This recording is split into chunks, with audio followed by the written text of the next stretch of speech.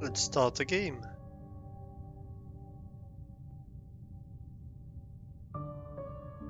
Yeah, we were in the cargo hold of the filament of the alabaster. We have one puzzle here with the fans. I think, well, let's see. So we have some fast fans and some slow ones, which could be like ones and zeros, for example. And we have like numbers next to each group of 4 fans. Like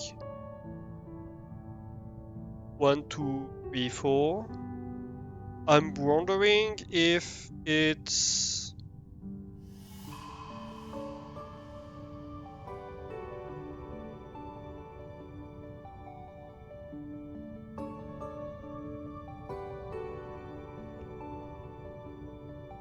I'm wondering if it's a 4x4 grid and you need to hit, for example, the fast fans in a certain order, or if it's numbers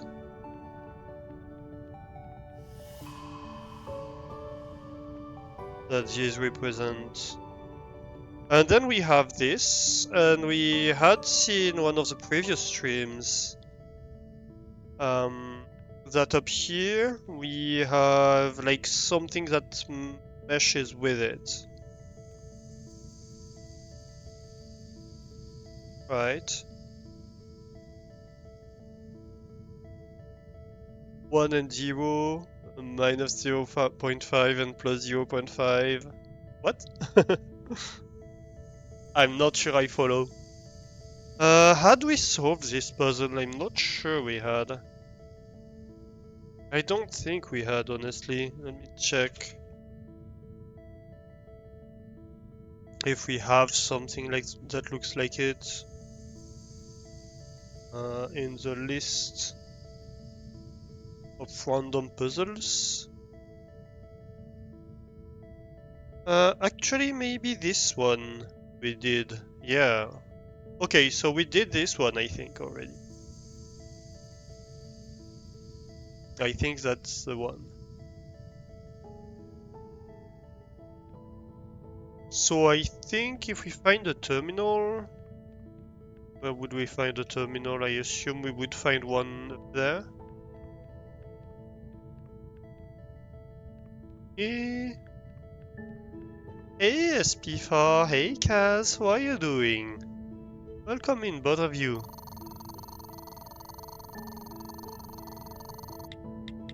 So I assume here if we look at the 3rd floor,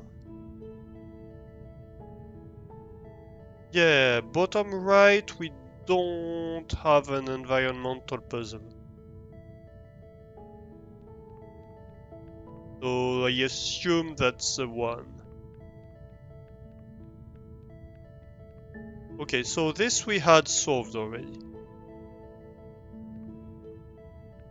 You've just been eaten? Oh no!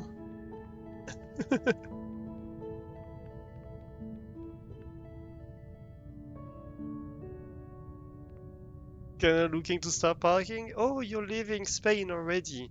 Going back. I see. And you don't wanna... Yeah, understandable. Fully understandable. Look, nature has taken back its rights here. The plants are growing out.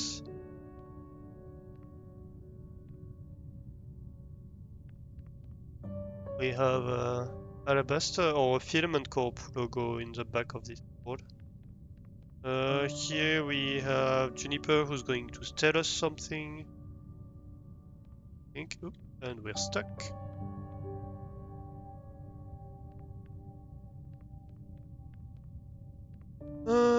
And there is this marking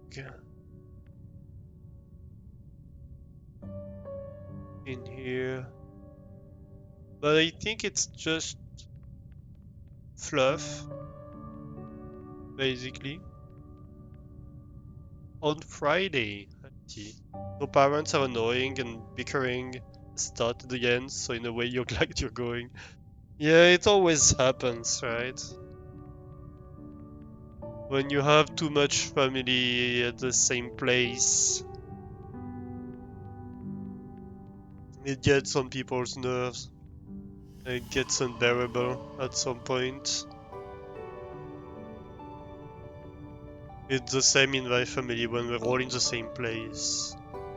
At some point, like everybody just needs a break.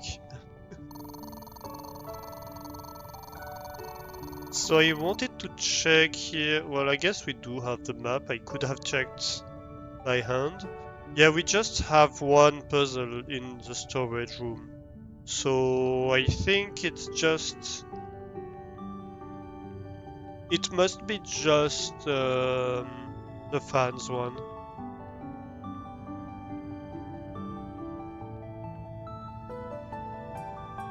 Well, I guess we can start testing hypothesis, right?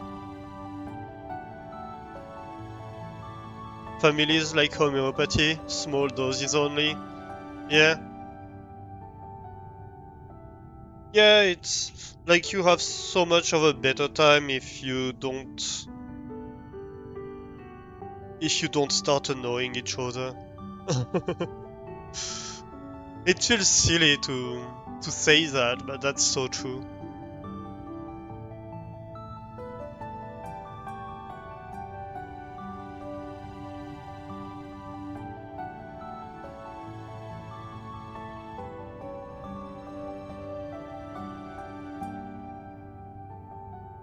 Okay, so here I'm thinking fast fan is a 1, slow fan is a 0, and then we have bottom left 4 is a number, top right is a number, then top left and bottom right, right? And so it would be something like 1 1 0 0 on bottom left. It would be, I assume, 0 1 0 1 on top right. Then top left 0 1 1 0. And bottom right 1 0 1 0.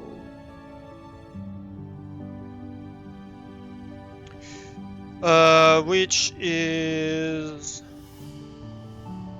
12, that's C.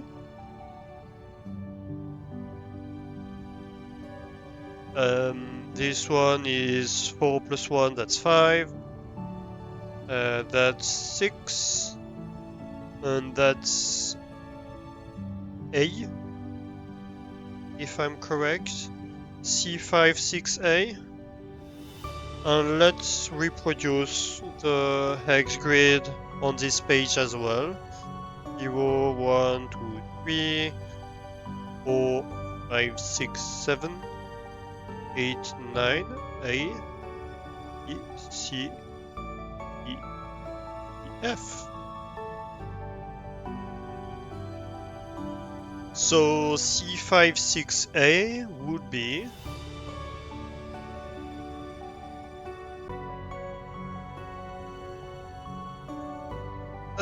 that's gonna be a stretch to get this one, I assume.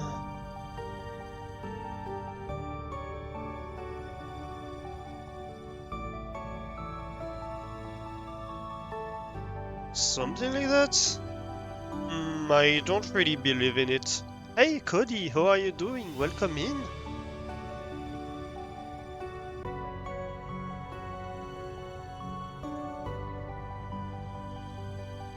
I guess we might as well just write down the whole grid.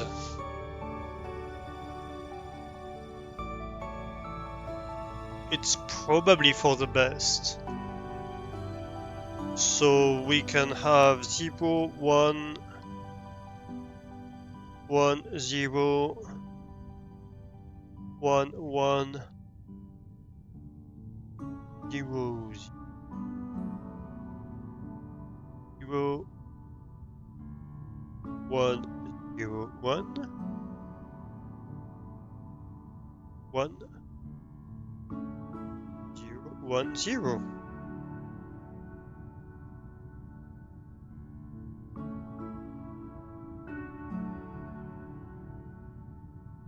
Just got home from picking up Nom, so you have to Nom now.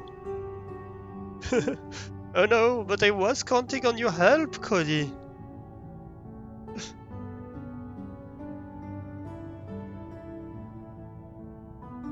We have so many puzzles to solve, so many mysteries to uncover. We still have 5 kittens to find.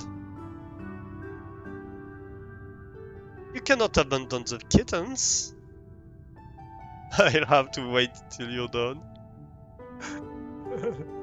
No help, only despair.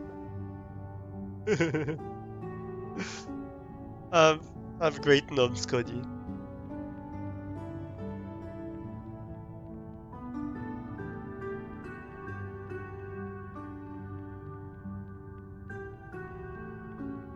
Kittens, yeah, kittens.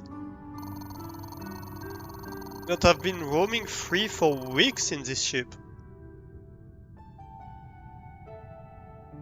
There are kittens, yeah. The cats, the crew's pet was a cat named Sable, and Sable had kittens. They discovered a little bit in that Sable was pregnant, and Sable had kittens in week... which week was it? Let's go have a look.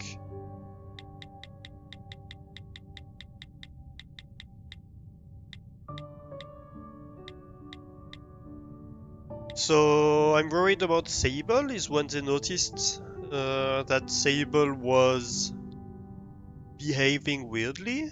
So on day 5 they noticed that something was going weird with Sable.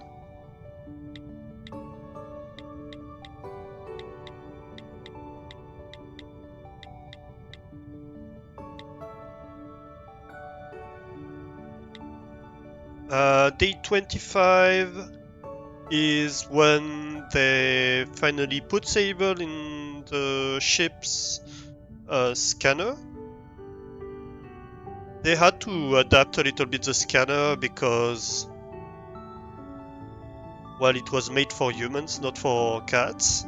But they did it, and they were able to scan Sable, and they found out she was pregnant.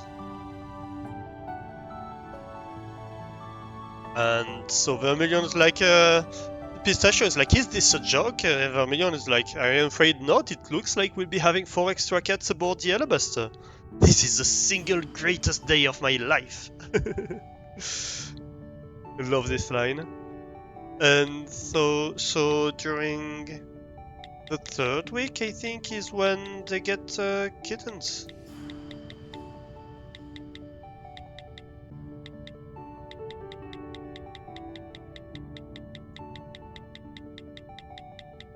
But cats are people too. I mean, like,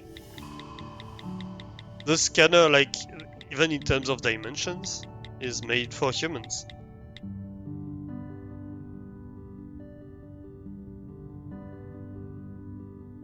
Yes, so on week 3 they understand that Sable is pregnant, and on week 4, I believe, new kittens.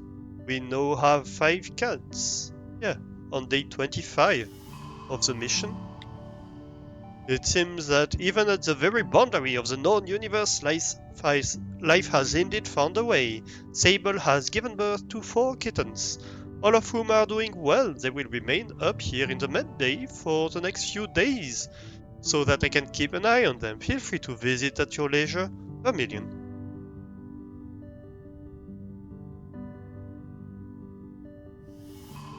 That's actually one of the things that's very sus with Juniper, is she's pretending she didn't quite like the cats, and we know from the email that it's not true.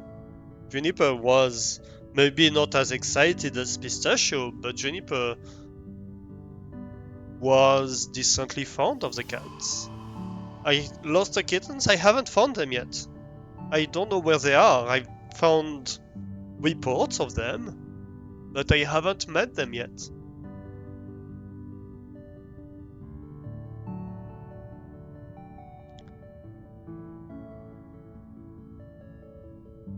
So let's try this pattern. This isn't gonna work. Grab C. Oop.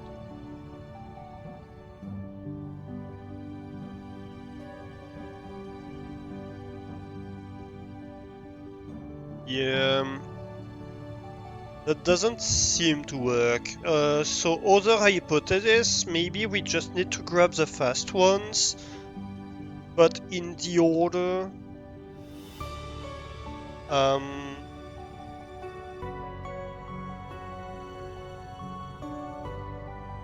That was displayed for the quadrants.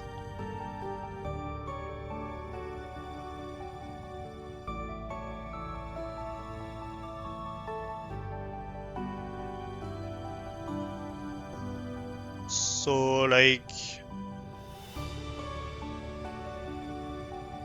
0, 1, 2, 3.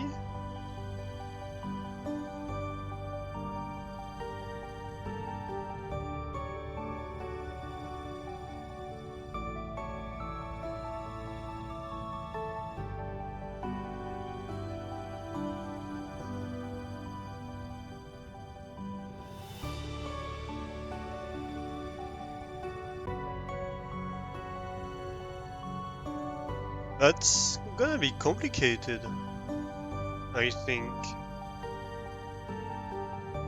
Let's try, but I don't have great hopes for that to work.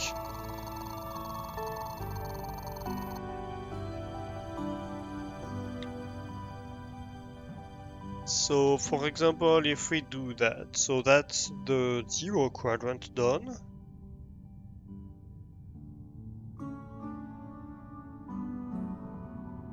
Then we can move to this, for example, but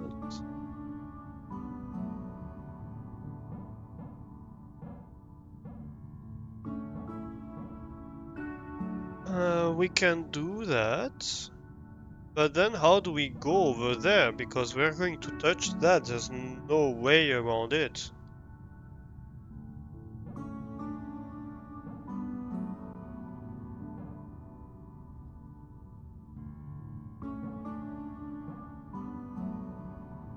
Other hypothesis, we don't care about the numbers. We just need to touch the things. In which case I probably would start like this.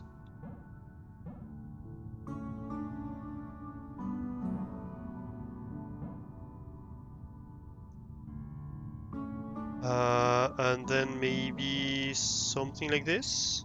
Nah.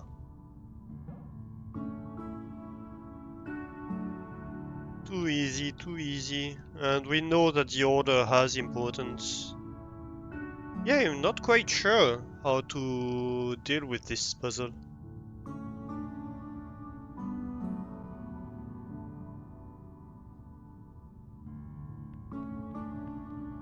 I guess let's try doing anchors. We do have an anchor down there. Two actually. Let's see about that. Oh, new mechanic.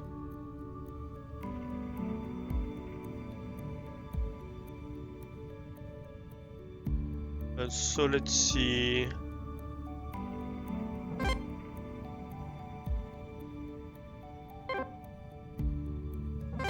Is it about rotating around it? No, I don't get it.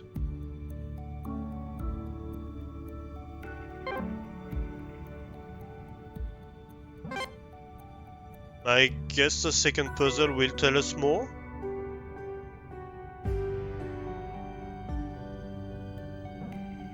So, is it a question of order?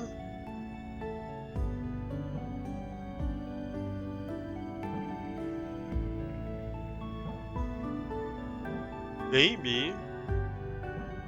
What if I do this? Right. And here if I did that, it didn't work. Okay, so I need to reproduce the schematic, basically. Well, that's fairly easy.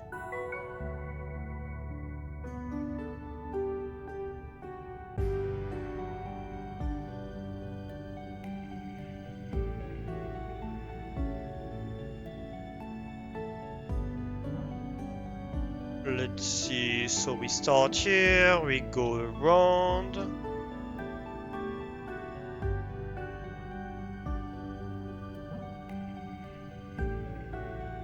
Then we do that and that. Yeah, that works. This one, so the door is right here, so we need to go here. Then we grab this one, then we grab this one. And then grab this. Yay!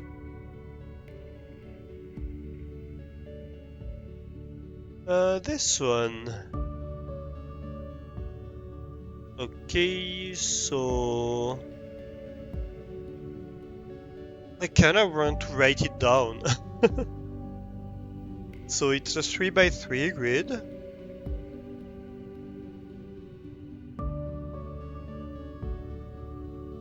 And they're telling us to do this,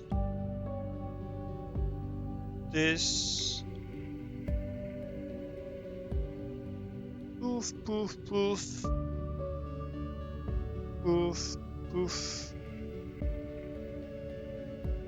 Go all the way up, go around like a P, then we go around like this. Boom, boom. Yep.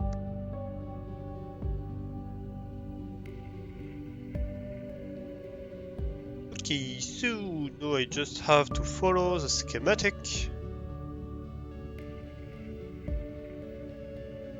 Boom. I grab the right one. All the way up. Grab this. Then I follow across. It's basically just like filling up the terminal things. Unfortunately, Marmalade's accident was somewhat in vain. Not long after we arrived, I noticed the ship started to slip into a decaying orbit.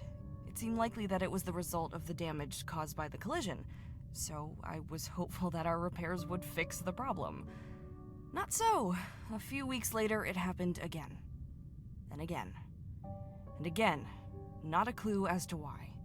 When I told Vermilion about it, he said it sounded like a car with its wheel alignment off? Whatever that means. Have you ever started to get anxious that you're overlooking an embarrassingly simple solution to a problem? I was there. At one point, I found some old comics that I stacked on a control panel. I almost had a heart attack when I realized what I'd done. It was a relief to find the ship was still drifting after I moved them. Well, you know, kind of. That's so relatable. When you're doing something complex and it doesn't work, and at some point you find a mistake you made and you're like, God, I hope that's the solution because I'm stumped. But also I hope it's not, because I'll be so embarrassed with myself if that's a solution. If I did this stupid mistake and I lost like 2 weeks on this. But at the same time, when you're like working on a complicated problem, sometimes you make stupid mistakes. You're human, you know? It just is like this. It's very hard to accept.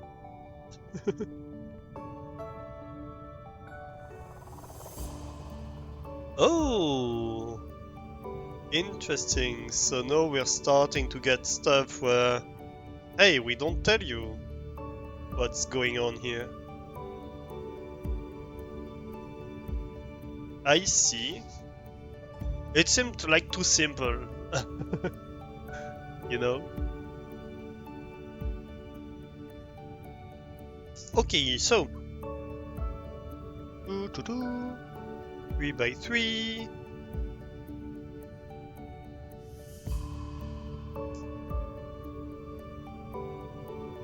I really like how they're teaching you the puzzles and all of that. So you grab this one. I think then you go under. Yeah. You have to, because if you continued straight, or if you went over, I guess you could also like grab this one and then go do the top and come back, do the thing around. Actually, that might have to be what happens. Yeah, I think actually that has to be what happens. Because otherwise you would touch... Yeah, if I go below, then I go around, I never do the middle part, right? So here I have to do this. Then I go across all 3. That. Go down. Then I do that. I go under. I go around. Around the world.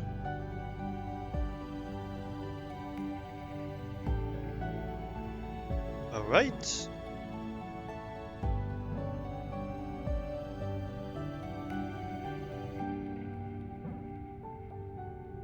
Yep. Take all 3.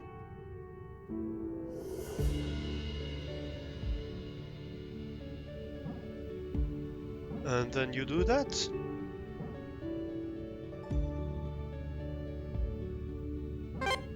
Yay!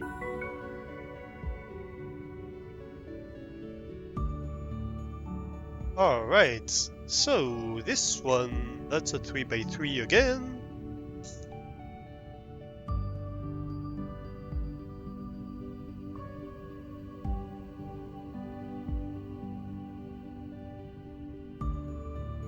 I like this puzzle. This mechanic, I'm fine with. So we start here. Then we go around this. We go up and across.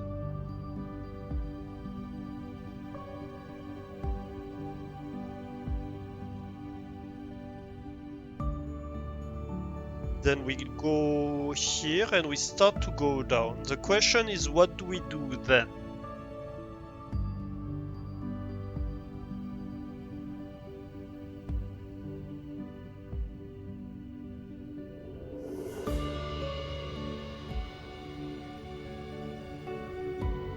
Alright, here, what do we have? We have another one that goes down here, goes below, and goes back up. And I think we know that it goes this way because we don't see it continuing up. So whatever it's doing, it's going this way at some point. Here we have something that I don't know why it sidesteps like this, but fine.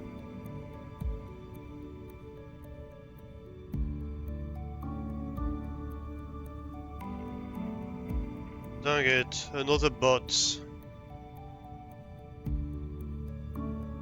Let me ban it real quick.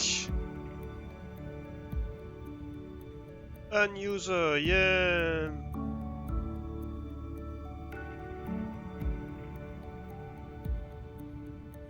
The bots have picked up again. Last week we had another one too.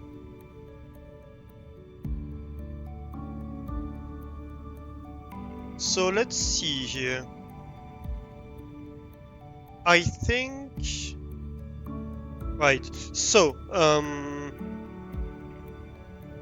we cannot cross here, right? We cannot cross this. So this one that comes down here, goes here, has to do this and come back up, right? And part of the problem we're having is that we don't see double lines like that. But that's exactly what's happening here. We have a double line.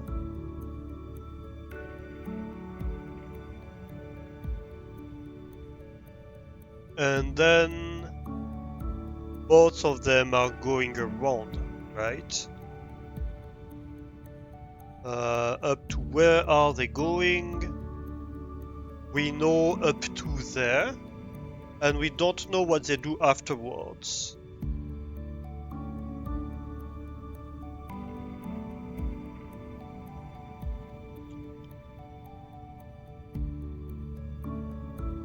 So I think...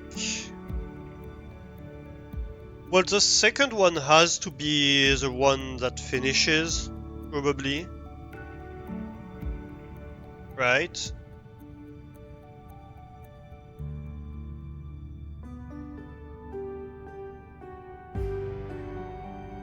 And then we have something that's going like this. I don't know what it's doing. But this couldn't be the one that goes here. We know that because it would have to cross something. Cross a hard line.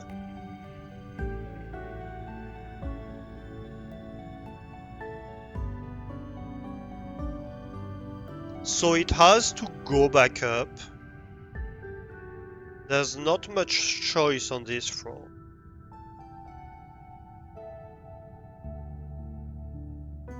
And so for something, it can't be connected like this, because that would make no sense. It can't be connected like this, because then they would cross each other, so I think this one has to go this way.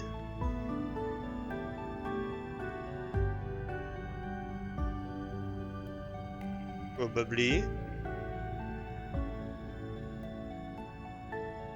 Does it?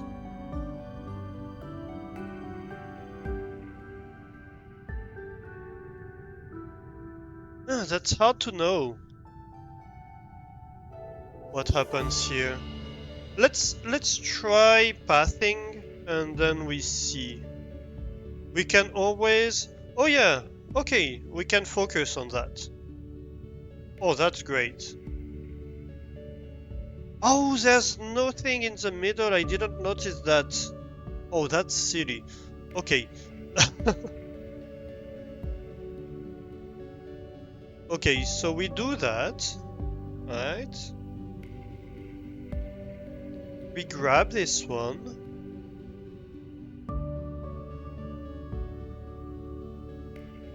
Then we know that we grab this. It's telling us to do this.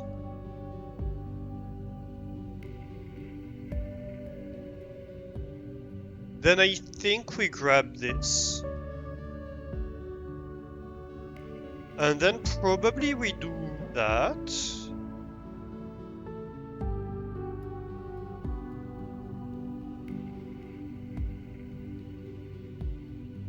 We touch this and we grab that. Yeah.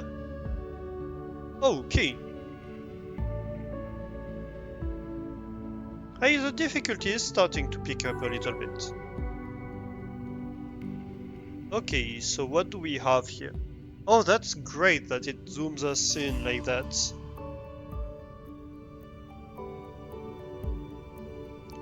Is there anything specific here on the terrain? No, it's just a standard 3x3 grid.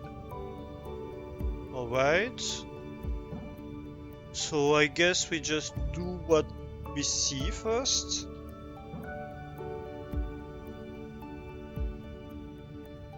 Alright.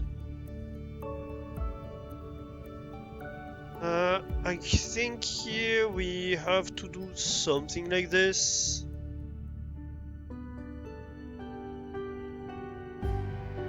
Yeah. Then it tells us to go up here.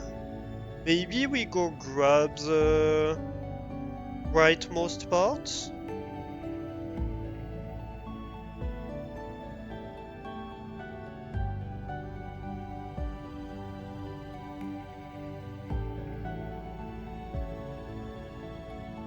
Maybe we go something like this. And then what? And then maybe we simply go down like this. Yeah.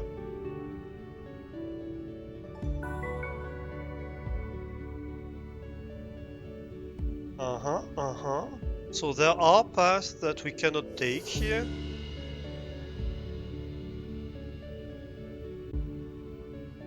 Like we probably can't walk. Oh no, we can walk across this. Okay. Said nothing.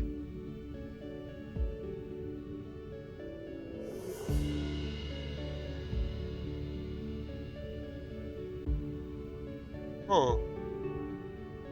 So what's going on here?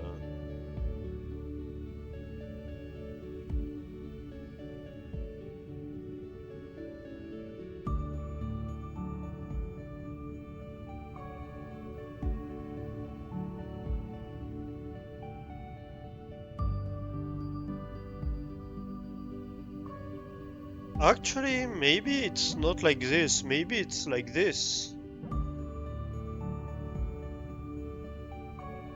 Then we go here. This one seems to go up. Maybe goes here. Goes back down. Then up. Nope. Alright. Oh no, wait a minute.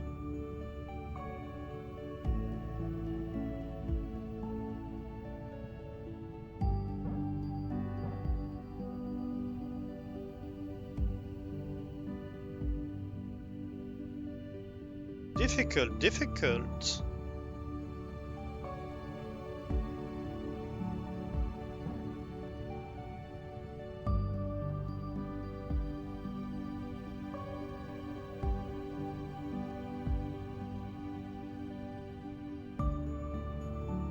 What if... So you do that, then you do this, then this, and then...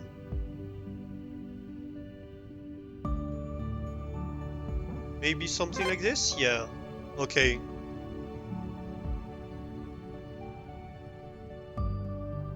So here the first line, like the closest line, is the one that needs to light up the pillar, is the complex part.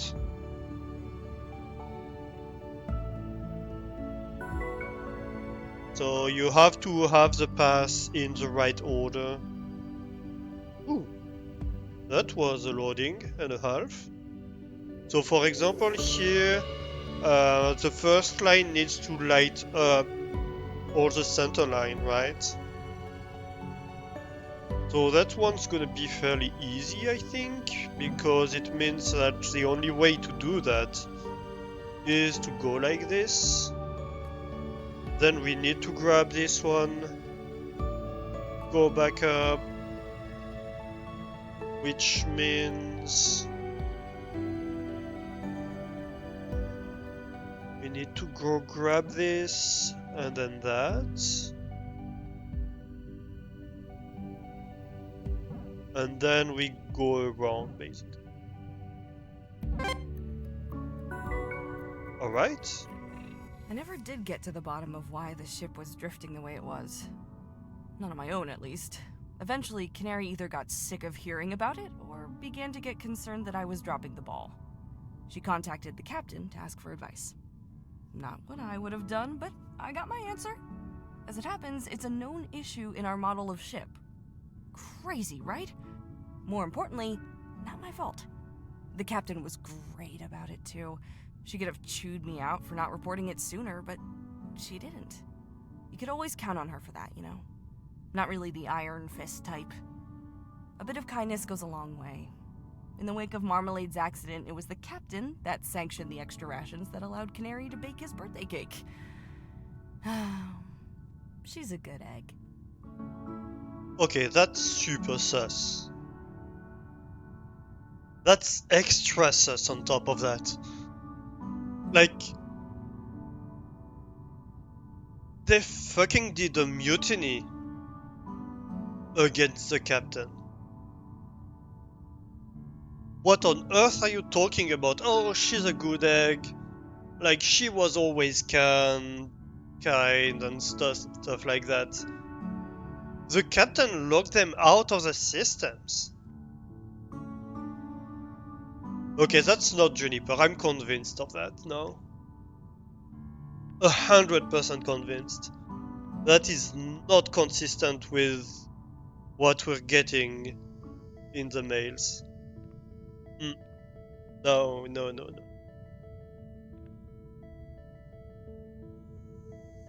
Oh, hey, circles. That might be the hatch thing? You know, we thought it was the clock, but it didn't quite make sense with the wristwatch. Because there were only 3 lines, and the wristwatch had like 4 indicators, depending how you look at it. It didn't make much sense. This would make more sense. We need to find a third piece, I think. Let's finish this chain, I guess. Okay, but yeah, there's something ultra sus with that. I'm not buying that this is Juniper anymore. That's no Juniper.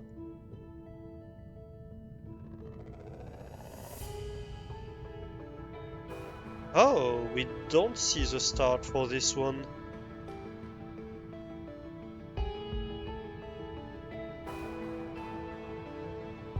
Hashtag not my Juniper.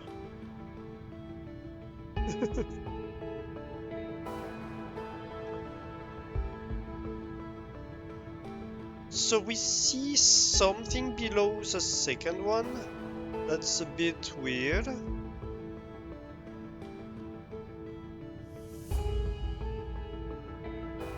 Where is the door? Oh, the door is there.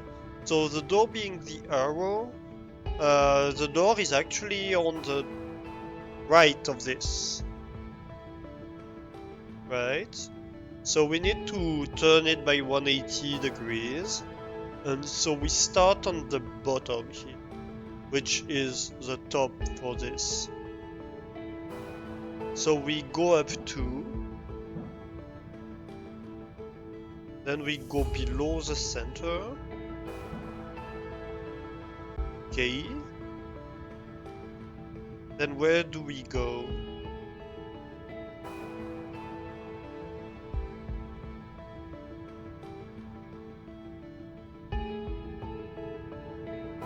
Then I assume that we grab the right one. Wait, do we grab the center? No, we grab the top one, I think. Yeah. I think we go do the top. We go along here, we grab this.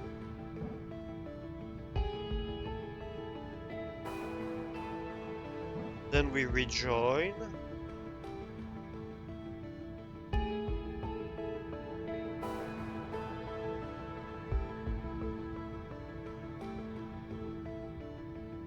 Because the door is on the top, right? Yes. And so then we do that. Yep.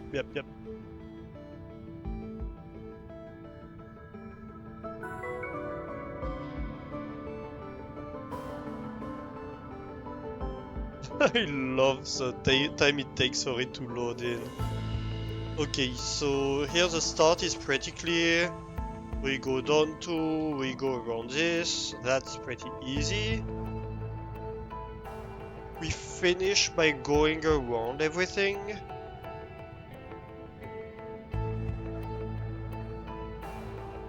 Okay. And it looks like we're coming from the bottom, well, from the left, around the center one. Which to me would tend to indicate we're doing something like this, I think.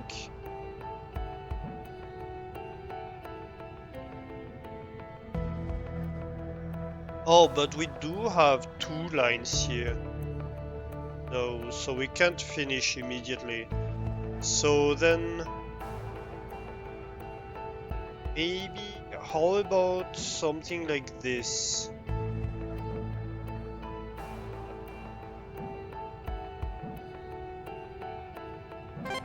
Yes.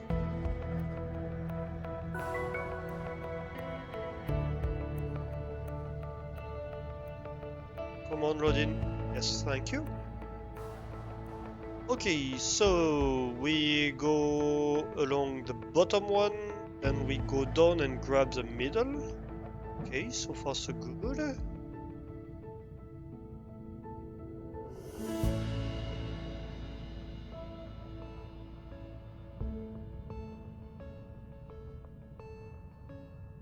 Wait. Wait a minute, that's super sus.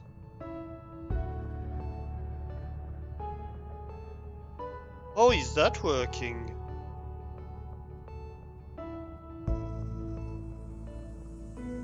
Like on the panel, my start is below the door. Is it mirrored or something? It might very well be. Let's try it, but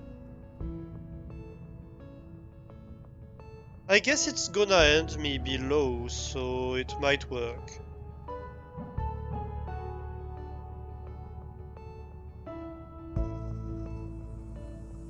Okay, then we grab the center top. Then center right. Center bottom. Then we go around middle. And I assume around everything on the border.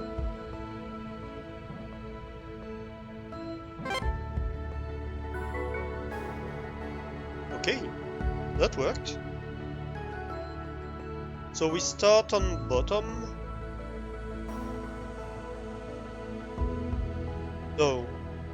No, we start on top, sorry. I'm getting turned around. So far seems easy.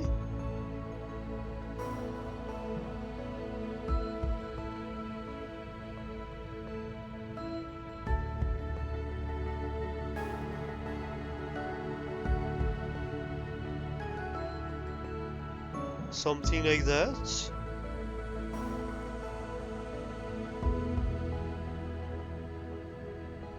Then you go around this, you go around here, and this? No. Didn't work. Okay, that seemed way too obvious.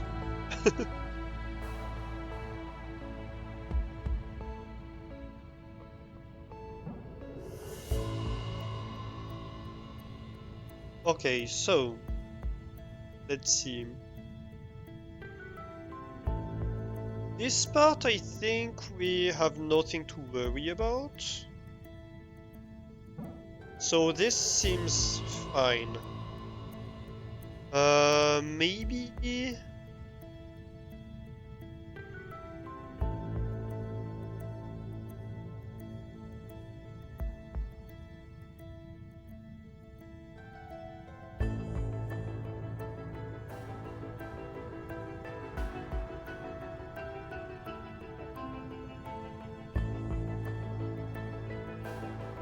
Maybe that's the part that's not fine. Could we need to go grab the center here before we do that?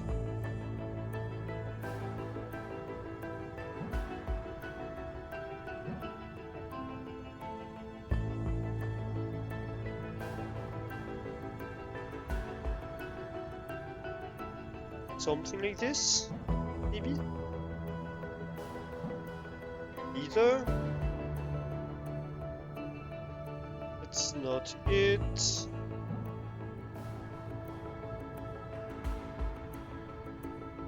Let's see.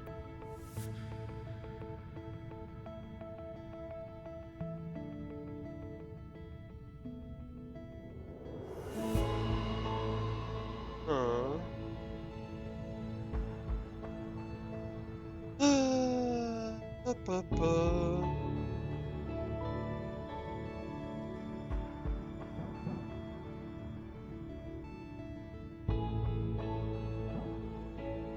That's the obvious one, but it doesn't work.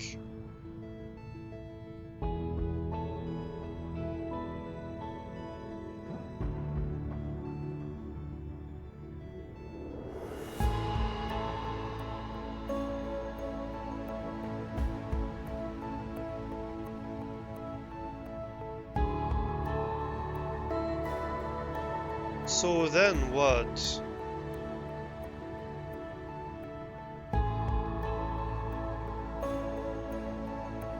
Maybe we grab... No, we can't grab the bottom first. That wouldn't work.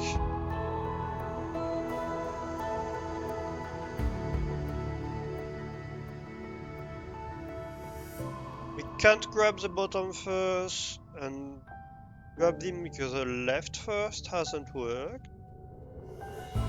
Or maybe we need to grab...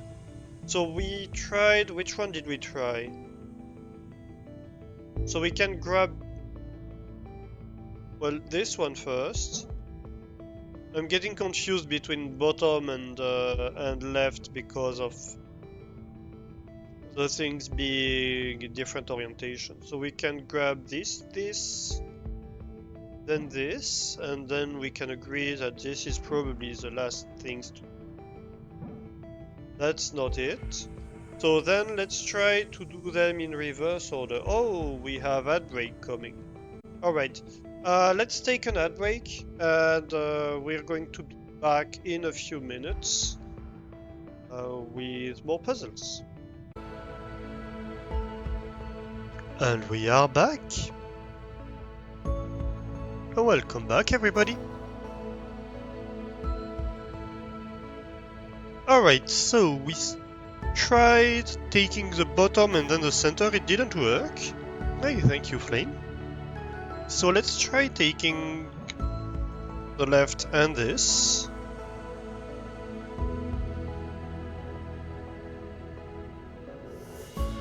And I guess then we take this. Yeah, that's it. Alright. And last but not least... Boo! That's a lot of pathing. Hey Kaz, welcome back. Thank you.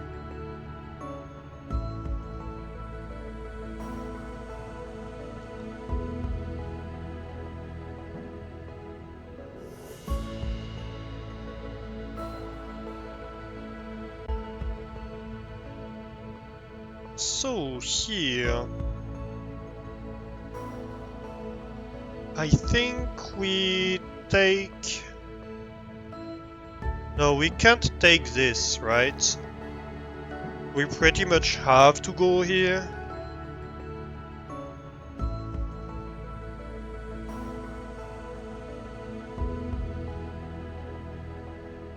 And I assume... Go take this.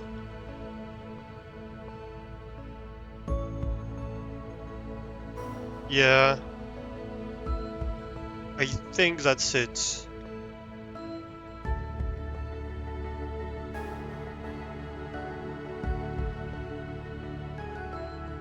Then we go inside, we go grab the bottom center.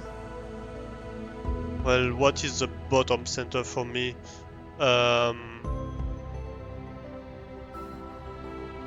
The one on the side of the door. So the left center, right? We do this. Then we do that.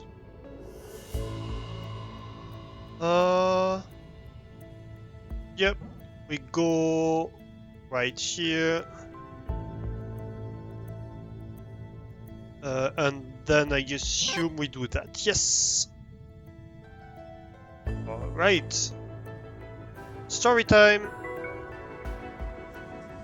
So, on the topic of cake, if the ship were a cake, I would start to express my concern for you about now. That is to say, you're about halfway done.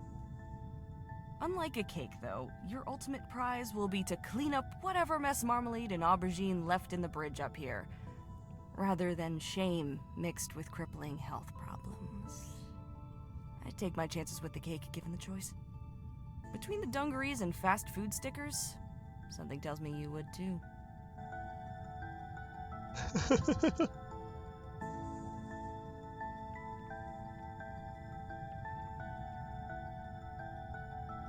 Oh, Pistachio Week 7!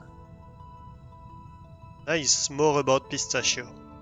Hey, you found my hideaway. Cozy, huh? Me and Pistachio would grab some blankets and sit up here to watch films after work. I brought my whole collection of tapes on board with me. I swear we watched Crow Division like 1,000 times. The second one, though. Everyone knows the first one is trash. Sometimes if we were too lazy to get up and change the tape, we'd just sit and watch the terminal logo bounce around the screen. Pistachio claimed that one time she saw it hit the corner, and I'm pretty sure she was lying.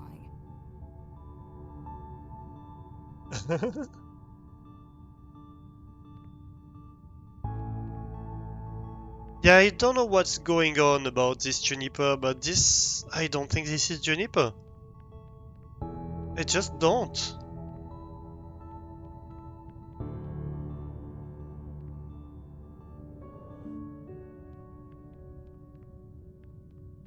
Or maybe Juniper sided with Swan somehow at the end?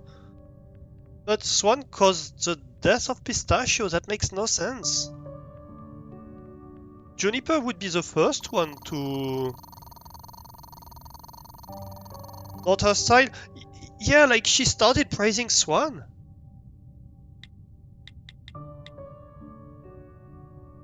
It's like, that makes no sense, you know?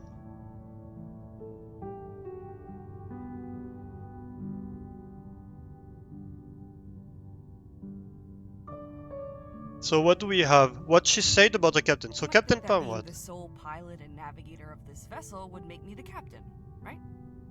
Well, no, sadly. It's Filament Corp protocol to assign an off-ship captain, for reasons known only to them. I have a theory it's to prevent a mutiny once all the rations run out and we start eating paste. Our captain is called Swan. It's unfortunate, but the anchors seem to have completely fried all long-range comms, so we're cut off from her for the time being. She's sharp. She could have gotten us out of this, I'm sure. Oh, not that you aren't doing a fantastic job, by the way. So to begin with, that's sus, right? She's like, oh, she could have gotten it out of this, and what we're getting from the emails is that what happened is Swan's fault. Like, the mutiny was like, this is Swan doing this. So either something changed her mind later on, and she discovered that in fact Swan had nothing to do with it, or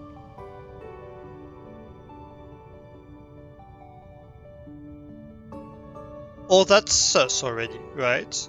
And then Captain Part 2 is even worse in terms of I did get susness. to the bottom of why the ship was drifting the way it was. Not on my own, at least. Eventually, Canary either got sick of hearing about it, or began to get concerned that I was dropping the ball. She contacted the captain to ask for advice. Not what I would have done, but I got my answer. As it happens, it's a known issue in our model of ship. Crazy, right? More importantly, not my fault. The captain was great about it, too. She could have chewed me out for not reporting it sooner, but she didn't. You could always count on her for that, you know? Not really the iron fist type. A bit of kindness goes a long way. In the wake of Marmalade's accident, it was the captain that sanctioned the extra rations that allowed Canary to bake his birthday cake. She's a good egg. And we know for a fact that Juniper wanted to investigate more the matter, and the captain shut it down. The captain was like, no, this is classified, you're not going to investigate this anymore, right? So like she's like, oh, the captain's was great about it. She's not the Iron Fist type. Like the captain herself was like, no, you stop looking into this. Kinda sounds like she's being watched. She thinks she's being watched. Yeah, could be. Could be like she's saying this just to not get in trouble. I guess that could be.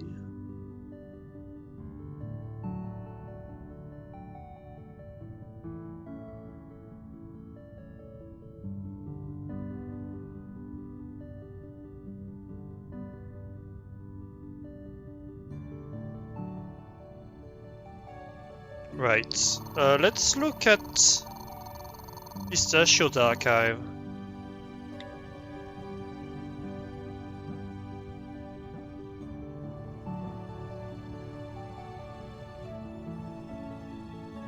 I'm not used anymore to not have a 3x3 grid. It's throwing me off. I got so used to the 3x3 grid of the precedent puzzles. So that's Pistachio week 7. It begins. What do you wanna watch? You get first pick. Are you in the mess already? Yeah, obviously, it's movie marathon time. But I'm going to cook some breakfast first. I have a craving for bacon and egg sandwich. I'll be in a bit. Oh, do you want one? You want one, don't you? No. Alright, I'll bring you up one too. Oh, they're so sweet. Botanical help. Has so that's Vermilion. Sorry. Hey Pistachio, I know you're very busy watching too many movies at the moment, but if you get a minute free, would you mind taking a look at some of the plants I'm keeping in my room? I'm doing a really good job of murdering them. Sure thing, we're between films at the moment. I'll come down in a minute. It will be a good to stretch my legs anyway. Thank you, no rush. You smell like farts. Excuse me? I'm so sorry, I left the terminal logged in with Juniper in the room. A grave mistake indeed. You probe briefing. Evening all, could I please see you all at 8:30 tomorrow for a briefing on how the captain wants us to move forward with the new probe. As you only have a 3-day break, I expect you to be on time and in good spirits, Canary. So that's Canary. Juniper, can I be late if I bring coffee again? No, you can be on time and bring coffee again. Right? Ambient radiation levels from Canary. So yeah, that's Canary who's like, hey, we see radiations rising from the planet. It's nothing dangerous yet, but I'm monitoring the situation. Ba, ba, ba. Not exactly my area of expertise, but is it possible that something else in the system or even further out could be responsible? Seems strange to me that a planet could spike in radiation like that. Could it be something geological? Do planets normally give off radiation? It's definitely Arnold. I've ruled out interference from other sources. It could be something geological, I suppose? Though I couldn't say what. We can expect a planet with an atmosphere this close to a star to give off a moderate level of long-wave radiation. It turns out it's not a planet, it's a machine, so that would explain things. Spooky radiation with Juniper. So Pistachio, do you think we'll all turn into zombies, like in that film the other day? Oh, or maybe we'll get superpowers? I hope it's superpowers. Pistachio, don't even joke, radiation weirds me out. Like, though I know it's there, I can almost feel it going through me, you know? Makes me feel all itchy and stuff. Oh, Juniper. Oh, I'm sorry, June. I wouldn't have said anything had I known that you are completely crazy. They're so sweet together. Kittens. Marmalade. Morning, Pistachio. All of the kittens seem to have congregating down in my workshop today. Normally I wouldn't complain, but I need to do some welding, and cats are flammable. Mind taking them off my hands if I bring them up to you, Em? Nope, no. No, I do not mind that. Bring them up, bring them now. Alright, I'll be up shortly. Today is a good day.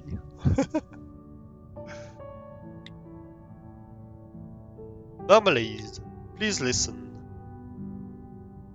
Morning all, I haven't slept at all. I spent all night reviewing the Alabaster's external camera footage with Aubergine. None of you are going to like what we found. Late yesterday evening, I was in the living room sketching Arnold. I was staring directly at the planet when it flashed at me, as though a wave of light had just passed through the whole thing. It was weird and colorful, and it displaced parts of it. I thought I was losing my mind. I almost went straight to Vermilion in case I was having a stroke or something. I couldn't move though, because it felt too so familiar. Then it hit me. My fireplace. My damn fireplace has been doing the exact same thing. The same ripple, the same color and light. I got Aubergine to pull up the tapes from the exterior cameras, and there it was, clear as day. It's happened more than once. It's happened a lot. Arnold isn't a planet. It's a colossal hologram. Canary, I would have preferred you came to me privately about this first, Marmalade. I would like to call an emergency meeting. Living room, 10 minutes. Mission statement. From Canary, afternoon all, I've spoken with Swan, and I have some bad news. We will not be leaving the system. Instead, we will remain in orbit around Arnold and change our mission statement to one of observation and study. TFC wants us to learn more about this structure. We will have a debriefing tomorrow at 9 sharp with Swan. Please do not be late, Canary. Are you joking? We can't stay here next to that thing. That was Juniper. Vermilion. I have to agree with Juniper. This isn't right. Canary. Swan made herself very clear. We're to stay where we are. Juniper, this is bullshit. What do any of us know about this kind of thing? If they want it surveyed so badly, they can send in another crew who are qualified to do so. Canary, I empathize with your frustration, but this is how it is. I suggest you air your grievances with Swan tomorrow. Right. So, not ruling with an iron fist, right? Swan was like, you fucking stay right here. When the crew was in danger. Juniper. Between Juniper and Pistachio. Juniper, are you seeing this? Pistachio, I am. Juniper, are you okay with it? Pistachio, I am not. Look, meet me in the mess, and we'll bring up some hot chocolate. We can play pocketbook wrestlers. We were stuck on that level, remember? I think I know how to beat it now. Yeah? I'll be up in a bit. Yeah. Entry 7 logs. It looks like I'm going to have to wait a little longer to get any samples from anode surface. The probe launch was a disaster. It's genuinely a bit of a mystery as to what exactly went wrong. Canary seems tense, and June is blaming herself. I don't know what the plan will be after today. I guess we'll have to work out what happened and then start again. I don't know. This sucks, honestly. So today marks the beginning of June and I's Mega Movie Marathon. It's precisely as exciting as it sounds, which is to say, very. 2 days of back-to-back classics. I was up at the crack of dawn, ensuring that the mess was in ship shape for the levels of pure lazy that we would be bringing. So far, we've worked our way through Stranger Property, Drake Snake Aftermath, and most recently, a pick by Joe, Soup Country. Alright, so maybe not classics, but Soup County tackled some really serious issues. Things aren't so good right now. There's been a lot of talk about radiation recently, and then Marmalade goes and drops a bombshell on us. Arnold isn't real? Could have fooled me. The flora looks real enough, mostly though. I'm worried about June. She's taking all of this rather badly. I don't know how to comfort her when she's like this though. Silent company seems to work best, but it feels like I'm falling short of the mark. Yeah. Juniper wasn't doing great.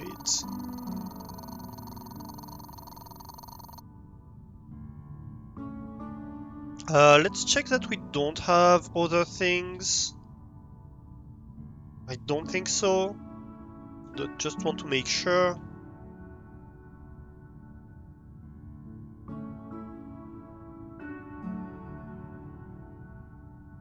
So we were on Pistachio week 7, and that's the last one we have for Pistachio, right? These cards we've done this, we've done that, we've done this. We are still missing 2 IDs. We still haven't done the surprise. Should we try again the surprise? I kinda almost just want to check.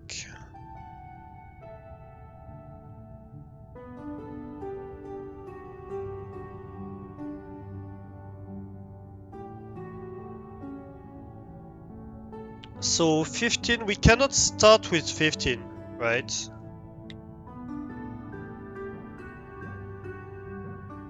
$15 would be this, we can't start with that. It's just not feasible.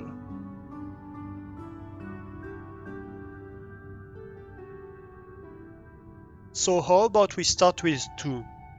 We take it in reverse. So 2 would be this one, right? So 2, 3, 4,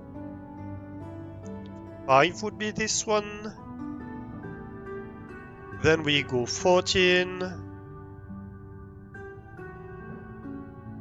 3,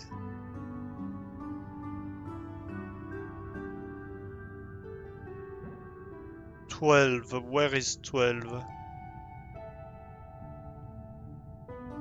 12 would be this one.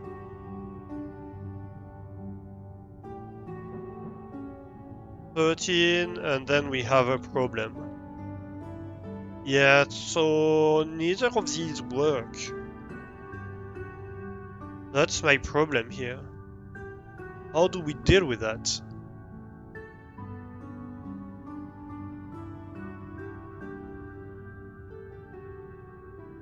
Like, we can't touch 2 on the way to 15 because we're gonna have to touch 2 at the end. We can't touch 3 to go around.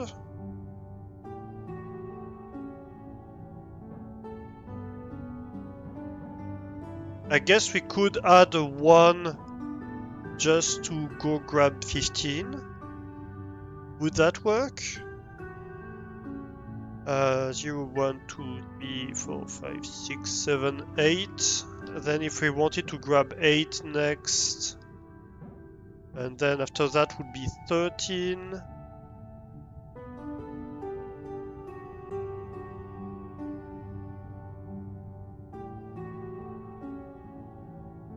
So 13, 12.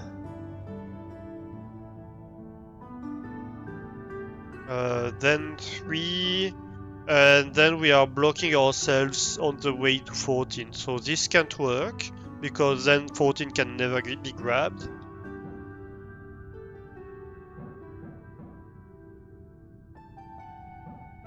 So there's a real mystery here. I do not understand this one. If you have any suggestion, feel free to report your homework. I do not get it. Where else do we go? Let's take the map.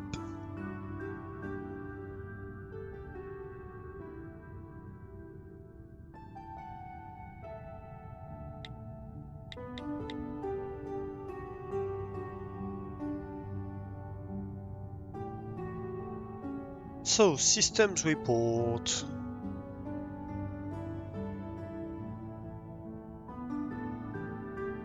Yeah, downstairs we have a few that we haven't figured out. We'll have to go back there one day. Upstairs.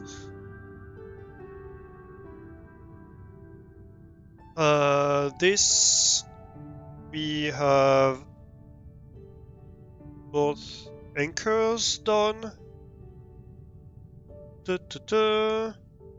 We could go do the anchors in this area, maybe? Or maybe this one? Or this one?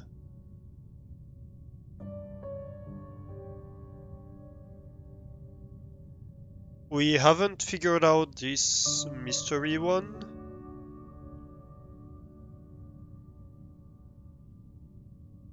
But yeah, generally we're doing pretty well on this floor. And this is the one that was giving us trouble here. So we'll have to try it again at a later date. Oh, this one... That's a kitchen, right? So this one I think was a continuation of these two. We might have given up on it? I don't remember. Or maybe we didn't try it? Maybe we didn't try it. Possible. Let's see what it is. Oh, these ones. Yeah, I remember. Yeah, we haven't tried this. Let's see. So each of them wants 2 line through. Okay. And we have this.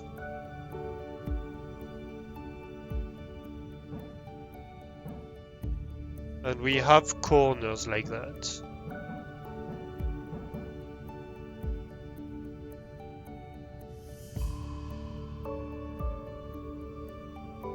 Uh-huh.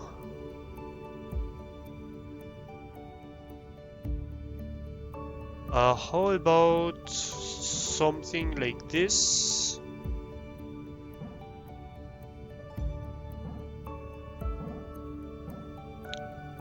Then maybe we go there. And something like this? Yeah, easy. Okay.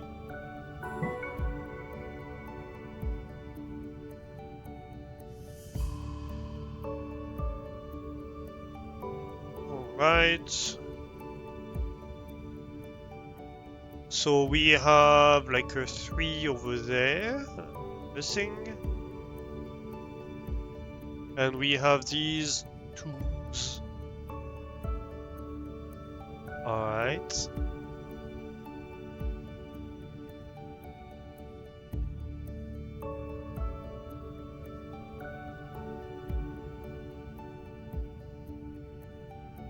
What if I did something like this?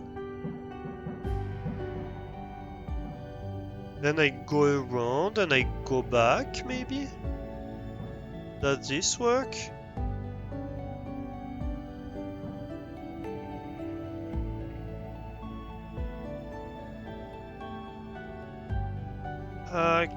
Kind of.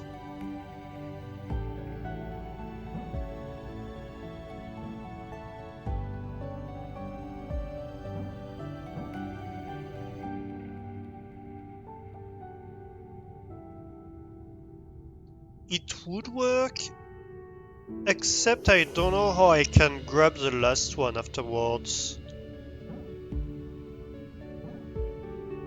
I can't exactly do that. Okay, so maybe instead of doing that, I start slightly differently. Maybe I try to grab the last one first. I'm thinking something like that. Then we go around here.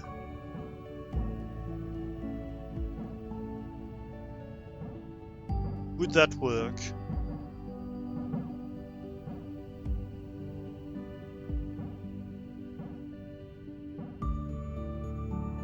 Almost, except I have nothing to bounce around this time.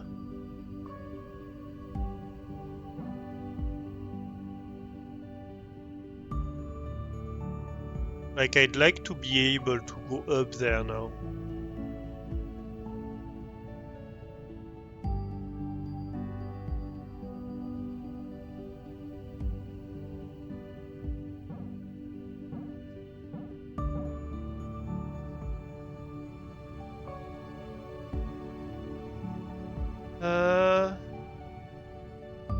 This wouldn't work, right? Because I can't do anything then. Can I just go back? No, I mean, yes and no. I would need to approach things differently.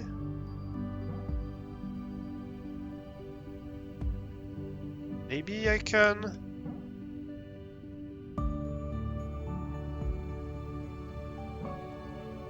What if I do things in a reverse order here?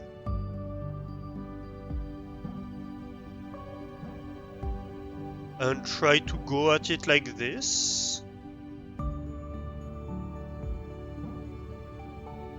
Okay, it can't do that. I could do that.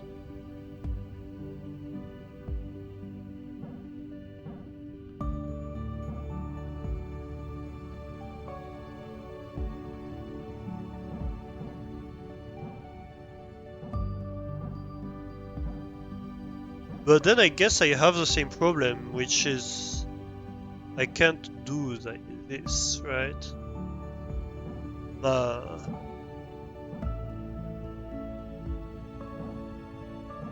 What if I start from the left? Can I start from the left?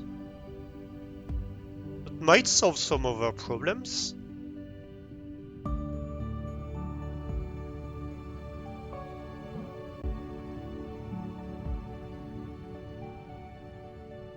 Right, maybe we do that.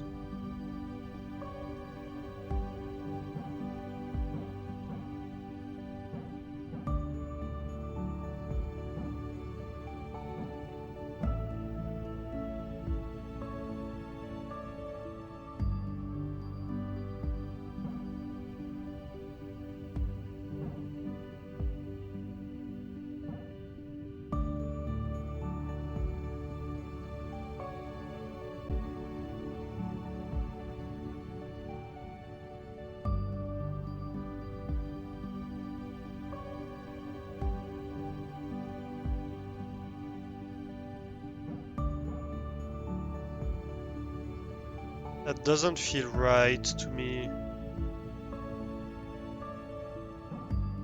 Maybe something like this, actually. If we go straight there.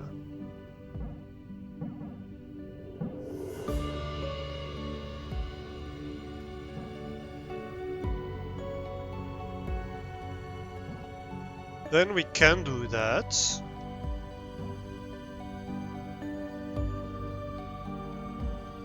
Then we have to grab this one, which means... Oh, no.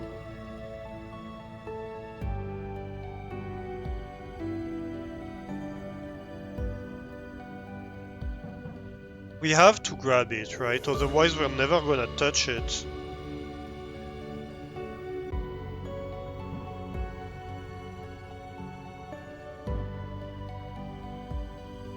Then maybe we...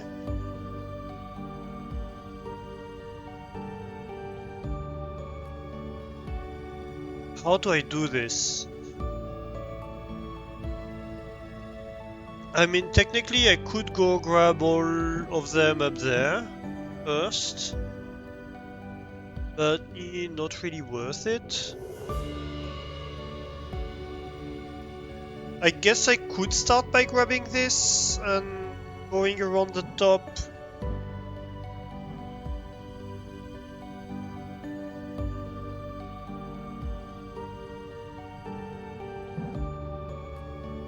Okay, what if we worry about this later? First of all, let's worry about the panels.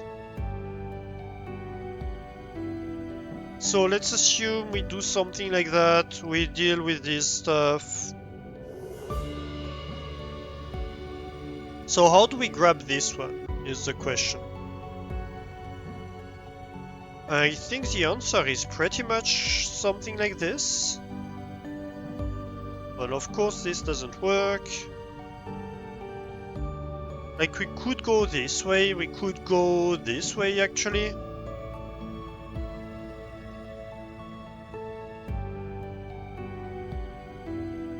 And then we could go out.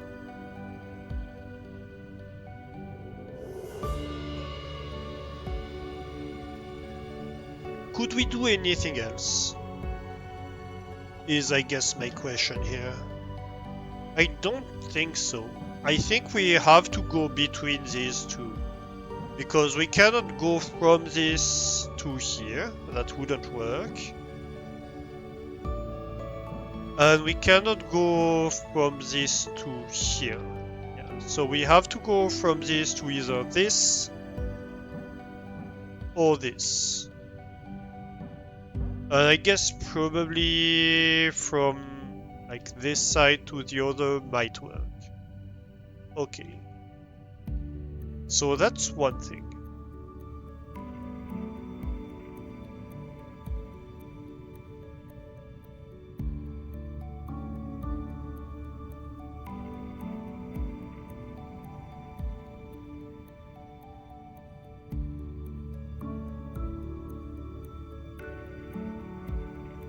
So, how do we achieve that? And so here the problem is that this one cannot be grabbed by going behind this.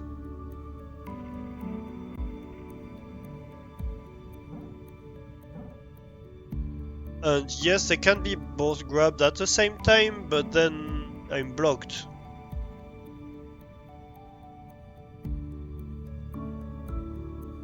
Is there any way? Not really.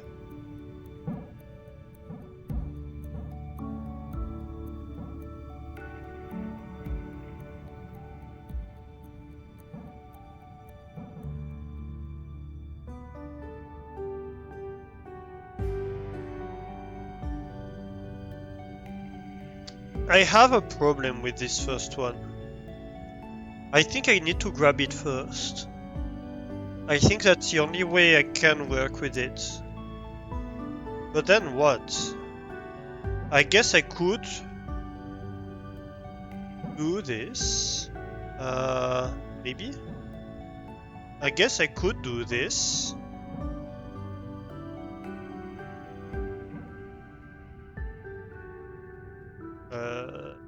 Something like that, maybe.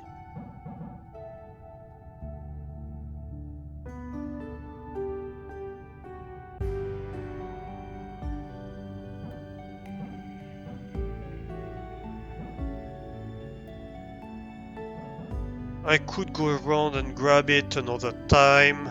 That's not a concern.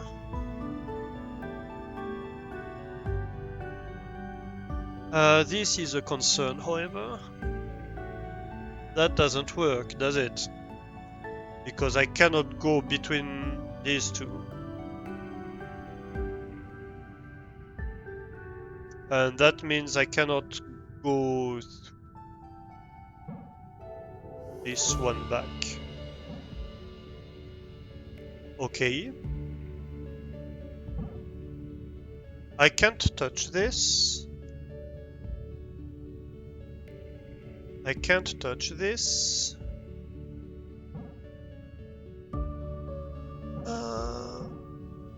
Anyway, I save it. Dang it! We have so many partial solutions, and none of them work. This would be a problem too. So then maybe we bounce back to the other end, but that's gonna be a problem. That means then we have to go around this? No.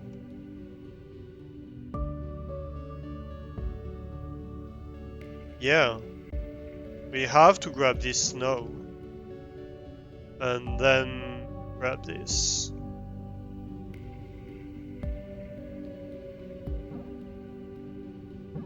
Which I guess, sure.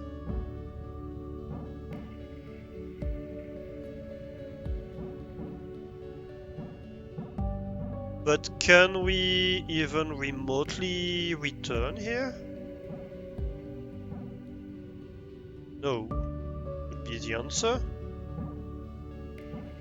We could do two of them, but then we're fucked for the last one.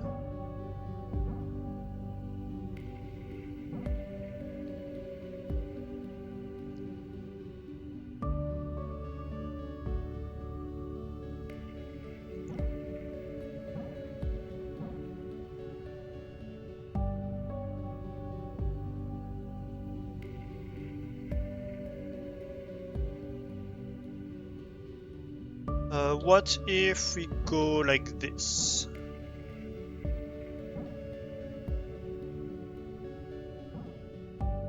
Maybe?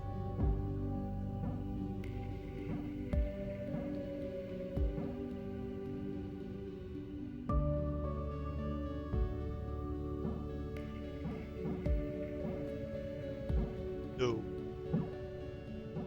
Is the answer?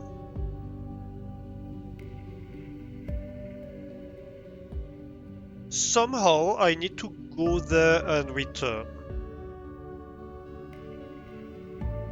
That much is clear to me. I don't know how if I don't start from the right. I think this part needs to start from the right and to bounce around this center pillar here.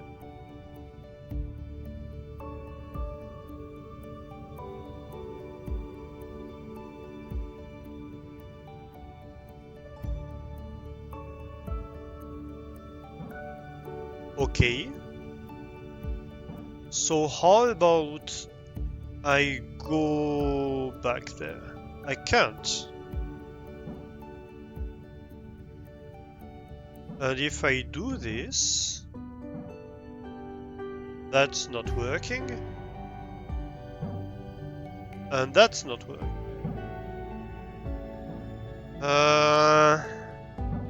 Any chance of this one working? I guess.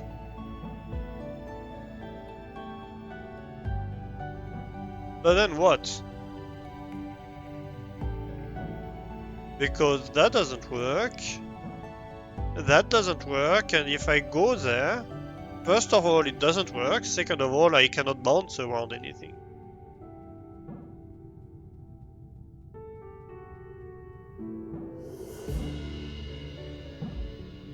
And here, any deviation from that kills me. Ooh, that's difficult. That's difficult. So this one isn't meant for this, but if I touch this one, sure, I don't light up this one, but I cannot go around it either. Okay.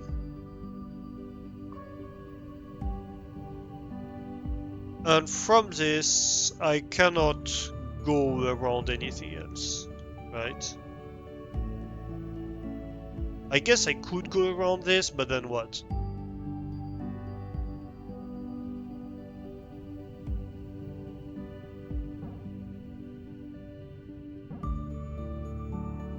And while technically, yes, I could do that, same deal.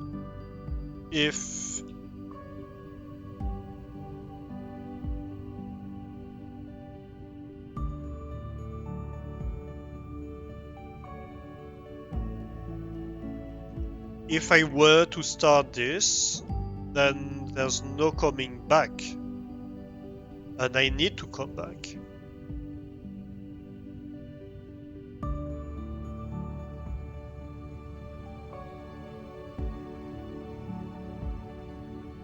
I could grab this. Something like that, maybe. That would solve one of them. But then the other two are still in the same situation. So I don't think that's the answer.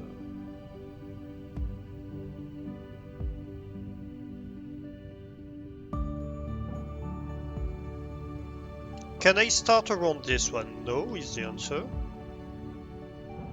I could start around this one. Go there, come back, that's fine. But that's what we tried earlier, right? Either we go grab this, sure, but then we can't go back. Or we go grab this, but then on the way back there won't be any solving the issue of the one on the top. Alright. Can I start anywhere else?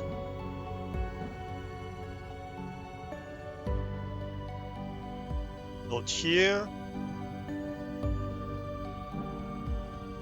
Technically I can start here, but like this one is already in trouble.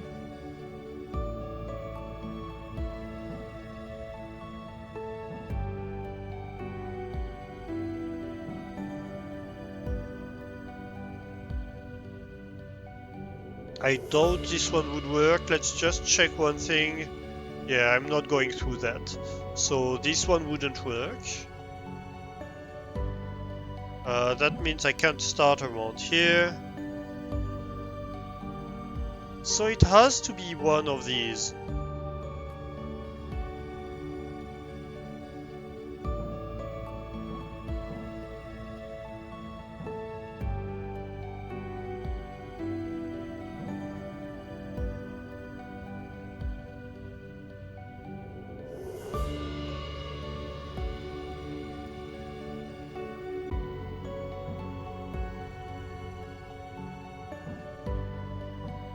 And this doesn't work, right?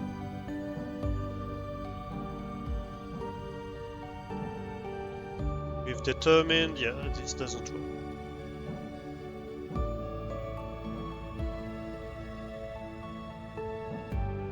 And of course, this, well, this would work, but then what?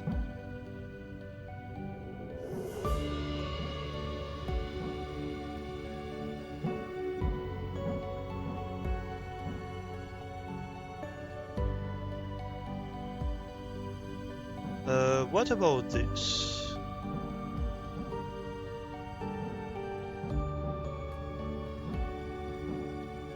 I mean, sure, but then...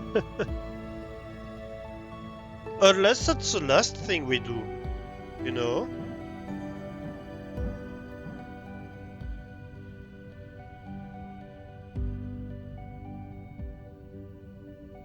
Well, that's an idea. What if we grab all the other stuff?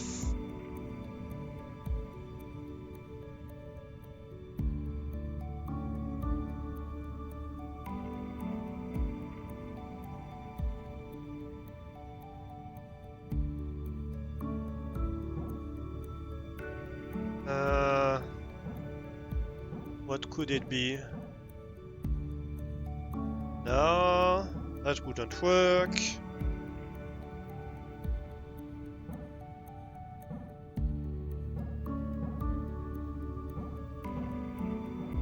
Could that be? Hey, that might be it. Yeah, that's it. So we needed to not try to grab them all at once, basically. Okay.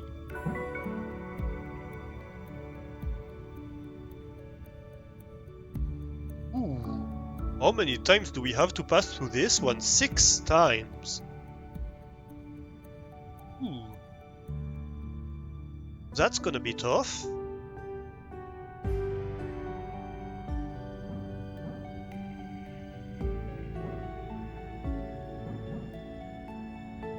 Huh?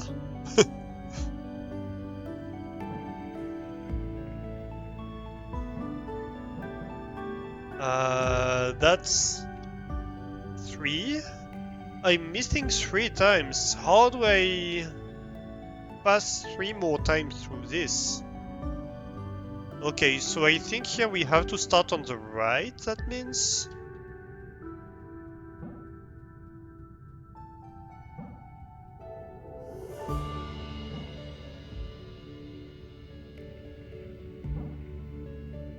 So maybe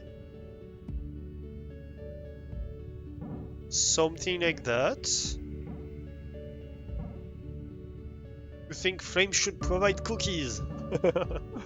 You're just hungry for cookies, are you? Oh. It doesn't work. Okay.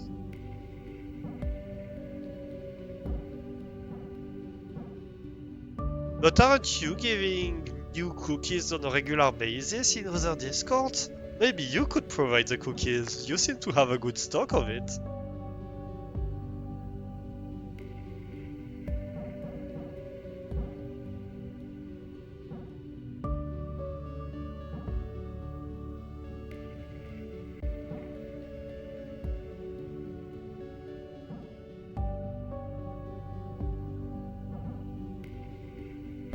Is this enough?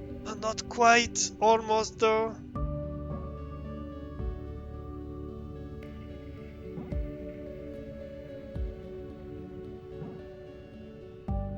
Yo. Okay, how do I coax one more?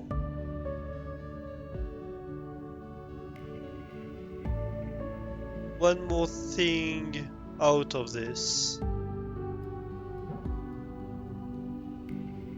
You have donuts, but you want cookies? Fair, fair.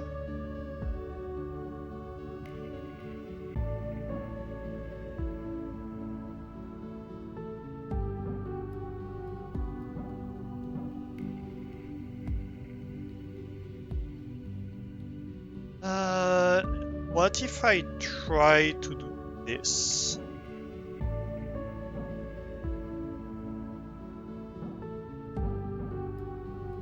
One, two.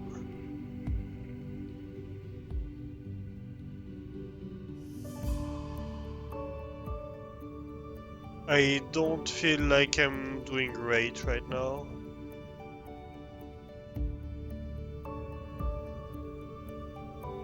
Okay, what about if I go straight here?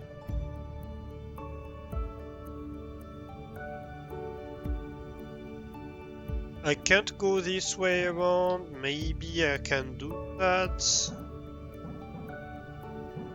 Sure. But then that won't be enough either way. Okay. How about I go right here?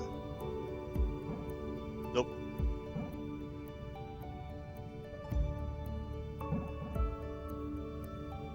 Do I have a cookies command? That's a good question.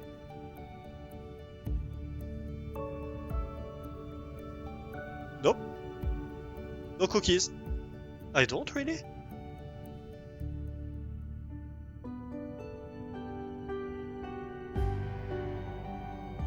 Yeah, I have a sleepers command, I have a snuggle, a grill, a cute jail, a hug, but I have no cookies. We have ads in 3 minutes, we could make a cookies command real quick.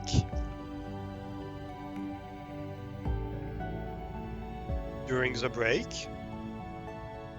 Yeah, let's do that.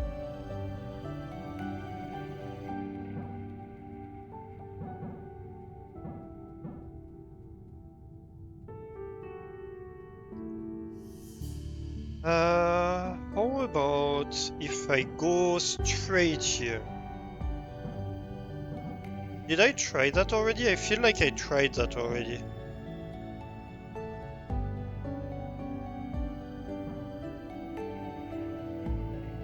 Yeah, I think I tried that already.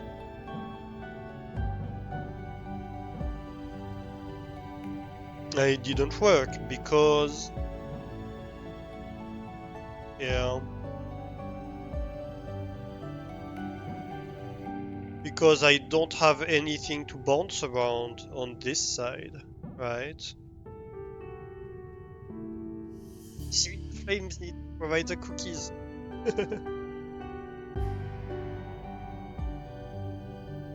What if Flame doesn't have cookies, though? Maybe he's eaten them all already?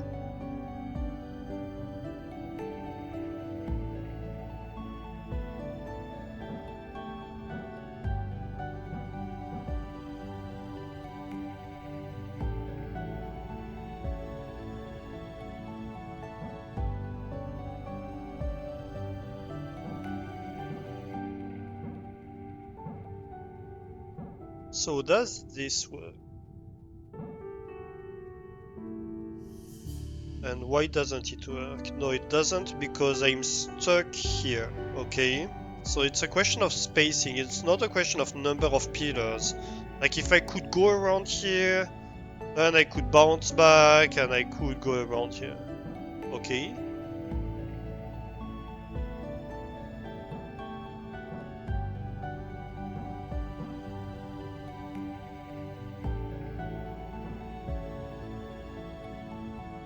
And so if I do that,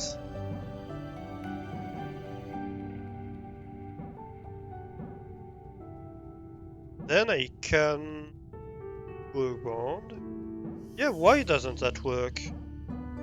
Didn't it work? Oh, because at the end I'm stuck. I see.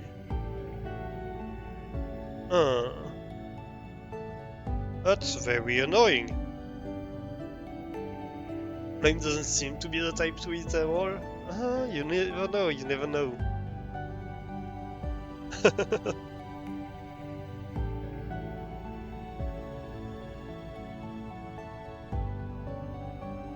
Alright, let's take an ad break. We're going to do a bit of bot programming during the break, and we'll be right back.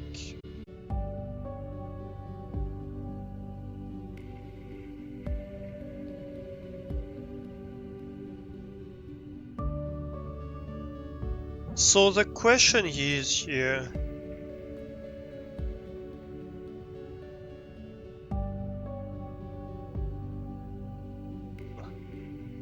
what is the question?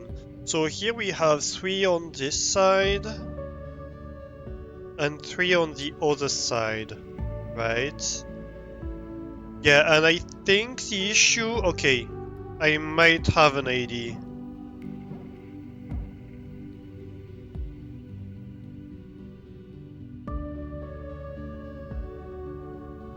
And Venbot, yeah, Venbot, but Venbot is a completely different matter.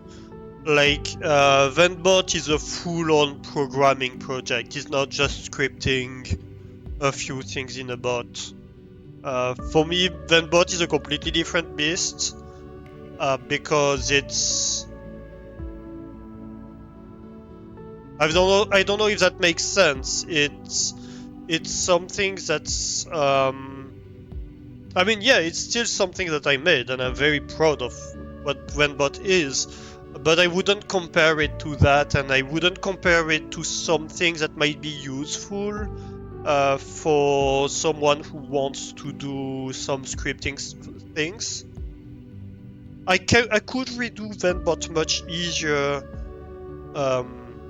in Firebot, and that's something I'm considering to do actually, or in some other bots, because there's a lot of infrastructure there that already exists that I had to implement with Firebot myself. Like all of the part of getting what's said in chat and parsing it and looking if there's a command in there, getting all this kind of information, like seeing, oh, there's somebody who subscribed. What does that mean for my bot? Here in Firebot, it's an event. It's something that Firebot already passes, takes this information, and makes it readily available for a scripter.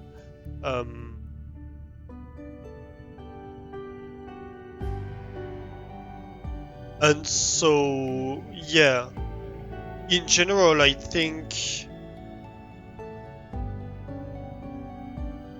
it's a completely different beast for me.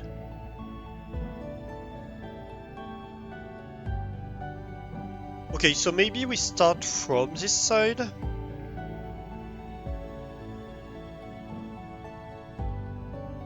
So we can try to finish on the other side.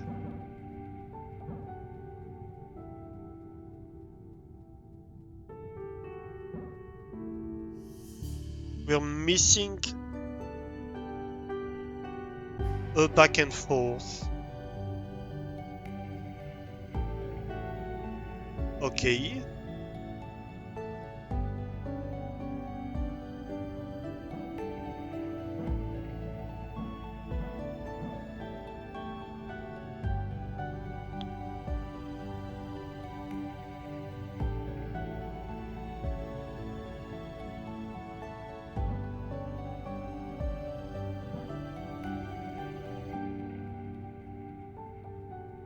So what if I take this and go there?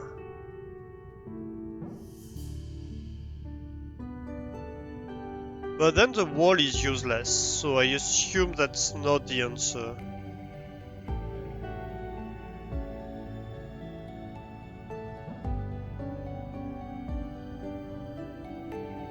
Right?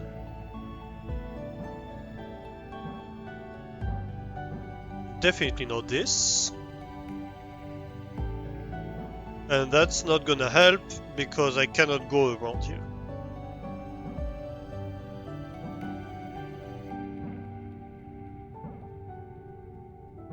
Oh wait, maybe. No, because I still cannot go around here. I went through that first. Alright. Alright.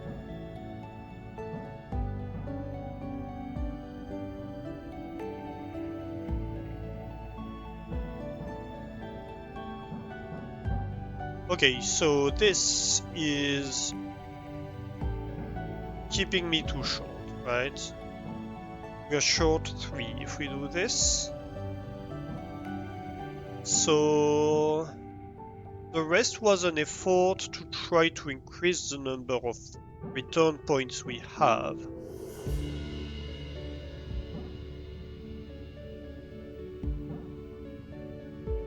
I think the problem here is that I end up on the wrong side.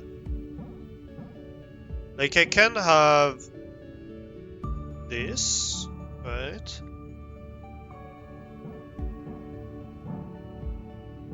No, I'm only too short, and I do finish on the correct side. So I need one more return point than that.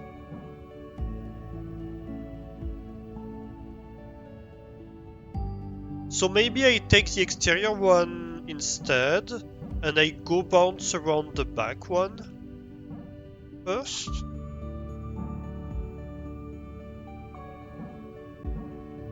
would this work?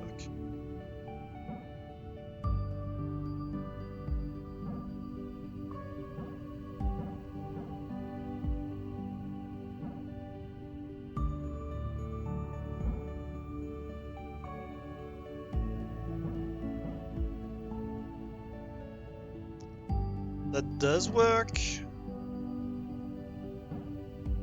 I mean, that would work, except for the fact that here I cannot return in the middle, and I don't have a return point left.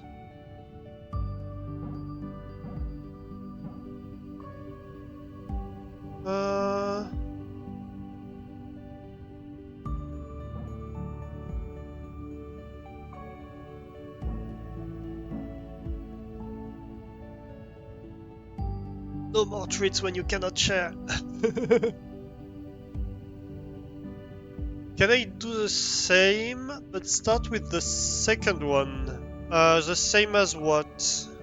Because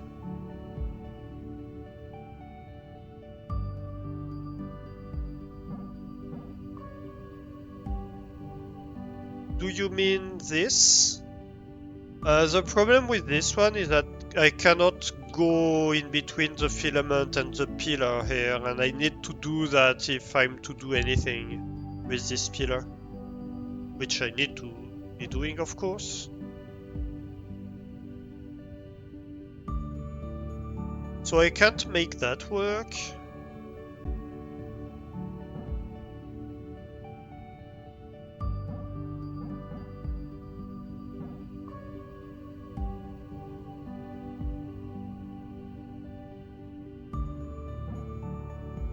What if I do this?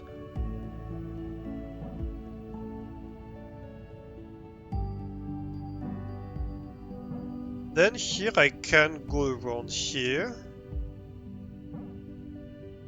I guess... Yeah, that's gonna work.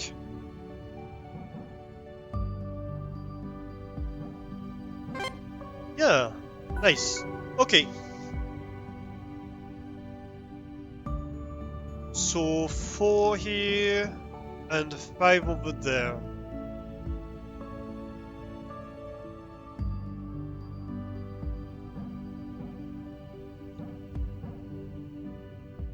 Okay, I can't do that.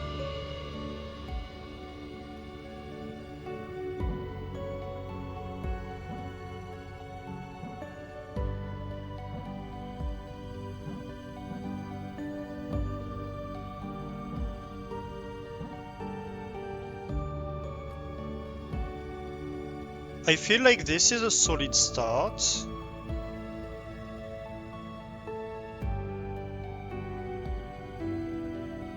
We just need to be able to do a reasonable thing with the other pillars. Maybe we grab this side one here first. Can we go touch this? Yeah?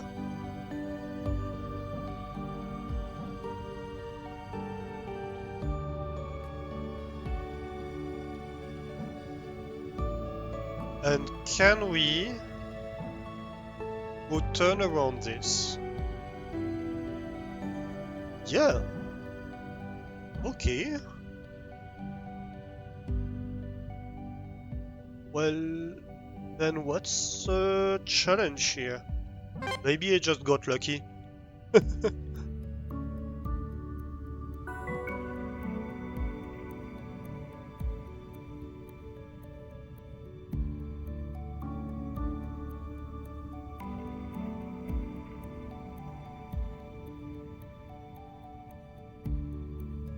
Okay, so we get 4. This one is gonna be the difficult one, I feel.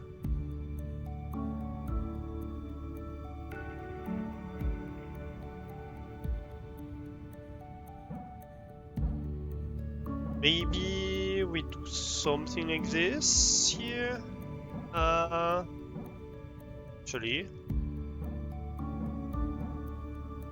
it's already being difficult.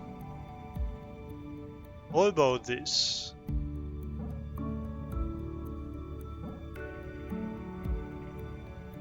Sure, but how do I pass a second time here? Oh, I know. I might know what to do here. Something like this? Almost. Almost. That's not gonna fly, is it? No, it's not.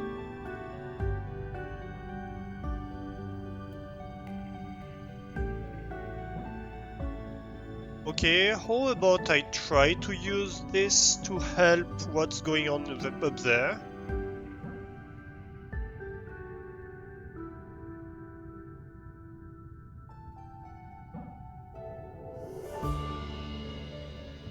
Right. Okay, I think I start seeing the issue here. Maybe I need to start on the left. Maybe I need to start on the left. Like this, maybe.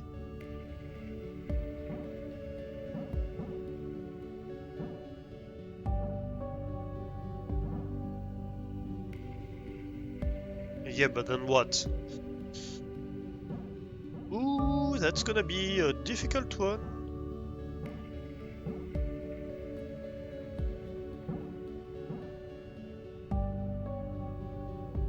You think you need custody over Ace at least 1 weekend more? With 1 weekend every month? To exploit the cooking?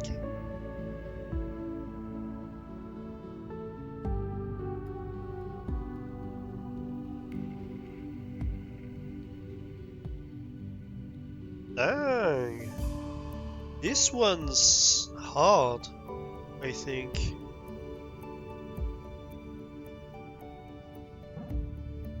Well, I think I know that I'm having trouble with it. Let's just...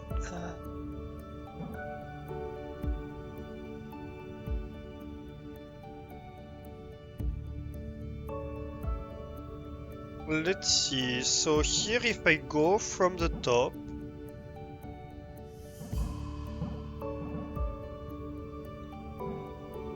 like I could bounce back, but then I have to do something else with it, right?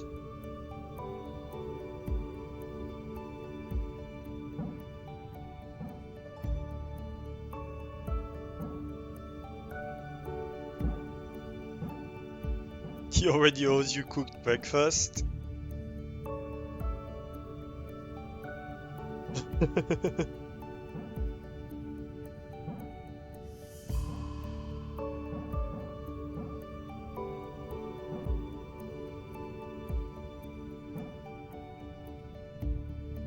So this could be a thing, except for the fact that if I want to return, I have to go in between, and then I kill this one.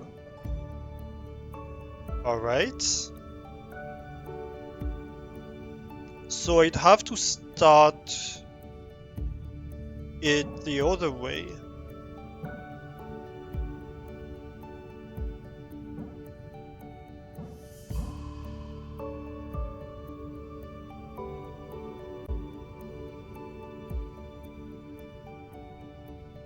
What if I start from the other direction?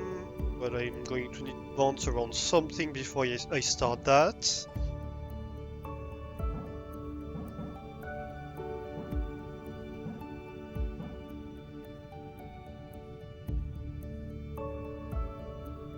Okay. Maybe something like this.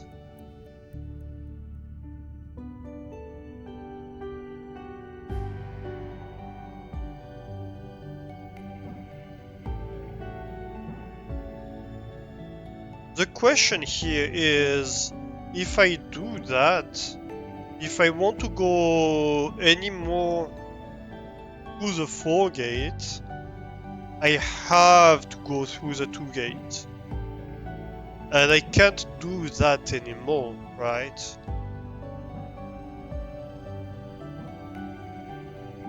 So I pretty much have to go twice around the 4 gate every time I pass through the 2 gate.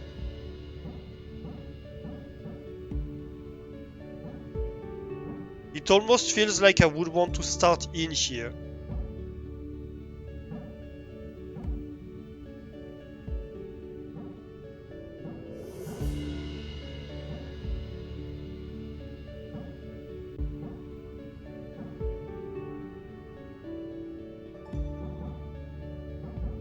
I guess I could do something like that.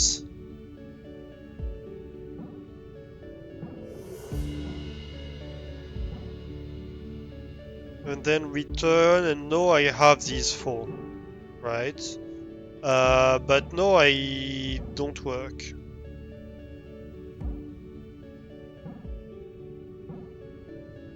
So I would have to bounce around something else on this side.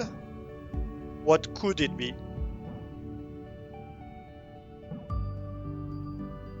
Maybe I tackle this independently?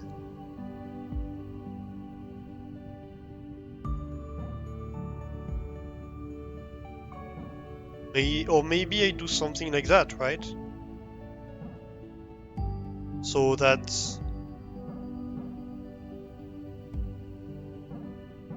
it's dealt with at the end. This tree I have no answer for at the moment. I don't know when to do it, but at least let's test the theory on this. Like, sure. Now the question is this 3 and this 2. What do I do with them?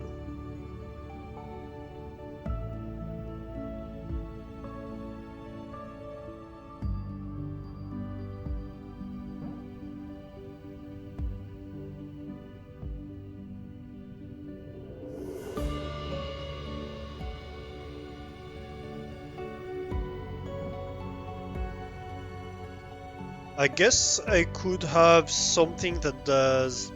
No, I couldn't.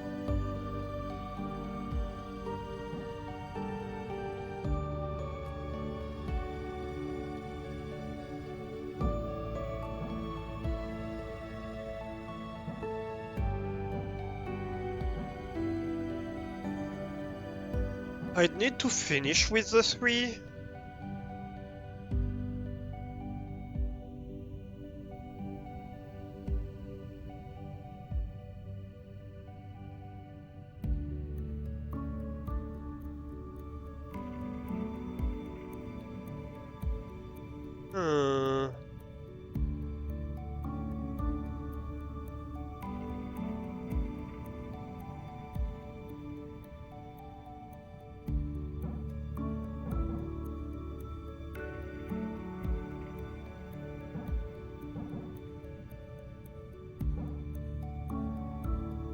That's a complex one. That's a very complex one.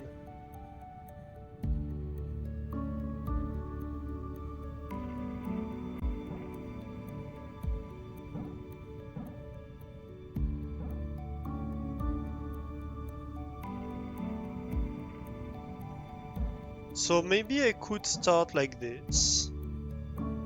So far, it's not unthinkable.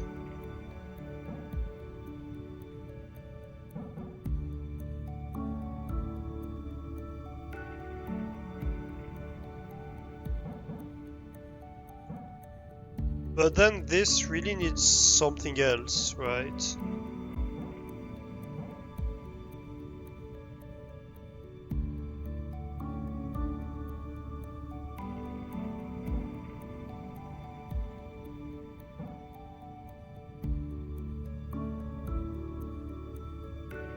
Can I go straight here? No, I can't. I can't go straight here. And I can't start from this, and I don't think I want to anyway.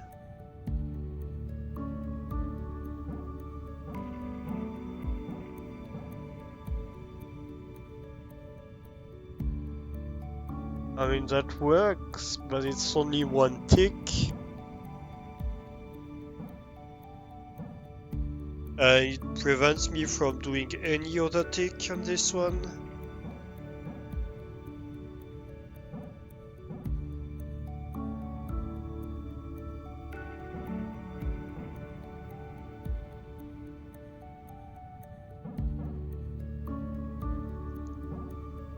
This would be 2 ticks. Oh, I guess maybe. Maybe, because then I can do this, and I can start this sequence. Or I can start it here even, but I feel like I'm missing something with the 3. Could I start with this? No.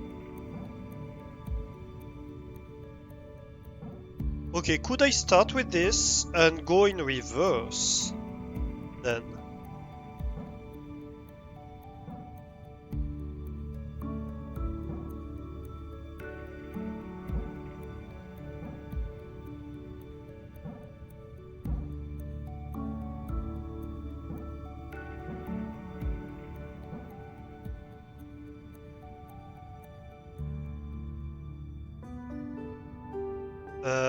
No, that's never gonna work, is it? I can't go here. Then sure, I can do this. But first of all, I'm stuck.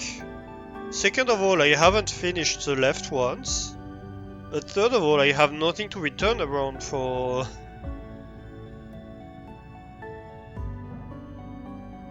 for the 3 one. So I'm losing on all sides here.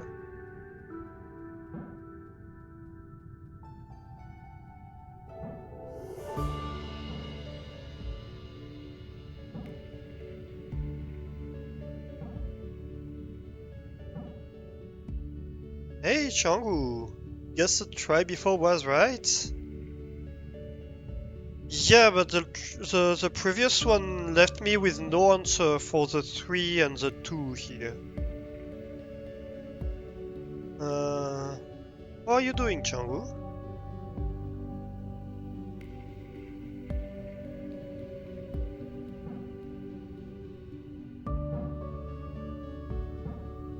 And I can't start like this, I guess. I can't start like this. I feel like it's still not gonna be enough for the 3 one.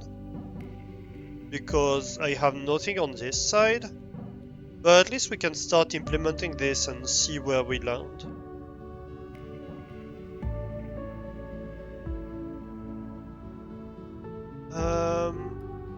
Not like this. What did I do? I don't remember what I did. That's a problem. I guess I didn't go around like this. Probably I went up. No. Wait, how did I start? Oh, I guess I was coming from the bottom here.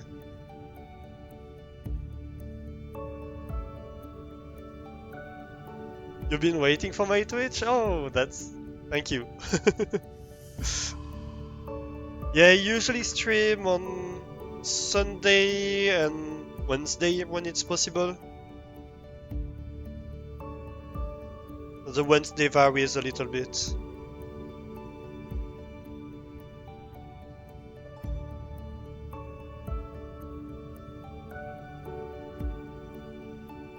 The other thing I'm thinking is maybe we can take the same approach as before, but in reverse.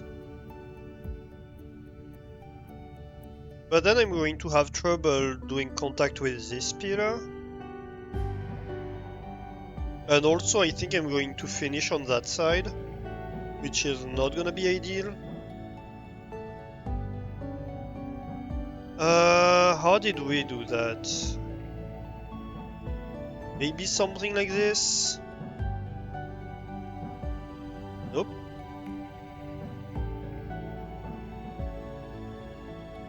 Oh, something like that, I bet.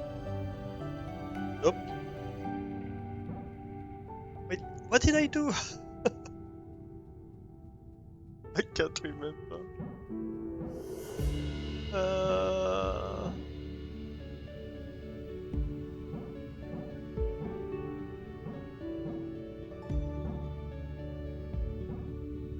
I can't remember what I did.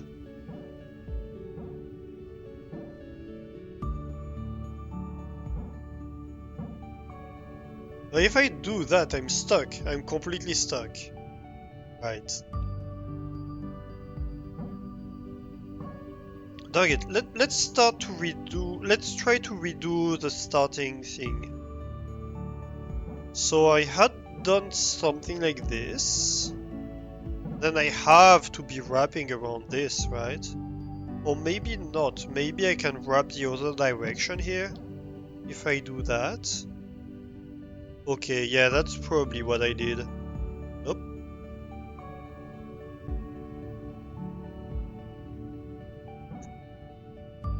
Ah, maybe that. Okay, that could work.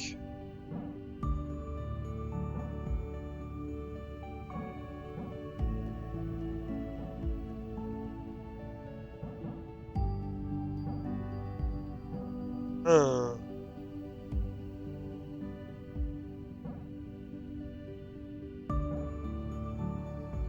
Okay, so I'm not helping the top if I do this.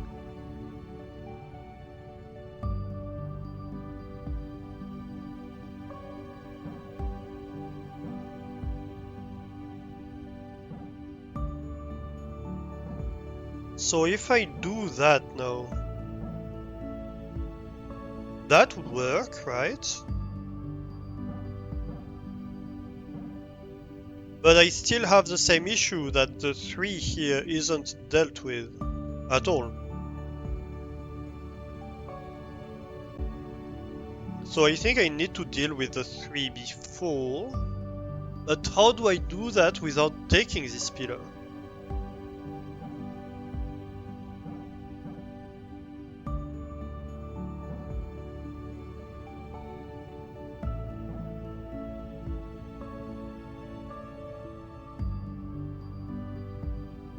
Because now I could go in here. What can I do? I guess I could take this. Nah, that doesn't work.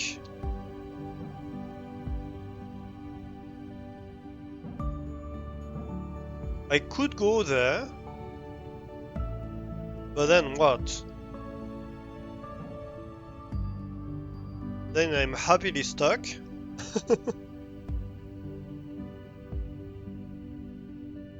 Okay, anyway. So let's see.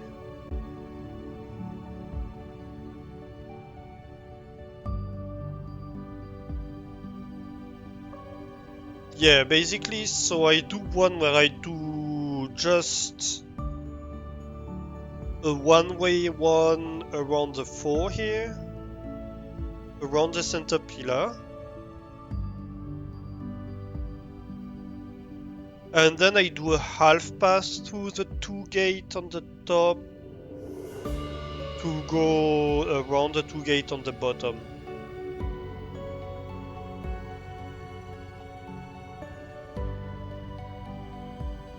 I don't feel like that's gonna lead to the solution though.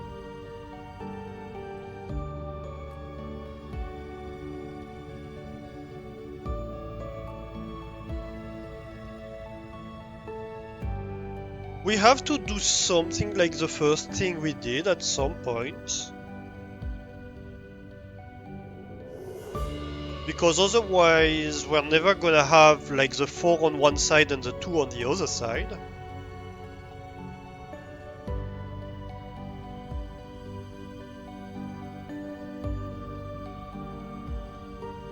But then if we do the bit with the pillar on the bottom,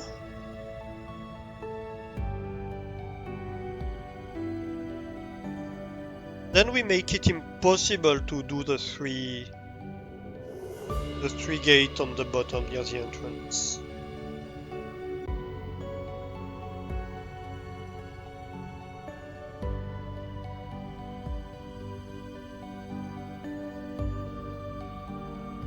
Okay, let's restart this puzzle.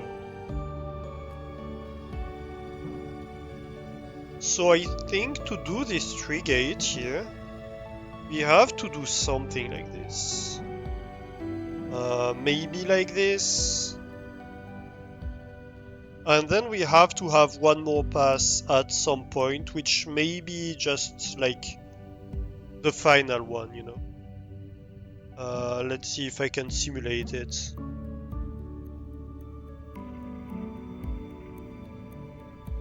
No, we can't do that. Okay, good to know. So how about we go through the 2 gate here? Can we do that? We can't do that. And we can't do that. We can't do that. Okay, so we can't go through both at the same time. Not in this direction anyway.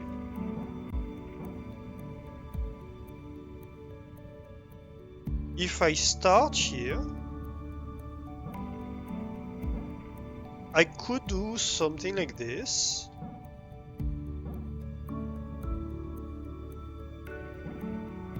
Then do something like that, but then I cannot pass through the 3 gate anymore at all.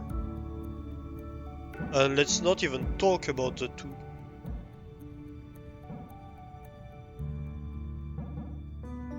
If I go around this direction, then it's possible, but then what?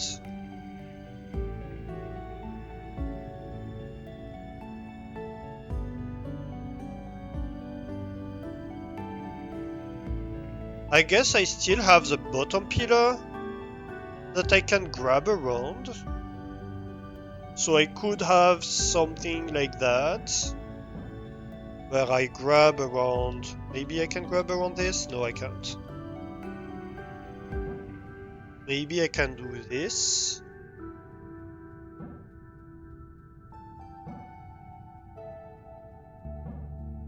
So technically I can do that, right? But then I can't go up anymore. So I'm dead now. Dead in the water. And I could go here, obviously, but that doesn't solve any issue.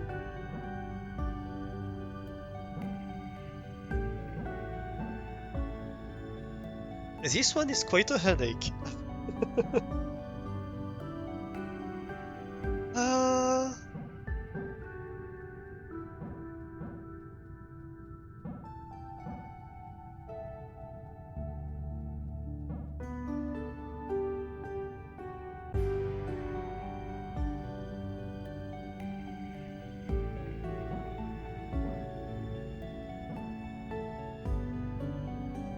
Okay, so we can do that.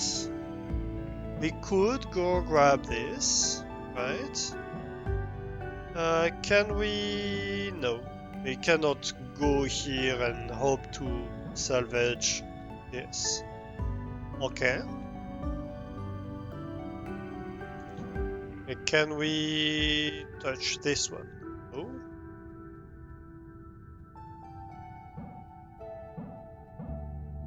That's not working.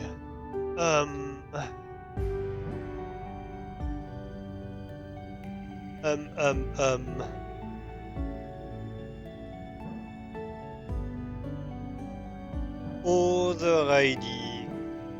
Can I go all the way there? No.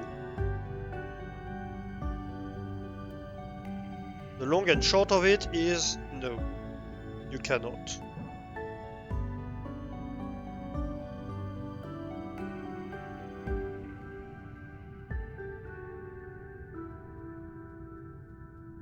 Where do I even start this one?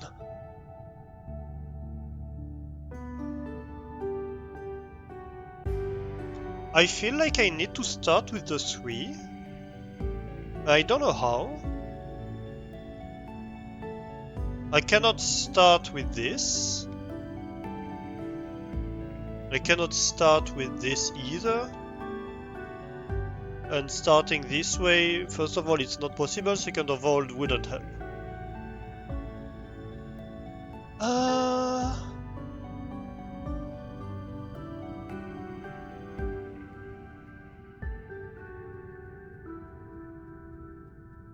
Okay, what if I start here and go all the way there to start this chain?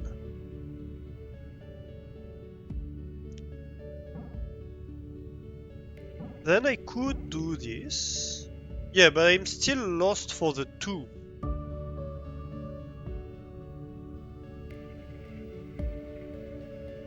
Oh, you know what? ID. Would this work?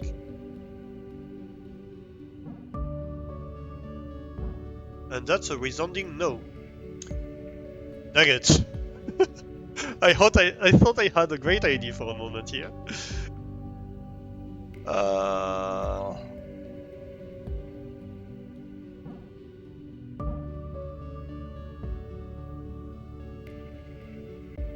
Okay. It's still possible to go in between? No, it's not. I guess this would work, but then I cannot rebound anywhere, I think. Maybe. Actually, maybe. Could be. Okay, okay. Yeah, but then I have nothing that allows me to take the 1. Maybe, actually. Though I might be wrong here. So if we go there and we do this pass, then we should be able to go around this one, right? No, we cannot. Ah, dang. It doesn't matter if I go there?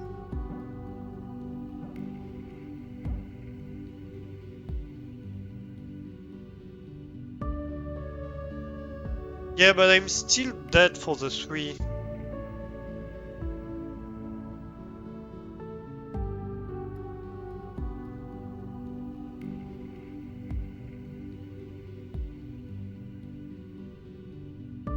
The 3 is still an enigma.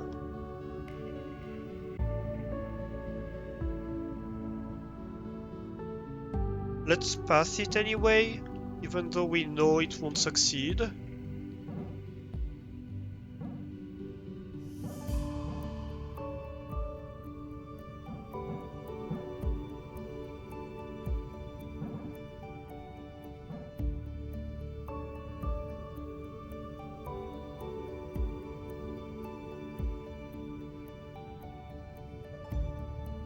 Yeah.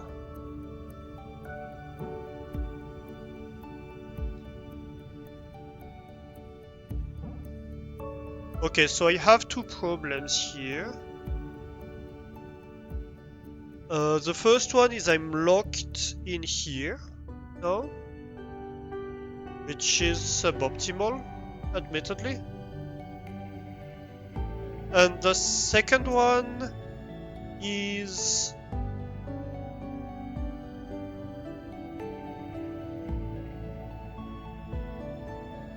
I haven't touched the 3.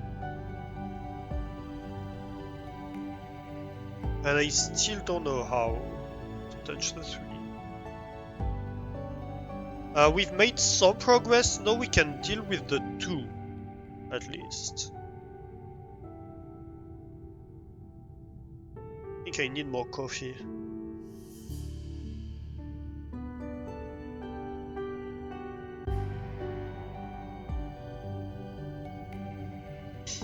Good thing I've made more coffee earlier. Let's see.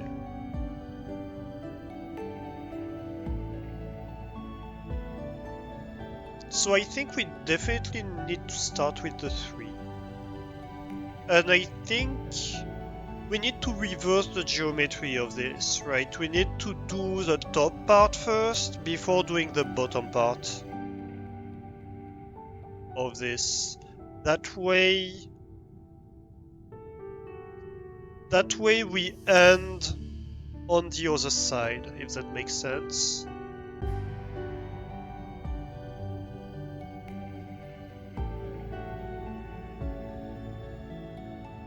Can we do that easily?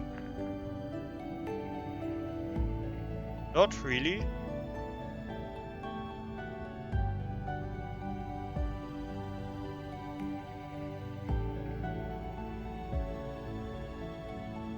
I mean, maybe if we start going around the little nub and then we go do the 2 gate on the bottom.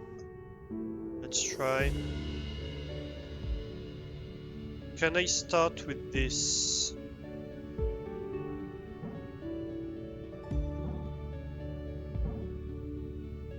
The order of things I do needs to fundamentally change here, basically. What's going on?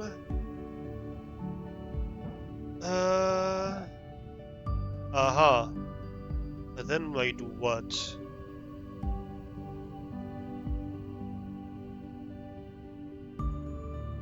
Not much is the answer. Oh my god.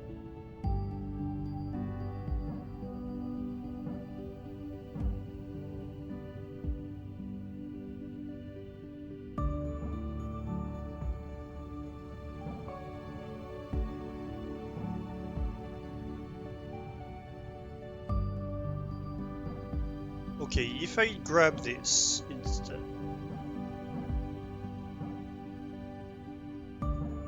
That's already more options, whatever I do.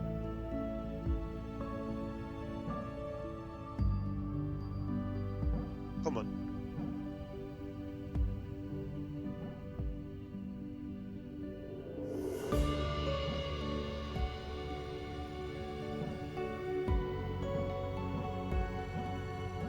Then I can go up.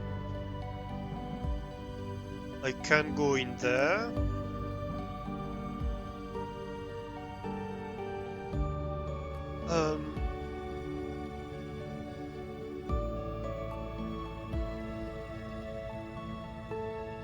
Well, that's a fail, but it's a fail that's a little bit more complete than the previous one.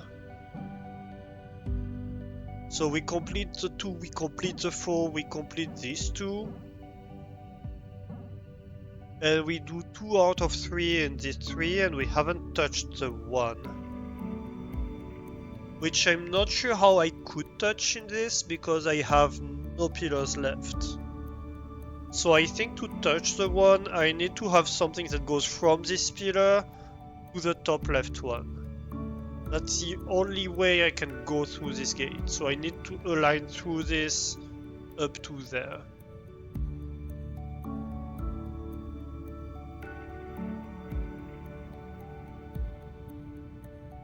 And I need to end with a line that goes back here. So I need a return point in here. I need to be able to go back somewhere. Which probably means this pillar needs to still be free.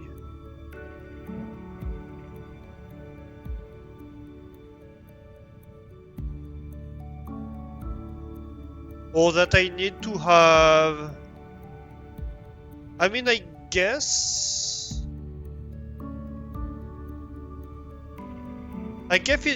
if this one was free, then instead of going around this little pillar, this would go around this pillar, and then this pillar would be free for me to return and head to the gate.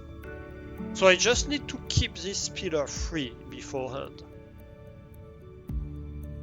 I can do the exact same thing as long as I don't touch this pillar. How do I not touch this pillar? and still get away with the same pathing? Is the question. And I think the answer is up there. Somewhere up there.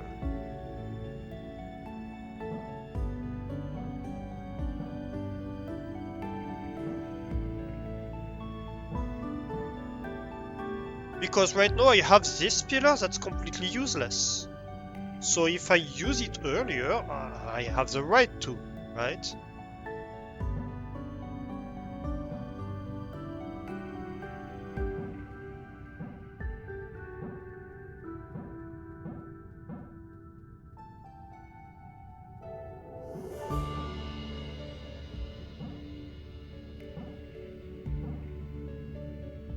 And so to use it, I guess I would like to be able to, I don't know.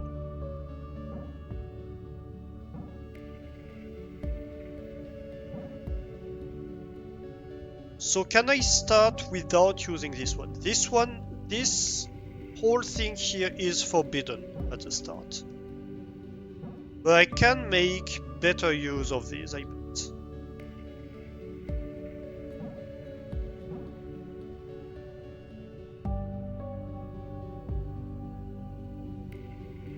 And what if I do that, actually?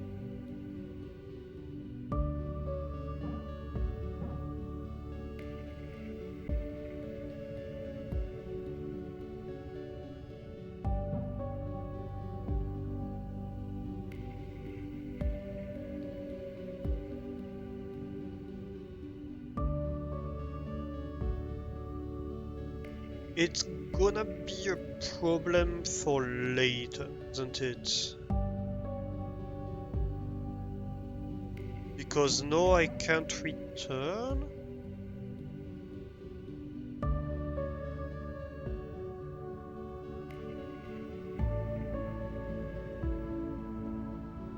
Yeah, I'm using too many of these pillars here.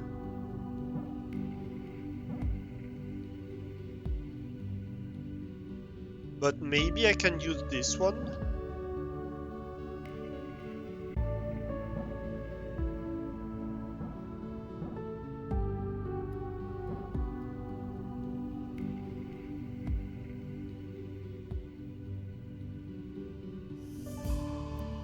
Wait a minute.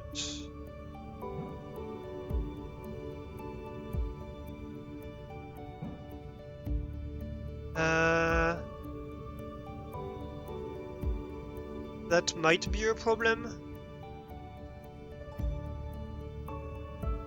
Because I think if I do that, let's just test. If I do that, then I'm not allowed to go around this, yeah.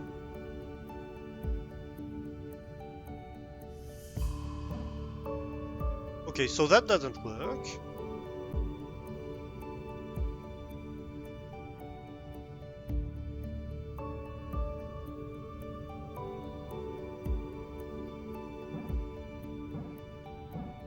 This could work, almost.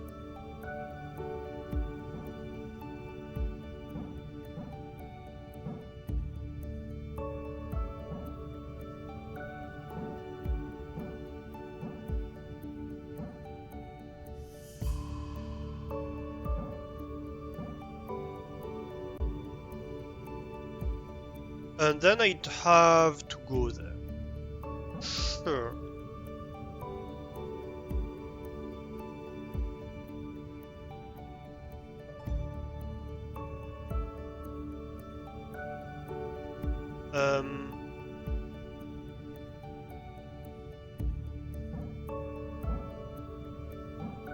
Then I grab this.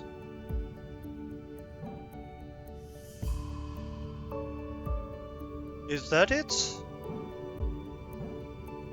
Yeah, that might be it.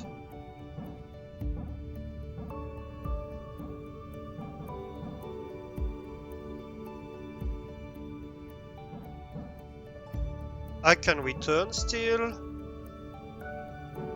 That completes this one, that completes this one, then I just need to pass twice around this, but I still have my return point here. Yeah, that works. Whew. I feel so cooped up in here. I was never one for Vermilion's mandatory workout regime, but I could really go for a run right now. Stretch the legs, you know? I have the most relentless ache. Ooh, nothing like what cryosleep did to me, though.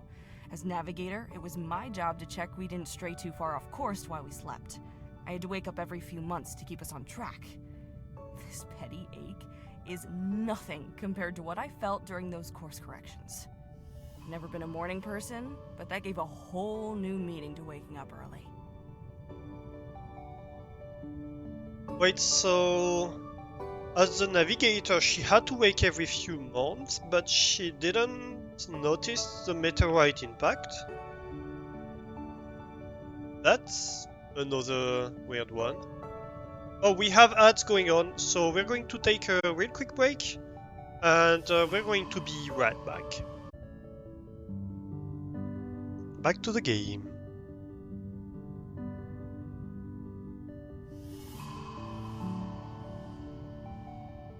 Okay, so hopefully before the ad started, I think we're fine. Let me know if some of you missed some of the dialogue with Juniper. Or like what pretends to be Juniper. I'm like 90% convinced this isn't Juniper. No. This can't be like...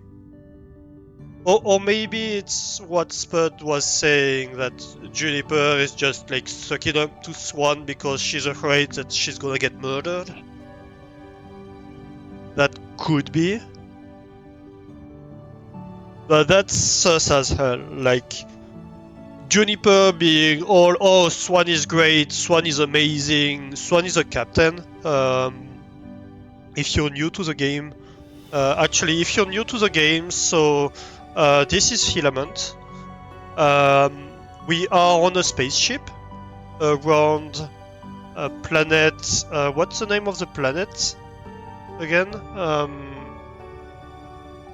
I don't remember the name of the planet. But yeah, around this planet, and this is a science ship. We are at the edge of the explored universe, and this ship was tasked with studying this planet. And no, not Archer. Let me check. Let's just go check. I think in week 7 we had a pistachio email that mentioned it. Radiation.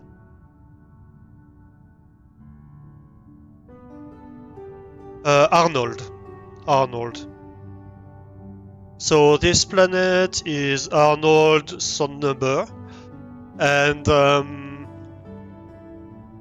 yeah, the ship was tasked with studying the planet and seeing if it was habitable, this kind of things, right? This is a new solar system. We're coming as the human race to this new solar system. Earth is still inhabited, but most of the population lives on space stations. So we have the Firmament, which is a big space station. I think there's another one that is mentioned. So most of the human race is living... Oh, Pangea is another, I think, space station. Could be another planet, maybe. Yeah, so we're coming here, and we have scientists on board. We have Canary, who's a lead scientist. We have Pistachio, who's a botanist. We have Million, who's a doctor. And like therapist and whatever needs to be health related. We have an engineer who is Marmalade. We have a technician who is Aubergine. Marmalade I think is systems engineer, and Aubergine like mechanical engineer, something like that. We have Juniper, who's the navigator. And who did I forget? I think that's about it. And Swan is the captain, but Swan is not on the ship. Swan is part of mission control. And so when we arrive on the ship is basically abandoned. The ship is free floating, and we find nobody on board. But we have Juniper, who starts talking to us and says, "Hey, I'm locked up in the cockpit, I don't have access to any of the systems, and these anchors right here are preventing me from accessing the systems. So can you please, like, solve the anchors, solve the puzzles, and give me access to the different systems of the ship so I may be able to come back out of the cockpit." And as we go along, we find archives of emails between the crew members and between the crew members and Swan. And what we're starting to find out is that something really sus is going on, because on week 9, I think, on week 6, I think, they launched a probe to the planet. So they built a probe, they launched a probe to the planet, and things didn't go right. The probe, when it entered the atmosphere, it felt like there was no atmosphere, so it didn't behave as it should. When it was supposed to land, it looked to them like it was going through the surface of the planet, and like sometime later they lost contact with the probe. When it was supposedly inside the planet, which made no sense. So they were like, what the hell is going on here? With this probe. Juniper was like, I'm the navigator, I crashed the ship, it's my fault, obviously. And the other ones were like, yeah, but the ship was telling us that it was under the crust of the planet. How can that possibly be your fault? We don't understand what went wrong, because when we did the tests, all the telemetry seemed fine, but your telemetry was obviously bogus. And I think during week 7, actually, so just the week after they did the probe launch, I think they did the probe launch on like Monday, week 7. And on like Wednesday, week 7, Marmalade is like, oh fuck, I just saw something on the planet that looks like an artifact from a hologram. This planet is a fucking giant hologram. And so they figured out the planet actually was a hologram, which would explain what happened with the probe, right? There's no atmosphere because it's not a planet, it's a hologram. The probe went through the surface of the planet because it's not a planet, it's a hologram. And then sometime later, when it crashed on something that's inside the hologram structure, then they lost contact with the probe. So that's what happened with the probe. And so they were like, oh, the human race hasn't been there, so this machine that we're orbiting, which is projecting a giant hologram the size of a planet, belongs to an alien race. We are not equipped to study this hologram, and this might be dangerous. So they were like, we should leave. We should leave, right? Our mission was to find out if the planet is habitable. What we found out is this is not a planet. This is a hologram. Somebody else should come here which has the knowledge and the tools and the security to be able to study this thing if we want to study this thing, but not us. That's not our mission. And Swan was like, no, you stay right here. You study this thing. And we don't quite know what happened the next week, but what we do know is Pistachio disappeared. Something happened to Pistachio in the next week. And so in week 9, we have the whole crew who's like, no, this is too dangerous. We already lost one crew member. This is an absolute tragedy. We're leaving. Whether you want us to leave or not, we're leaving. We are in the ship. We are in control of the ship. We're the one who takes the decision, so they commit mutiny, essentially. And suddenly they find themselves locked out of all the systems on the ship. And so they figure out that Swan's doing, the captain, remote accessed the ship and stranded them there. So they wouldn't have a choice but to stay and study the planet. And so they built these anchors to try to lock out Swan from the systems of the ship. It kind of works. But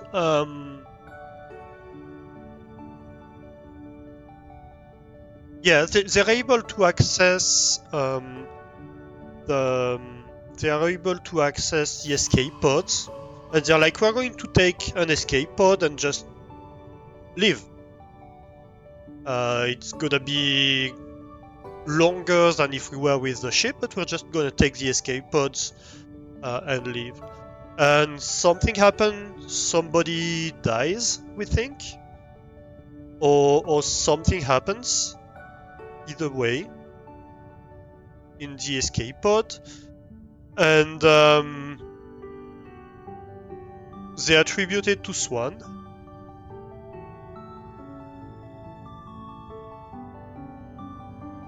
And they're like, okay, Swan had access to the escape pods as well, independently of the ship.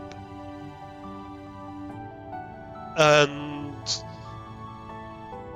Swan might have access to our emails as well. Like, Swan has access to everything in there. And so they stop communicating with the emails at some point during week 10, I think.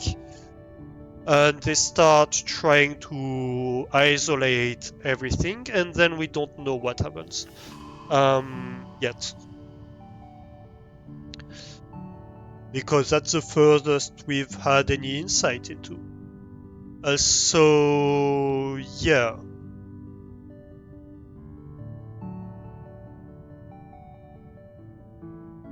The fact that Juniper would be praising Swan after all that, when Juniper was by all means the crew member that was the closest to Pistachio, makes absolutely zero sense.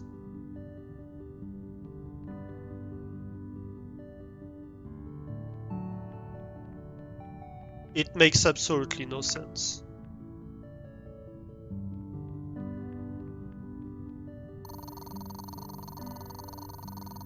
Unless, once again, yeah, she's like, okay, I'm going to suck up to her to maybe not die. But that's still very sus. What did she say in the last?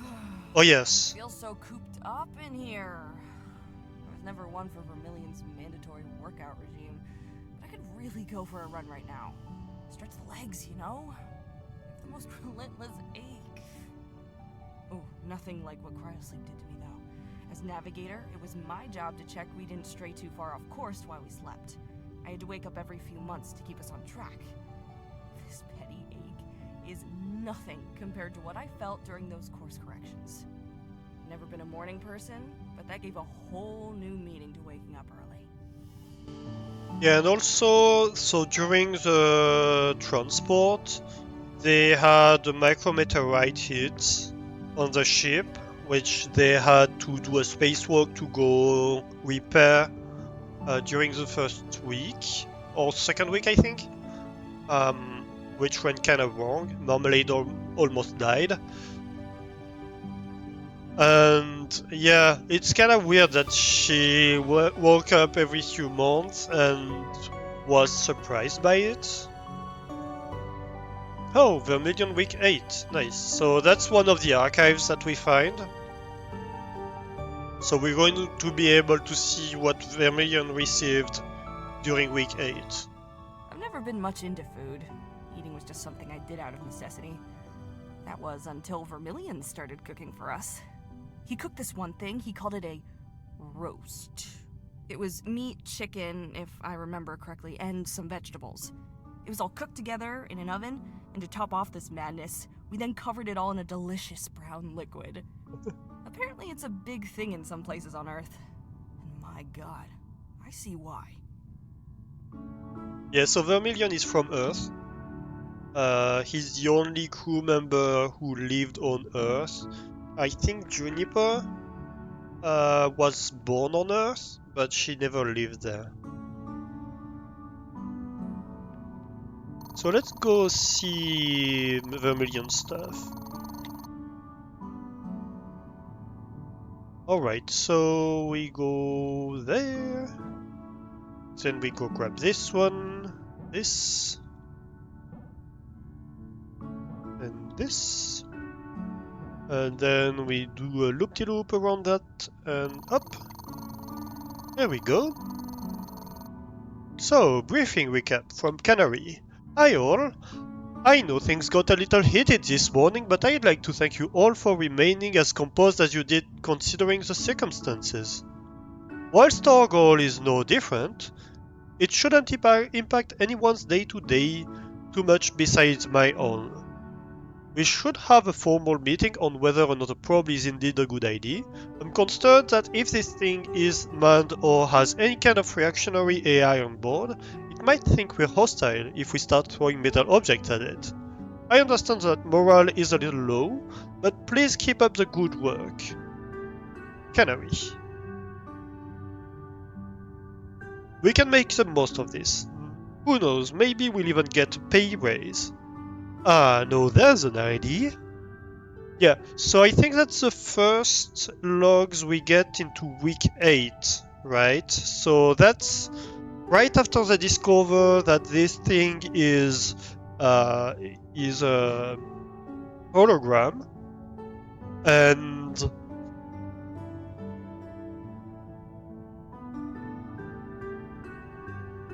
yeah, so that's right after they discover it's a hologram, and they were ordered to stay there. So this heated meeting Canary's talking about is a meeting with the captain they had, where they were like, we should leave, and the captain was like, no, you stay. And yeah, apparently the meeting got heated, which makes a lot of sense, to be honest, since they feel they're in danger. Be honest. Canary, I've heard a lot of jargon in that meeting this morning. None of it sounded good. I tried to keep up, but I'm not sure I followed everything. I'm used to dealing with sick people, not whatever this is. What I'm trying to ask is, how worried do we really need to be? So that's Vermilion. Vermilion is the well-being officer, and he's not very experienced with this kind of missions. It's, I think, his first mission on a ship like this. So he's like, yeah, I don't know much about this. I know about treating people, but I don't know much about all this shenanigans. He's one of the non-scientists on board. So he's trying to understand. Vermilion, I'm afraid that's a hard question to answer, which is part of the problem. Given that we've been here so long without incident, it seems promising that whatever this thing is, it's abandoned and mostly or entirely benign. That said, it's an unknown quantity that is clearly trying to conceal itself, so who can say for sure? Hopefully, I can shed some light on this in the next few weeks. I'm sorry I can't give a more conclusive answer, Canary. I see, thank you. I hope this whole thing isn't putting too much pressure on you. Remember, I'm always available to talk if you feel the need arise. I appreciate that, Vermilion. Your radiation levels. Morning. I know this isn't what any of you want to hear right now, but once again we've had a sharp increase in the radiation levels being emitted by Arnold. I had been hopeful that the first instant was a singular event, since the levels were slowly but surely dropping after initially leveling out. This new spike has pushed out ambient readings far beyond where they were before. Given what we know about Arnold, this is obviously concerning. Despite this, I want everyone to keep a cool head.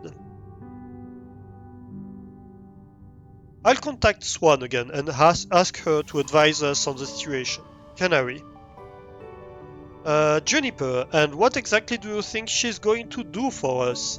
Tell us to sit tight? Not worry about it?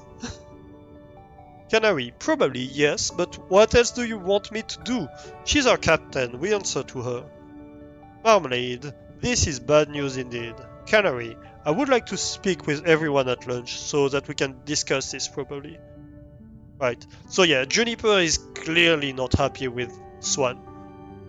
So whatever praises she was giving to Swan, either it's not Juniper or it's bullshit.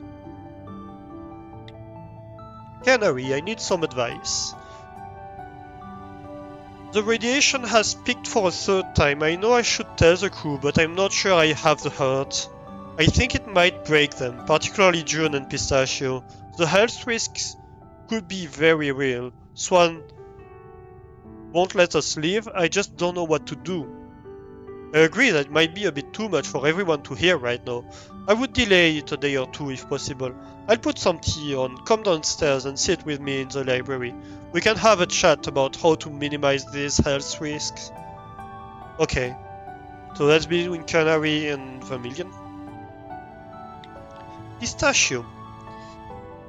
So Vermilion writing to Pistachio, hey, how are you holding up? Feeling any better than when we last spoke?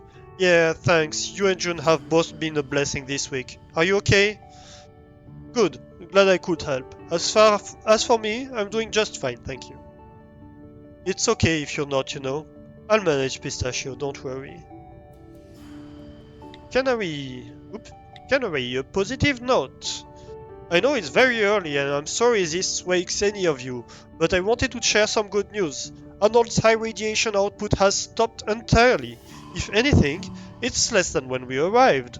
I have no idea what caused this, but the readings peaked and then dropped like a stone. I thought my instruments were malfunctioning, but no, we're radiation free for the time being. Juniper, who's writing I think to everybody? I can't find Pistachio, she's not responding to my messages either. Marmalade, when did you last see her? Juniper, last night in my room before she went to bed. I've skimmed through the ship already. This isn't like her. I think something is seriously wrong. Vermilion, everyone in the living room, no. If she's hurt, we need to find her quickly.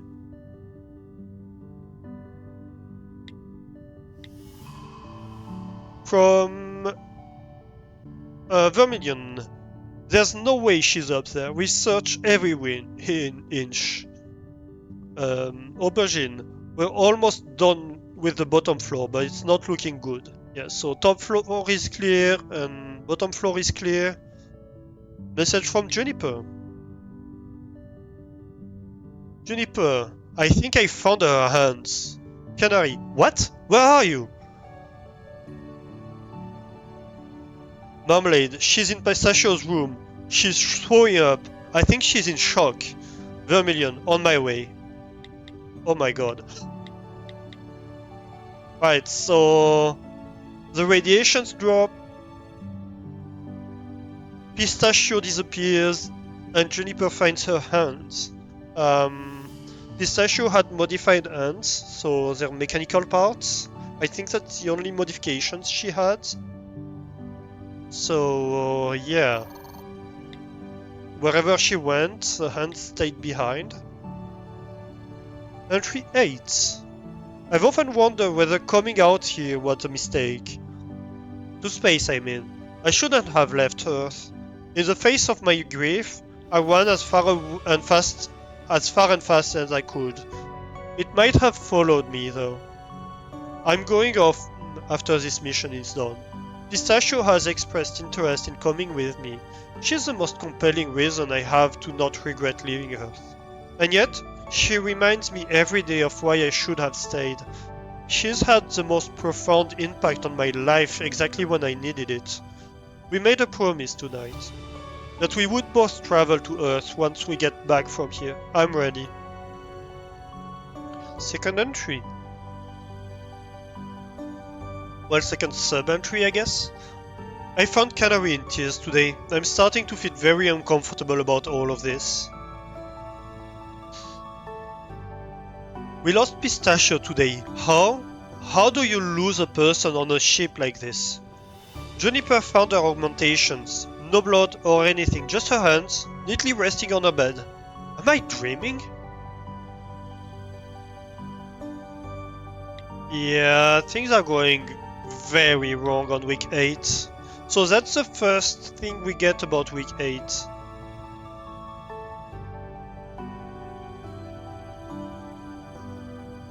Yeah, not good. And we had something here? Ah, the war room. Or at least that's what we called it after our first games night. Oh, I knew it was a bad idea bringing Smash Muddle Scrub on board. I just couldn't help myself. When we arrived and I got to know the others, I just knew it would be something to behold. The first games night resulted in a ship-wide silence for 2 days, email communication only. We agreed to ban the game after that. Despite this, every time games night would come around, we'd start playing something different, like Indigestion or Please No Not the Melon, and then always end up going back to Smash Muddle Scrub.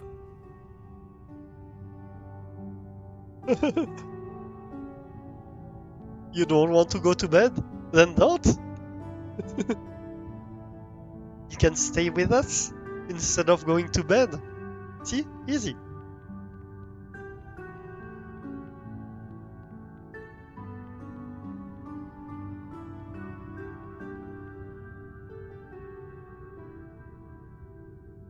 Okay, so what do we have here? We have a red dot.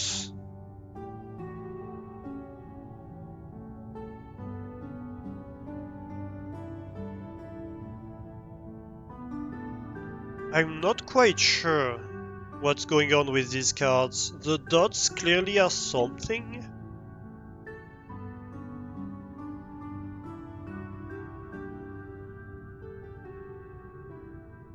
Maybe we read them in order? 1, 2, 3, 4, 5, 6, maybe 7? So if we assume that it's zeros and ones, let's see, can write it here.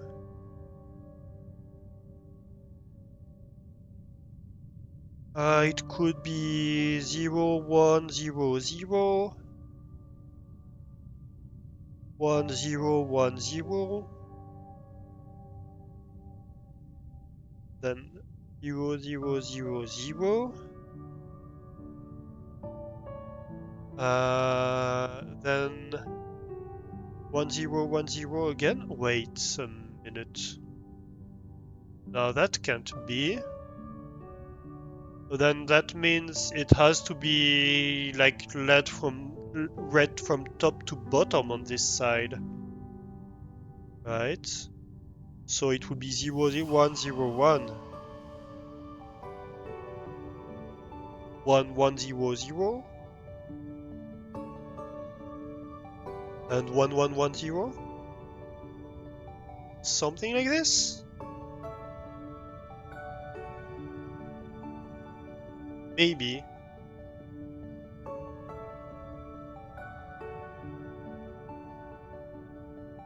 So what would that be? That's a 4. That's 10, so A. 0, obviously. That's a 5. 12 is a C. Yep. And that's an E.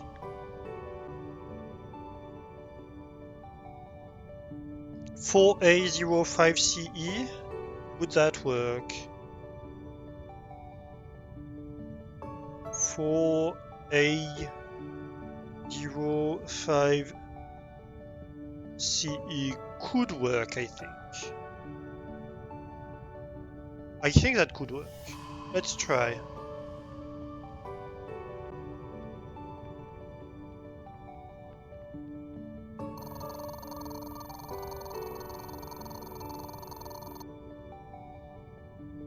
Can I put hexadecimal code in frame? I guess like this. So 4. 4 is right here. Then A. Then 0.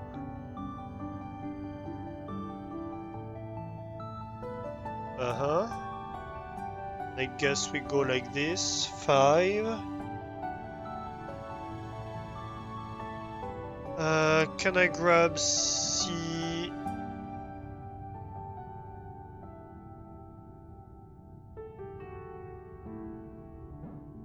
Yes.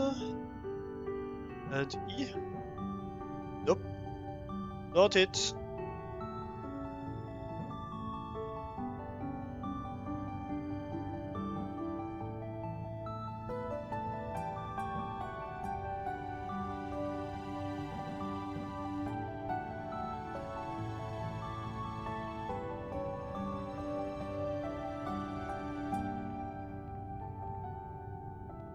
We do have cards on the floor. I wonder if that's related. Or it could be a grid drawing. You're tired, you'll catch the VOD, you need to know all the story. Yeah, I've started uploading the VOD on YouTube as well. I'm uploading the first episode at the moment, so if somebody hasn't been able to catch the start and wants to catch the start, it's gonna be on YouTube. Start being there very shortly.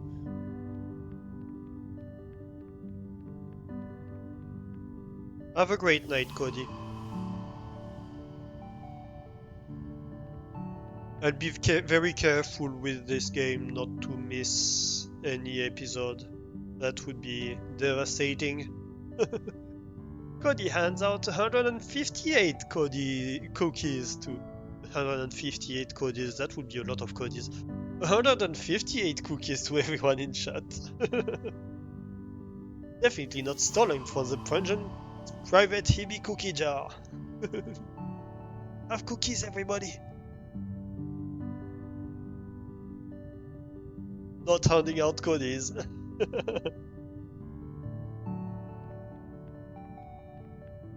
Yeah, no, imagine 158 cookies.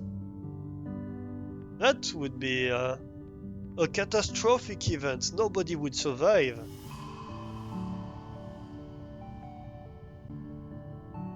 Space is dark. Let us light your way. Bye. No thanks, one is enough.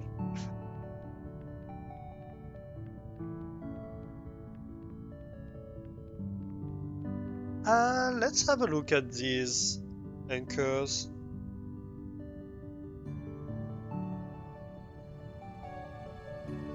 Yeah, we have 3 in there. Or should we? Maybe I want to look at the bottom ones first? I'm not sure. Let's see. What do we have here?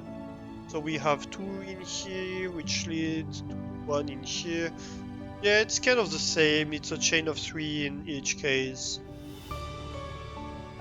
So let's do these ones.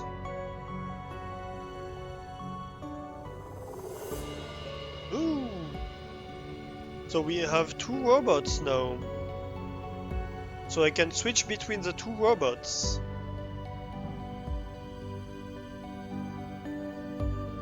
And they assume the white robots touch the white stuff, the red robots touch the red stuff. If I, by accident, have a white robot to touch a red stuff, oh, it doesn't change anything. Okay, good to know. So red can touch white and white can touch red. Obviously, in this case, though, if I do that, I can't have both of them escape through the door, so it would be a problem. They can't touch each other, though. Uh-huh. And can you? Oh, I just need to have one that escapes, though. Okay.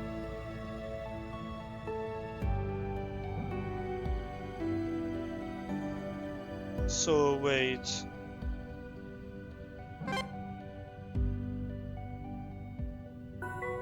Okay. Just one needs to go out. Good to know. So here I can do something like this.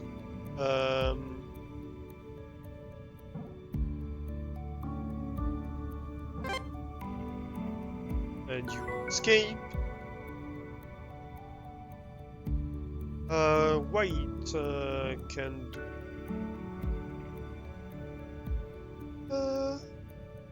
What should you? Oh, actually, it's not so simple because you need to not cross paths. So maybe I can do something like that, yeah. And then you can go like this.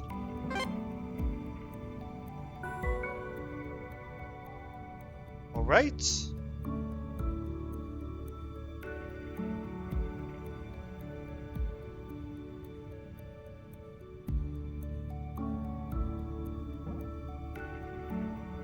So if I touch here,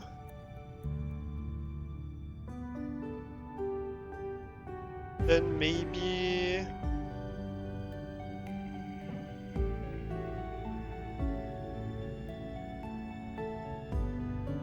right. Maybe I need to leave this one. No, that won't work. That will not work.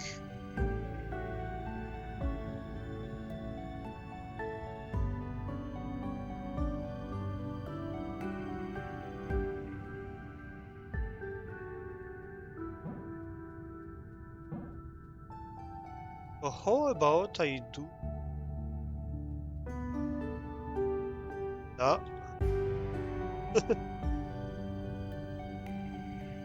Almost, but no.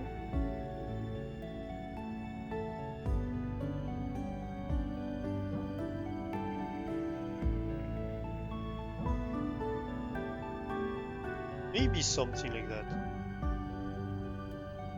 The red is trapped, but that's okay as long as the white isn't trapped, which is a problem in this case, actually. Yeah, because right now the white is trapped.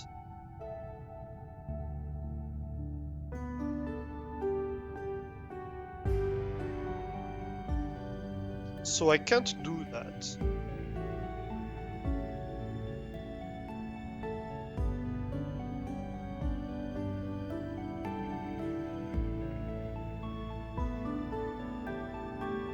How about I start here?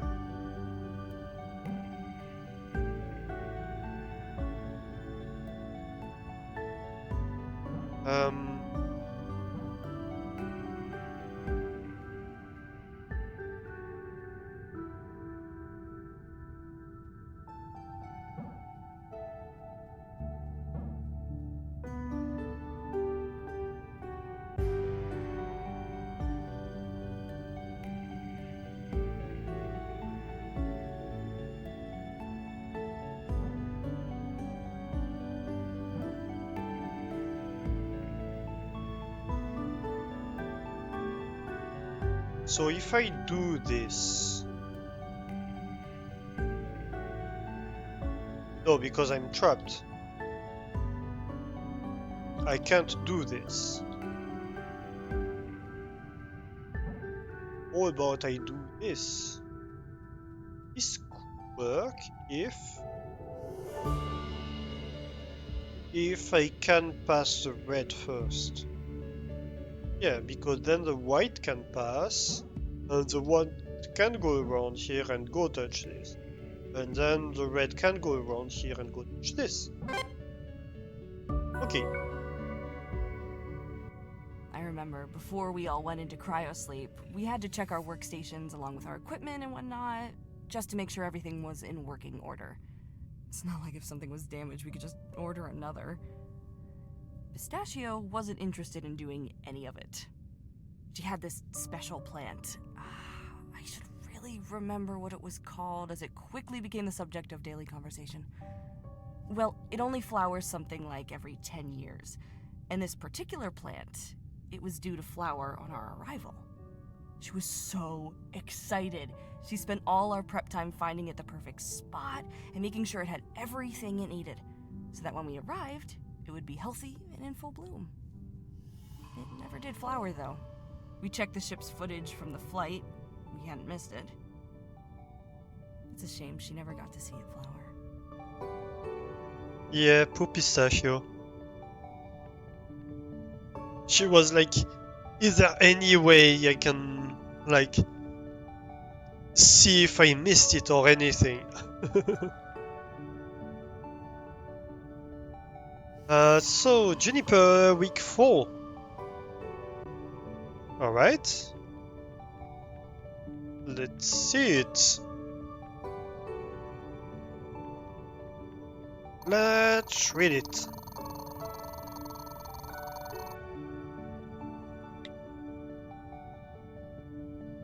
So we go this way, we grab this all the way there.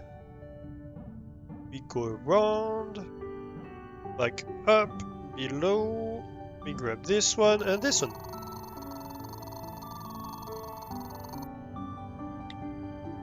So week 4 is a week we're starting to know pretty well. Right, so yeah, Canary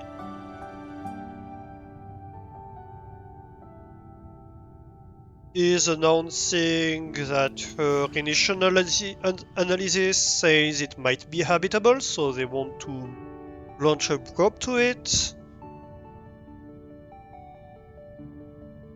to collect samples. And so she's asking everybody like what kind of data would be desirable based on their areas of expertise, and she's setting up basically everything, all the scheduling, who's going to do what, etc. for the probe, and she's announcing that the launch is due in 20 days. So they have 20 days to design, build, test, and launch a probe. Lantern 2 mission room, Juniper. As a communication and navigation specialist, your primary responsibilities will be as follow. Probe trajectory. Pistachio is analyzing the topological data of Arnold for potential landing sites. Probe fuel spent on launch need to be kept to a minimum to ensure a sufficient reserve for the probe's payload module to clear Arnold's atmosphere. Work with Pistachio on finding a landing site. Then calculate the probe trajectory from the Alabaster's charted location at launch in day 20 to confirm landing site viability. Implementation of Lantern 2's communication systems and integration with the Alabaster's communications. Thanks. Canary. Gotcha. Pistachio, this is going to be fun. Jay, did you see that we're working together? There's no escape now. I did. It's pretty exciting. I trust that you'll be no trouble. I just know that you can be a little prone to goofing off, something that I myself would never do.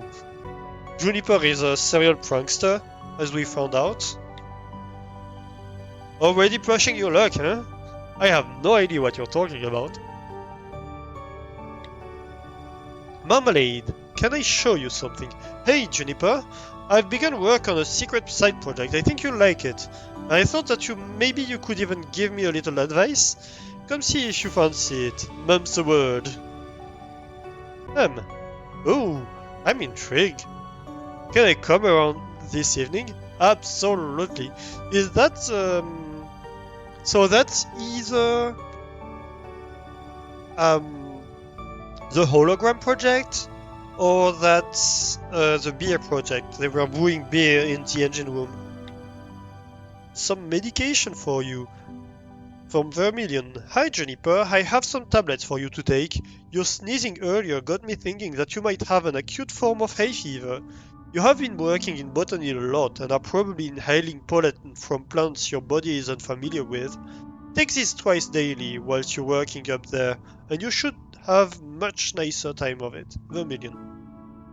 Hi Vermilion, thanks. Yeah, hay fever, that makes sense. I'll pop by in a sec to grab them. Pistachio mission authorization. So from Pistachio, good afternoon, Navigator. Operation Luscious Pink Space Shield is a go.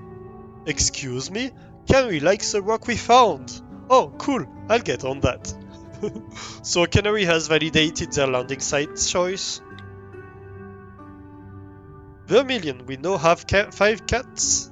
It seems that even at the very boundary of the non-universe, life has indeed found a way. Sable has given birth to 4 kittens, all of whom are doing well. They will remain up here in the medbay, for the next few days, so that I can keep an eye on them. Feel free to visit at your leisure. Vermilion.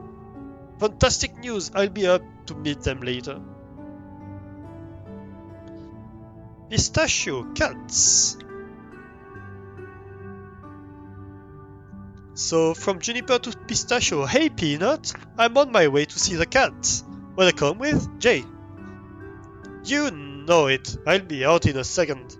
Yeah, so you see, like, Juniper is obviously not against the cats. Like, she's going there to see the cats. So when she claims, oh, I didn't really like the cats, that's sus. New kittens from Canary. Afternoon all, it has recently occurred to me that with the advent of the new kittens also comes a significant increase in the threat posed to my fish. The new kittens are the responsibility of all crew members, and as such I expect a certain level of vigilance when it comes to their interaction with the other pets on board. Please keep this in mind going forward. Canary. Not to worry, Canary, so that's Vermilion responding. We'll keep a close eye on the kittens for you. Yeah, so Canary, on the other hand, is not too fond of the cat. Maybe it's Canary who's masquerading as Juniper, you think? Maybe. From Marmalade, top secret. So that's from Juniper to Marmalade. Psst, Ginberry to Citrus Jam. How's the top secret project going? Haha, it's going okay. Everything is set up. Thanks for the app, by the way, done in the engine room. I know it's just a waiting game. It will probably take 3 weeks-ish before it's ready. That's forever away. Personally, I can't wait for this all to come to a head. The wait is going to be unbearable. Wow, Pistachio's puns are finally starting to rub off on you? Never speak of this.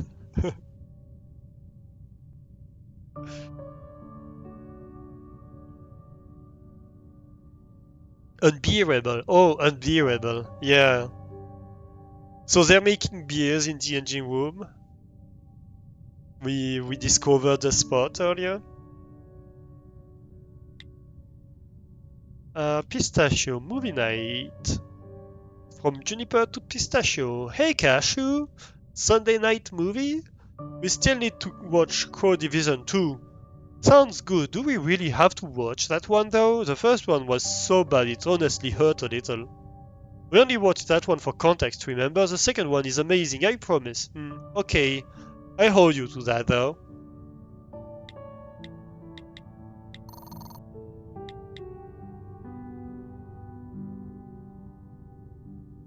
Logs entry 4 for Juniper. Canary, in her infinite wisdom, has chosen to pair myself and Pistachio up for the work on this new probe we're doing. I'm sure this has nothing to do with our coincidentally complementary professions. Little does she know that this will mark the beginning of the uprising, or a sharp fall in productivity. It's too early to tell. No, uprising, definitely uprising. The voice of the people must be heard. Pistachio has informed me that plants also have a voice, which must be heard. No longer will any man, woman, or plant be subject to the oppressive rule of one mid-level CFC science officer. We want to play board games without our supervisor yelling at us. We want to be able to give our toes the freedom that only walking around barefoot can provide, without prejudice or ridicule. We want the mythical third flavor of calorie paste. These are our demands. Well-being status, Vox Populi, voice of the plants, a lack of knowledge of the dead, Earth language, Latin.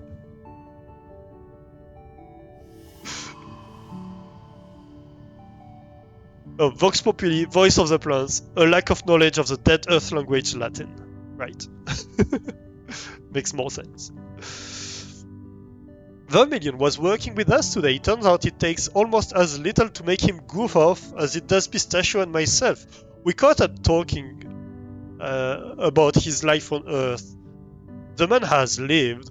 Some of the stories from his 20s? Wow, I wouldn't be caught dead doing some of that. He also told us about his wife. I couldn't help but well up a little about it. I don't think anyone saw, though. I think Vermilion of Pistachio noticed. I don't remember whom, but someone noticed. I did a pretty good job of drawing attention away from that with some incredibly well-timed sneezing fits. I think it's Pistachio who noticed. I had to put the uprising on hold. I know, I'm bummed about it too. I was pressured into this decision. Pressured into it by 4 gorgeous fluffballs. They're so soft. I have to go. I don't have long till the little guys realize there is a life of freedom beyond my tight yet affectionate grasp. Well-being status? Fluff in mouth, but somehow still happy. Yeah, so... Juniper not fond of the cats? What is she talking about? She made a whole entry about being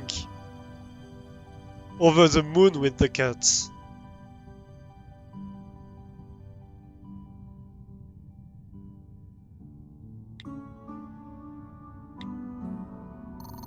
So yeah, something is... Where was it? The cats. Say, Pluto? While you're lumbering around and routing through all of our personal belongings, do you think you could keep an eye out for the cats? There were 5 last time I counted. Now, if you're thinking that 5 cats is a wholly unreasonable amount of cats to keep on a vessel like this, then we're very much on the same page. As I understand it, there was some sort of mix-up when the Alabaster was assigned a ship pet. The one we received just happened to be pregnant. I am not a cat person, so the sudden appearance of 400% more cat wasn't a welcome addition to my life. Still, I hope they're okay. As much as I hate those self-important furballs, Pistachio really had a soft spot for them. Yeah, so that was the first clue that this is not Pistachio, not Juniper. Not Juniper at all. I do not believe that. Let's take a map of the 3rd level of the ship, shall we? Because I think we're going to go explore the 3rd level now. A little bit. So, what do we have? On the bottom center, we have like a 3x3 room. Then we have 2 rooms the same size either side of it.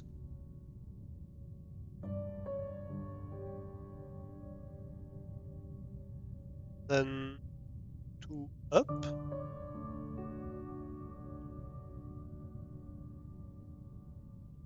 Same on this side. We haven't explored the third level much, but I think it's time we start moving towards it. And then this goes something like that. 4x3, I think, with the atrium. So that's the stairwell here, basically. Then we have like a 6x3 here on the side, and little rooms on the side of this.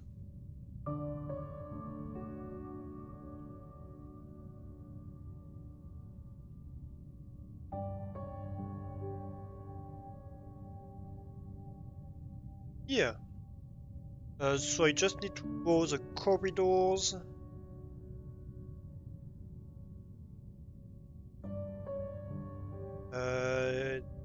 Straight up. Connect here. Connect. Here we go. Basically, middle here.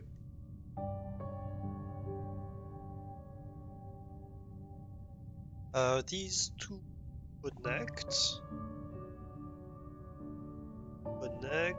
Connect. Oh, I forgot a little room. You don't even tell me any chat. So disappointed.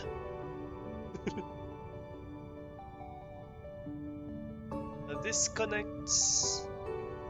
And then we have this one and this one. And finally, the connections, I assume, to the bridge.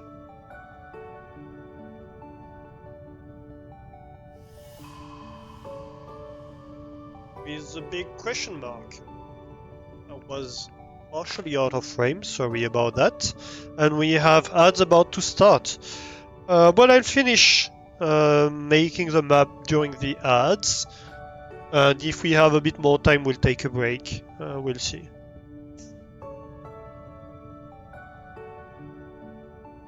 So we have an anchor in here, we have one in here, one here, we have 3 anchors in this room, 3 in this room, 2 in this room, one of which is already completed.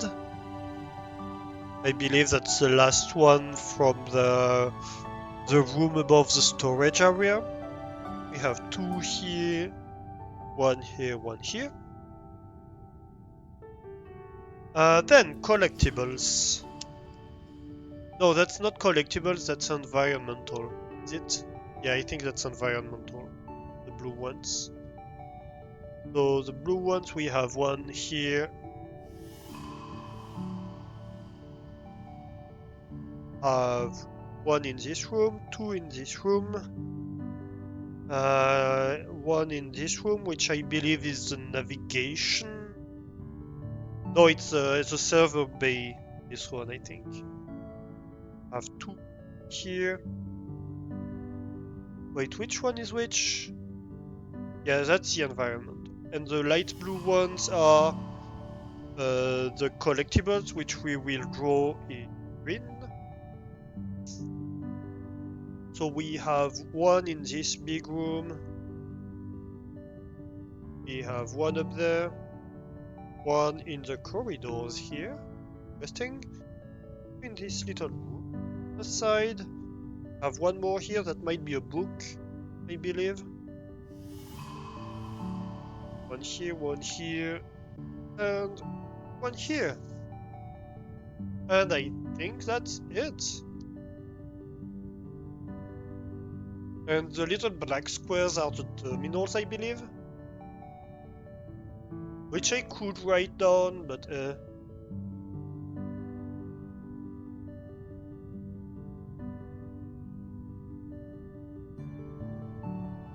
Alright, perfect.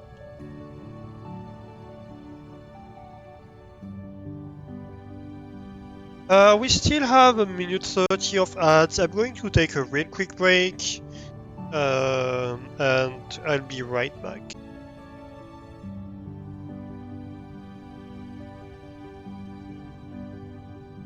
And we are back.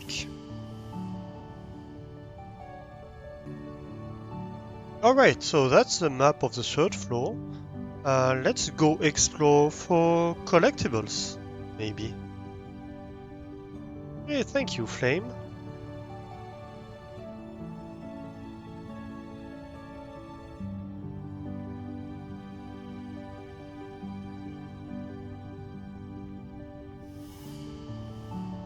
So let's see here. Yeah. Let's go to the third floor. And we have a puzzle in here.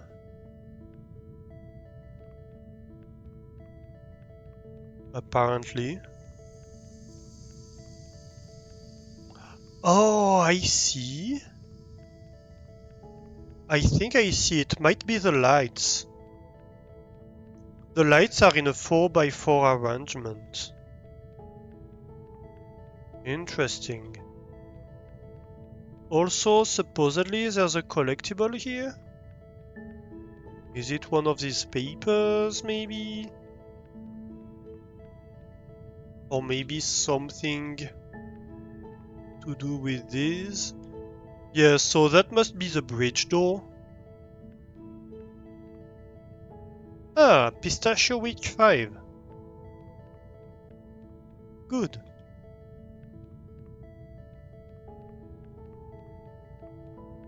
Okay, so let's see.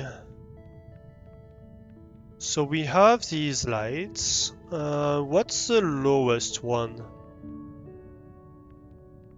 They all have different heights, don't they?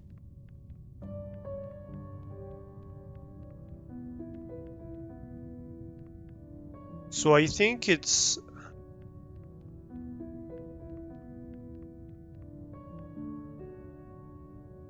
Let's see.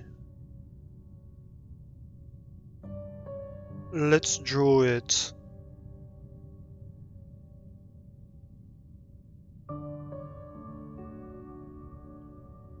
I'm on the right scene, am I? Yes.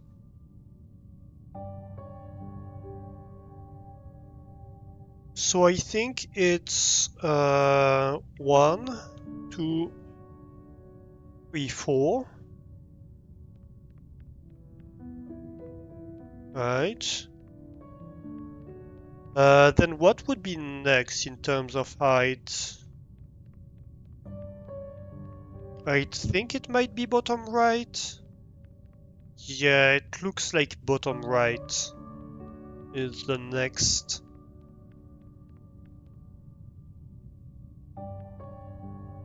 Or maybe not? Hard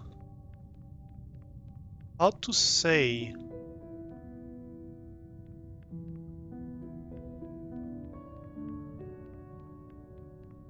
Between this one... No, the bottom right is definitely higher than this one. Is this one higher or lower than this one?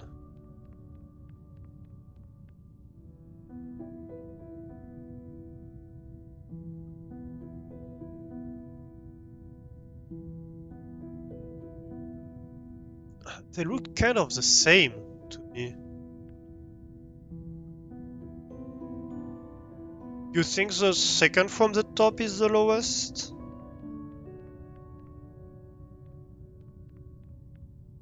And then, so second, then this one, then I think this one, and this one. So that would be 5, 6, 7, 8. Right?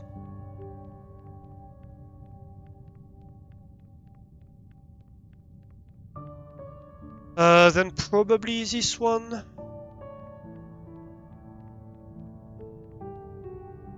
Yeah, that looks about right. Then this.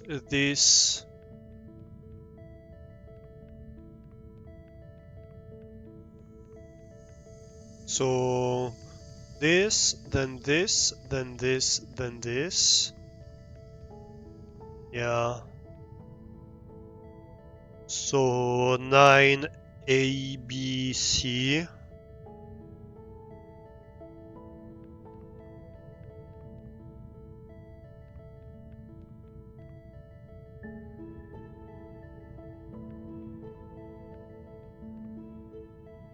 Oh, interesting. Then this one maybe? Or actually, is this one lower than that one?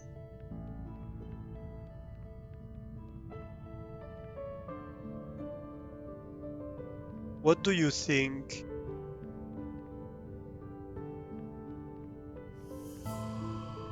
It's hard to tell. No, I think it's higher. I think it's higher because this one looks like it's kind of like mid-barrier level. This one is barely at the floor level, I think.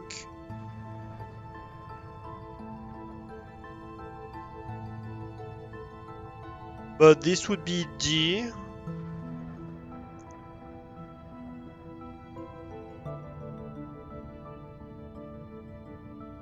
E, F, G.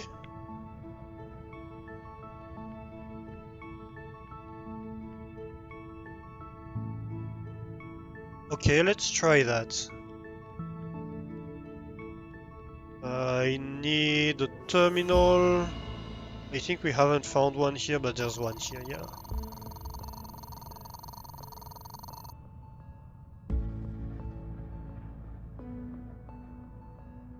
So, what would that be? That would be 1, 2, 3, 4, 5, 6, 7, 8, 9, ABC, D, E, F, G. Yeah, that works. Corrupted message. Dear Michel. From Redacted. Dear Michel, I am sorry I haven't wrote you in so long. You'll never guess where I'm sending you this message from. Earth. The story of how I ended up here is crazy, a true saga. I have to save that for another time though. I don't have long, and I have something important to tell you. I went to a zoo yesterday, and it was madness. I know we always spoke about giraffe as kids, all those photos you had, but honestly, I never truly believed they were real. My god, they are real, and they are beautiful and majestic. I'm not capable of comprehending how they came to be. You need to see this someday. I have to go now. We'll speak soon. I'll send some pictures I took later. Miss you. Love, Beth. Oh, that's cute.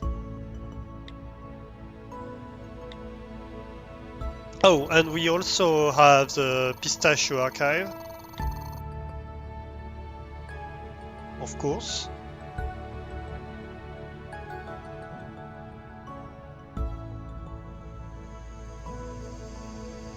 Oop. Almost missed that.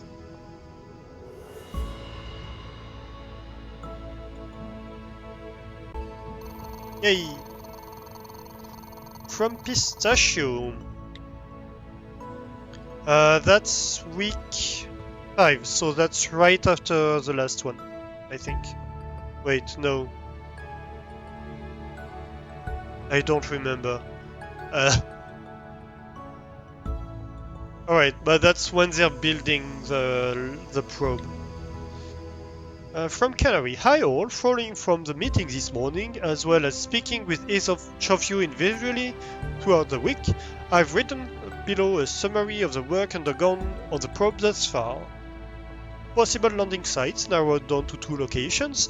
Both locations are positioned near to a geographical landmark of interest. The point of interest is a large shield rock formation. The huge range in altitude surrounding this landmark has resulted in it hosting 3 different biomes. This gives us the widest possible range of results for a single probe. Really good work, Juniper and Pistachio.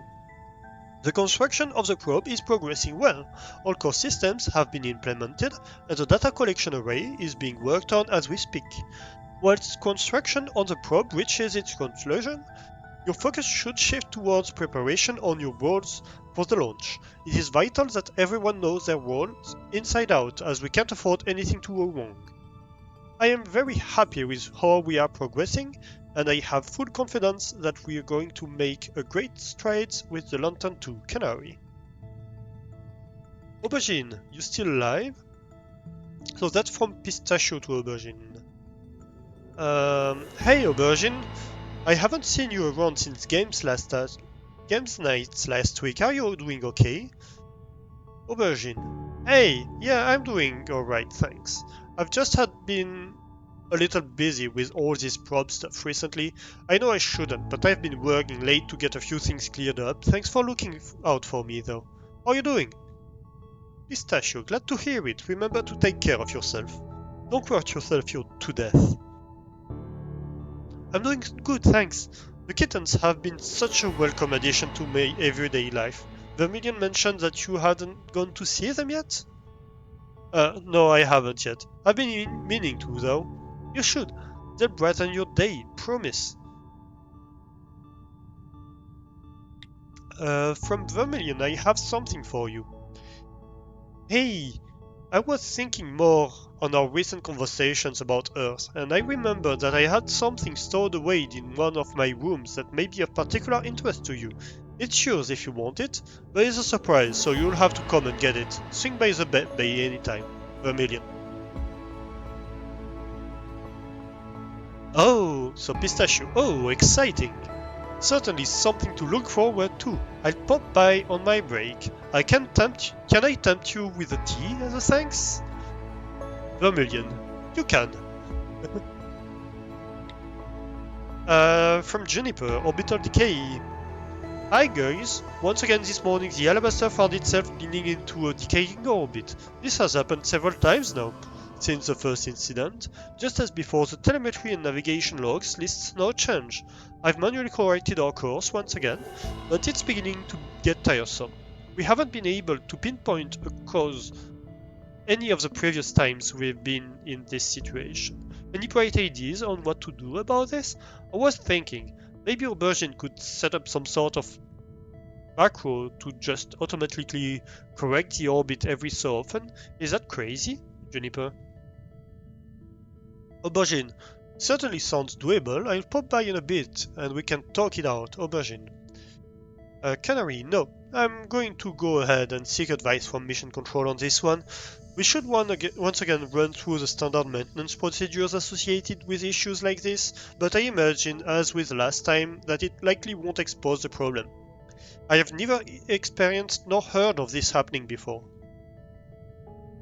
Juniper, it's not that much of a nuisance to keep correcting. Do we really have to tell Mission Control about this? I'm sure we can handle it ourselves.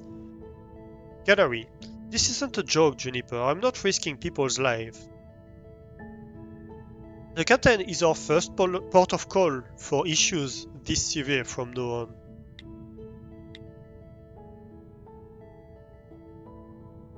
on. From Juniper to Pistachio.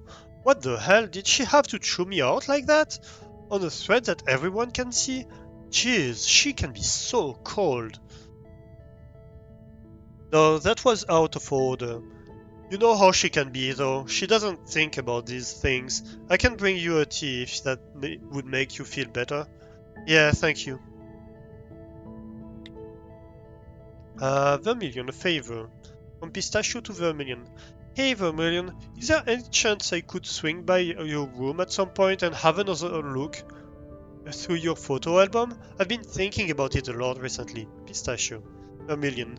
Of course you can. In fact, if you promise me you'll treat it well, I don't mind lending it to you for a while. That way you can look through it without looming pressure of me wanting to go to sleep. Vermilion. That would be amazing. Thank you. From Juniper, Games Night. Guys, this isn't a joke, it's Games Night tonight. I'm not risking any of you not turning up. Games night should be our first port of call for Saturdays from now on. Juniper, Lucas, I'm sorry. So from Juniper to Pistachio. Pistachio, over the last month, we've become fast friends. We've shared a lot together and had a lot of fun, but you're starting to put our friendship at risk. I'm not sure I can keep going like this. I'm sorry, it's almost too much to handle. Look, what I'm trying to say is, if I find one more cute little origami crane in a place I specifically do not want origami cranes, I'm going to flip my lid. Pistachio, you're a real ass. You had me going for a second there. Look, I'm outside your door. Let me in so I can apologize in person. Juniper, I hate you. They're so cute together. Pistachio, if you pull on his head and tail, he flaps his wing.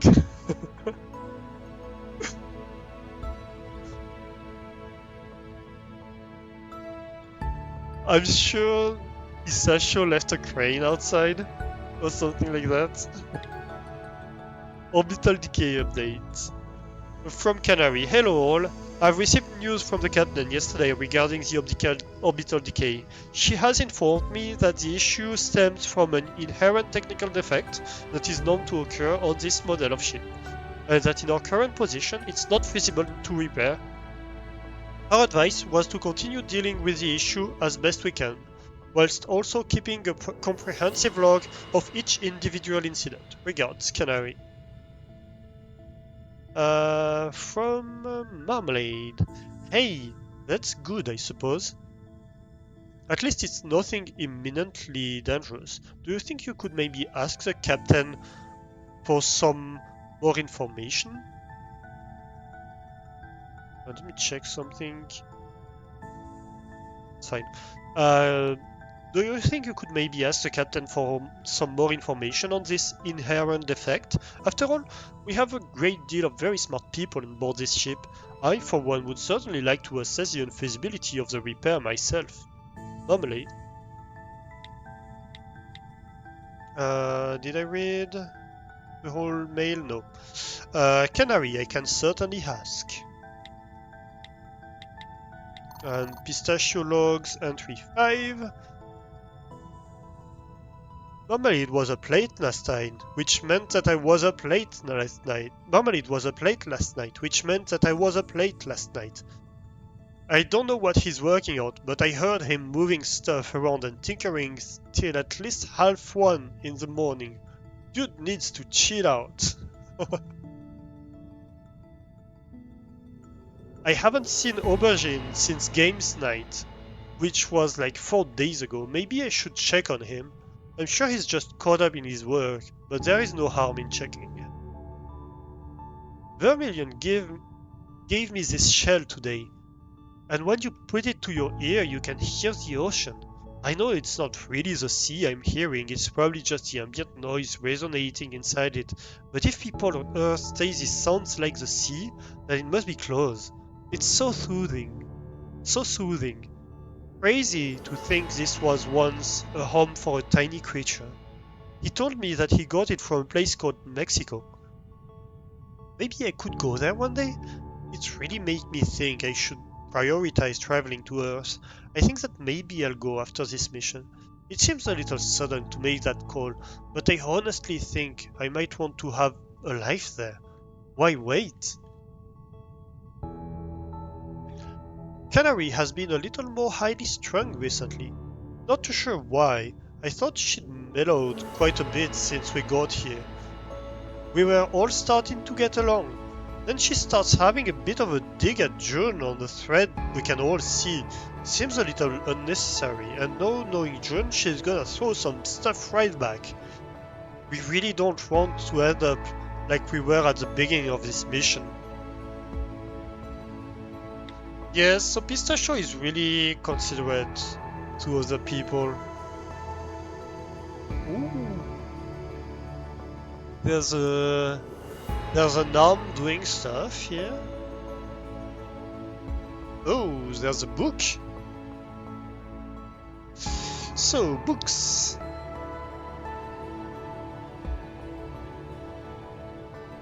So where is this? That's the science bay, I guess?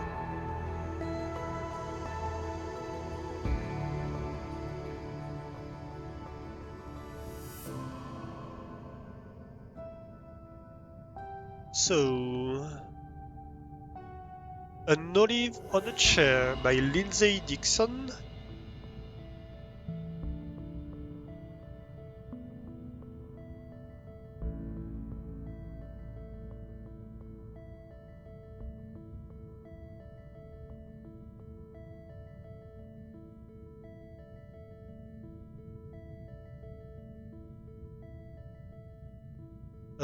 Number 7. 5th edition.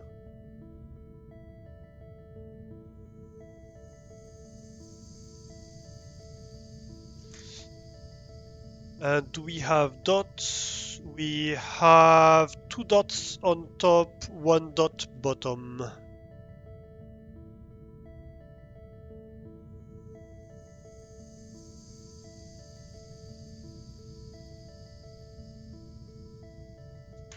Interesting. Maybe it's 1s and 0s, these dots?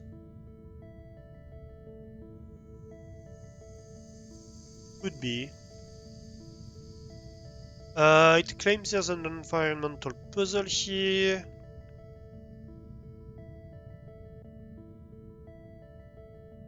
What else? Is that an ID card? Yeah, that's Canary. Alright. So what was it in this room that we had to do? What room is it? I guess it's bottom left room. So we have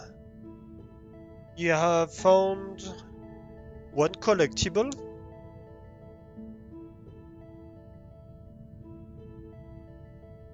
I think so far that's all.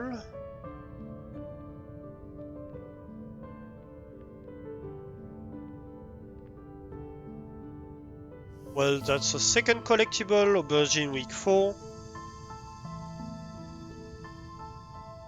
So we have found both collectibles, and we know that one of the environmental puzzle is obviously the book.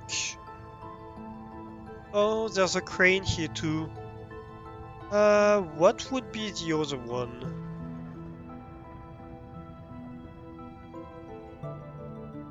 Oh, it could be...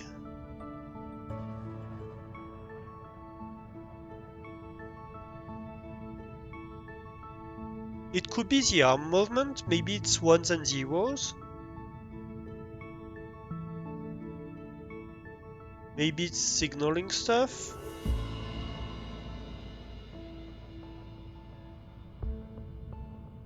How do we know when it resets though?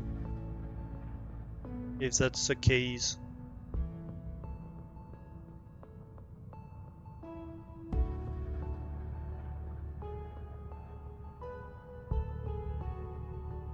Is there anything it does at some point in particular? Okay, so now it stops. Okay, so let's write down... hang on, I'm not ready. Dang it. We're gonna have to wait a whole sequence, aren't we?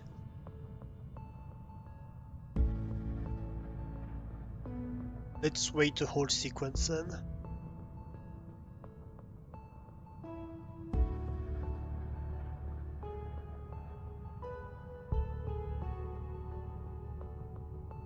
This is gonna be difficult because the game is behind me when I'm looking at the paper. Like the game is on my left, the paper is on my right, so that's gonna be a problem. That's gonna take several cycles, I feel.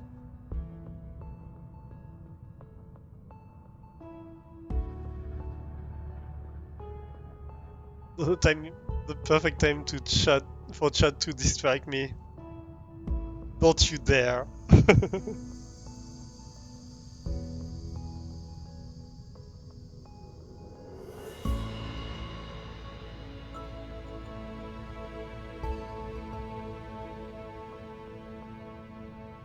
Come on.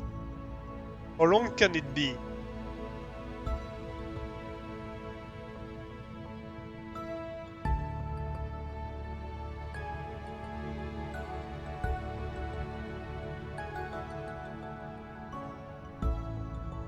Did I miss it? Did I miss a whole cycle? That would be like me, wouldn't it?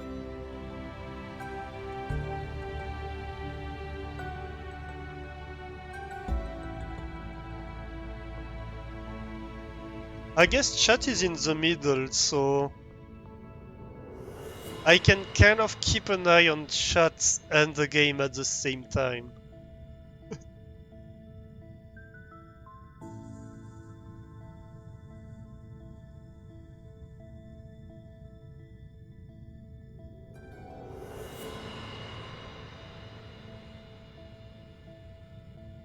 Come on. Can't do it, little arm. This reminds me of the Pixar logo. Oh, here we go. So 0, 0, 1, 0, 0, 1, 1, 0, 1,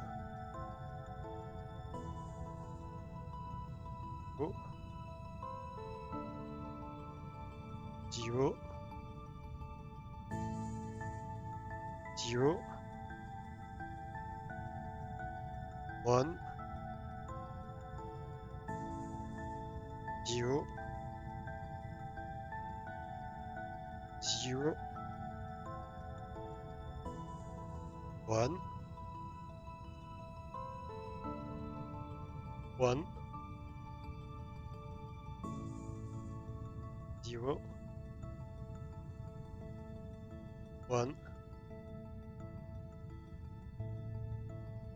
0, 1, 0, 1, 1, 1, 1, 0, 1, 1, 1, 1, 0, 1, 1, 0, 0, and that's it. Ooh, and chat didn't even distract me while doing it. Good chat. Good chat.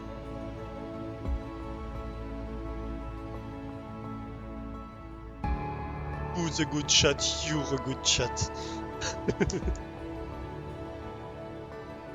So that's a 2, that's a 6, that's an 8, that's 9, A, B,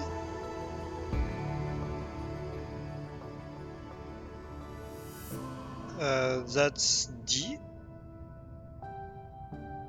that's an E, And that's... Wait a minute.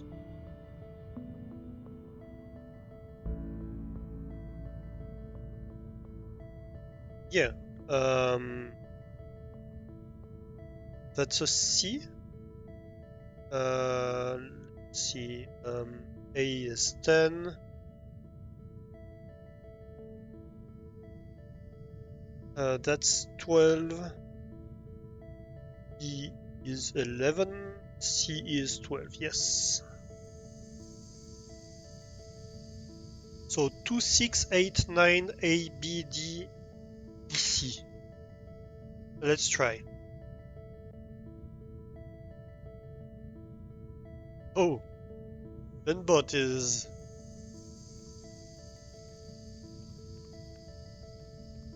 pinging me like there's no tomorrow. Venbot is trying to distract me. Too late, Venbot. Too late. Ha!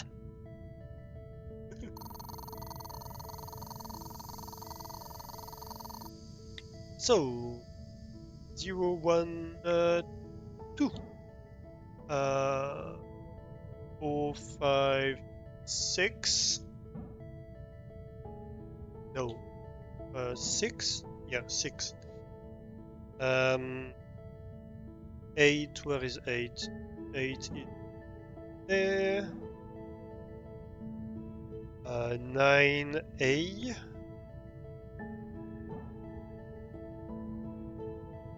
D. Hold the line. D. E. C. Yeah! Another corrupted message. Diary of an unnamed Earthman 7. Oh, that's the second one you get. Diary of an unnamed Earthman. Mom was out today. I left her a message. It's almost a good thing, to be honest. I'm getting an augment. I thought I'd start off small, nothing too crazy. It's just this small panel on my arm. I'm not sure how to explain it. Everyone here, when they buy things, go place, take a tram, this sort of hook up to the network. All of their money, identity, everything, it's all on one of these chips. It's been so difficult doing day-to-day stuff here without one, so I'm taking the plunge.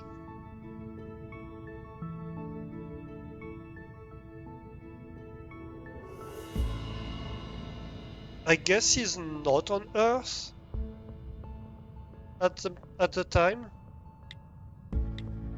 right? Let's see. I go to removable storage. Dang it.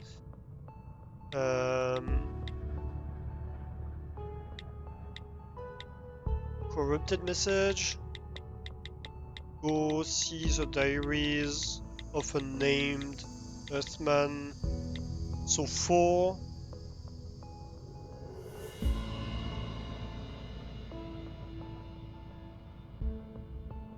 I think that's it. I don't know. Is he discovering Earth or is he discovering the space station?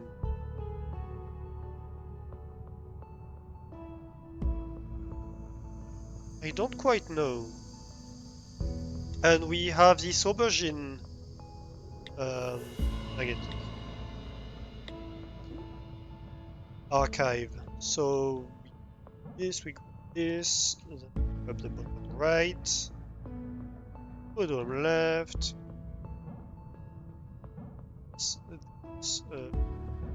And to grab this and this. Week 4 is the one where they are building. So it's the second week of building the lantern. So that's again the email from Canary. No, that's the first week. They built the lantern actually. So that's the email from Canary announcing that they'll be building the lantern to probe. And keep an eye on your messages for your individual world briefings. Thanks, Canary. So, Aubergine's mission role. Hi, Aubergine. For the majority of the preparations, you will be working on the data collection array with Marmalade and myself. Whilst we worked on the physical construction of the array, you will be working on the software backend. As I said in my prior email, the exact specifications of the data array are still unconfirmed. This is due to potential limitations of the Lantern 2 probe, so expect this to be quite an iterative process. You will also need to collaborate with Juniper on the integration of the Lantern 2 communication systems with the Alabasters. Thanks, Canary. Yeah, because Aubergine is the systems engineer, so Aubergine is the one who's doing all the programming stuff. Marmalade, Workshop Workspace. From Aubergine to Marmalade. Hi, Marmalade. Is it alright if I set up a small workstation for myself in your workshop? That way we can work on the probe in the same space. Saves all of that walking up and down stairs, right? Aubergine. Marmalade. Hi, Aubergine. Of course you can. Help yourself to any of the free workstations and make yourself at home. It will be nice to finally have some company down here. Aubergine. Ace. I'll start bringing some stuff down later today, if that's cool with you. Marmalade. Go for it. Oh, that's nice. Vermilion, I guess I like music now. So from Aubergine to Vermilion. I don't know what it was that you were listening to yesterday, but I have not been able to get it out of my head. I've been humming it all morning. What have you done to me? Vermilion. That is both the curse and the joy of music. On Earth we call it an earworm. And there is only one way to cure an earworm. Fortunately, I possess everything needed up here in the medbay. Vermilion. We now have 5 cats, so Vermilion announcing the cats. Canary is concerned about her fish. Games night. Juniper is announcing games night. Vermilion. I don't suppose I could borrow some vinyl. Aubergine, from Aubergine to Vermilion. Evening listening sessions just don't seem adequate anymore, Vermilion. I've been building my own player and I think it's ready for its first proper test. Maybe you could come by and see how it sounds too? Vermilion, of course. I'll be over after dinner, which you're welcome to join me for, if you so desire. Vermilion. Yeah, and so Aubergine made a disc player, which was like it scratched up Vermilion's vinyl in the first test, but then he quickly improved it over time, and eventually Vermilion is like, yeah, I might need to ask Aubergine to upgrade my own stuff because his is just better now.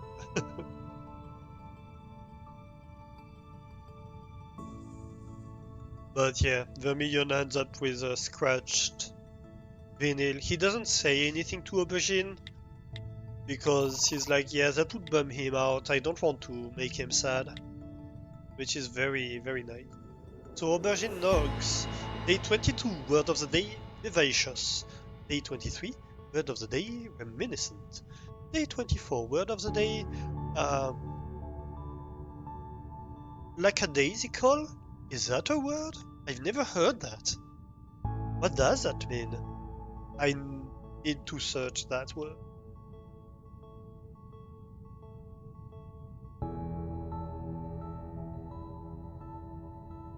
Oh, interesting.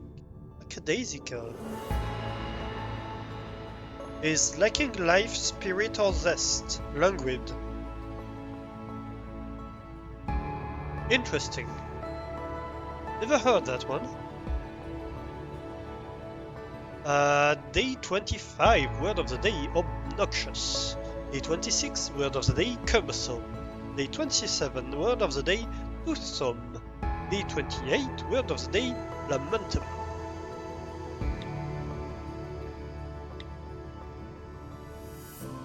Aubergine's fun. It's one of the characters we have less insight into, I guess. Pâtier aubergine's fun. What is this? Huh. Wait, what?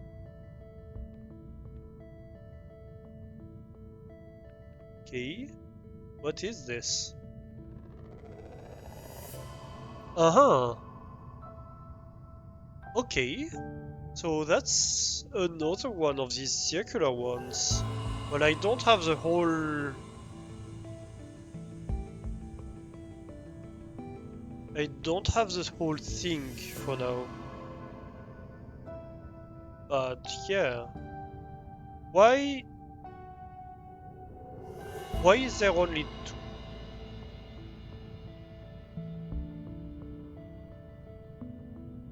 of them?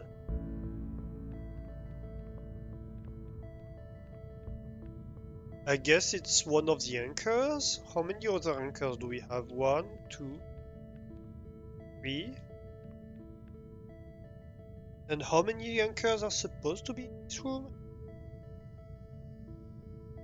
There are supposed to be 3 anchors, but I guess it's this one.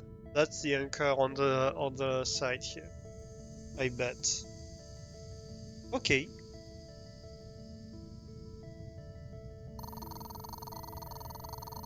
And we should have solved an environmental puzzle, right? Yeah, we have. Okay. No, wait. I'm looking at the wrong floor, but yeah, we have. Okay.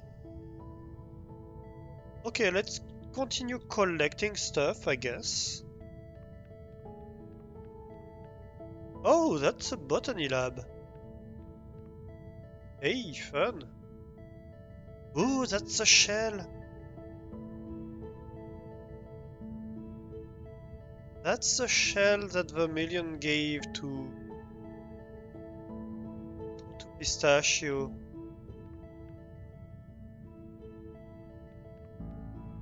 What do we have in here? I think we just have... Oh, an environmental puzzle. Would that be it then? Yeah, that's it. Do the leaves make a pass or something? I think they might. Big leaves.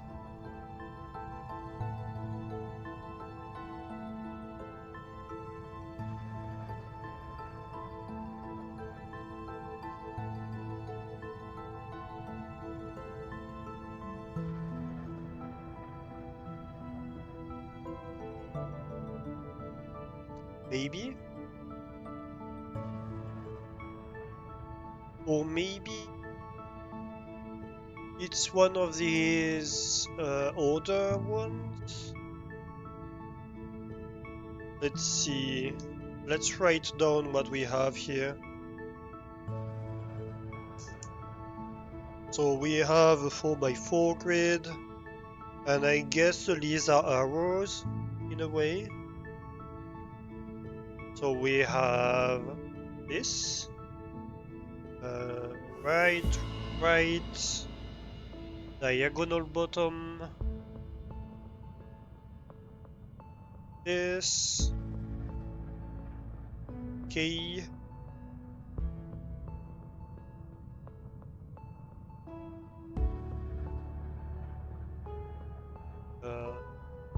up, here, down here, down here, here. Yeah, it's definitely a path, I think.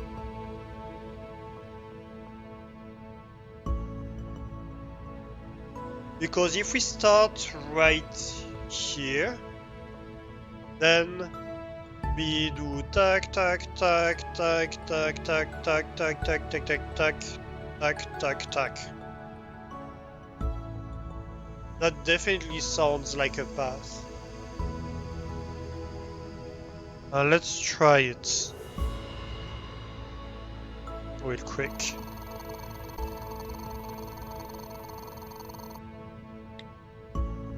So I'm saying if we start here, then we Grab this one, we go up. Then we go diagonally back down, all the way here.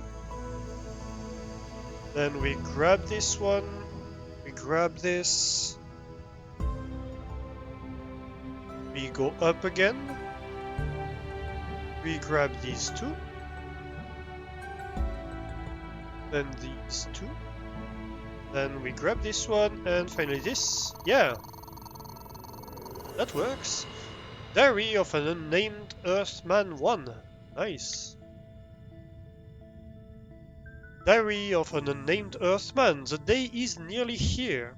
Tomorrow, I am 19 and will be able to board the Amethyst to make my way to Pangaea, so he is leaving Earth. I will miss Mum and the dogs, but I know I'm destined for something greater.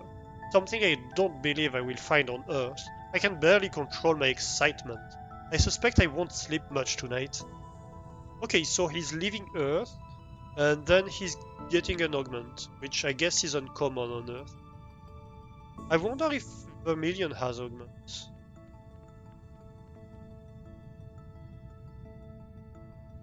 Okay, so let's see here. We have located this one. I think we've done the corridor stuff too, right?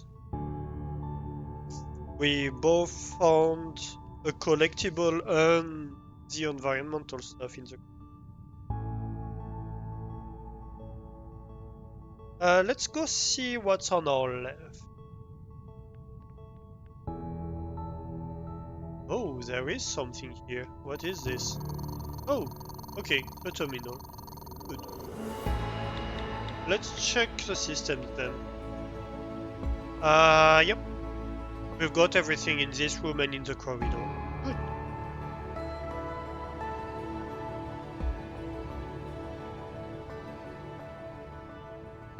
Pistachio stinks from Juniper.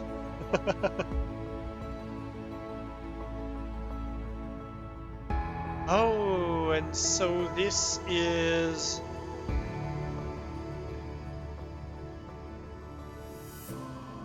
This is Juniper's little domain.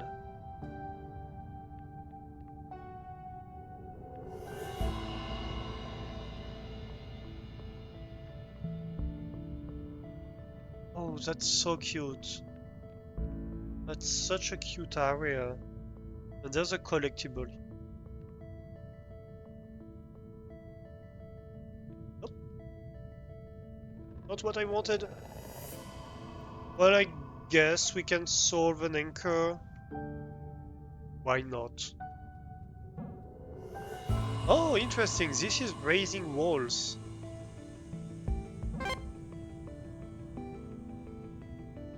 Oh, that's fun. What if I go there?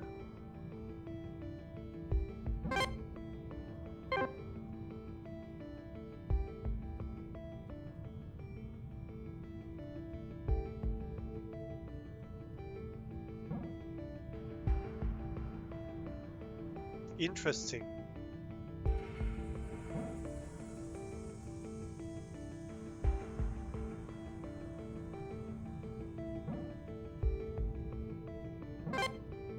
How do I... Wait. I'm getting confused here. Oh, so maybe I need to do something like that? Yeah, okay. So I block both walls.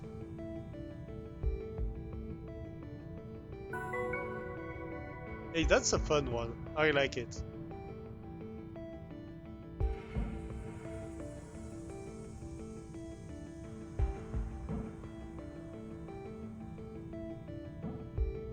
Aha. So if I did this...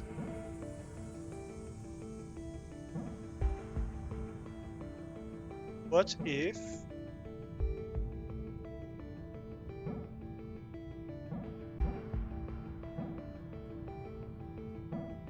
What if I run very fast? Okay.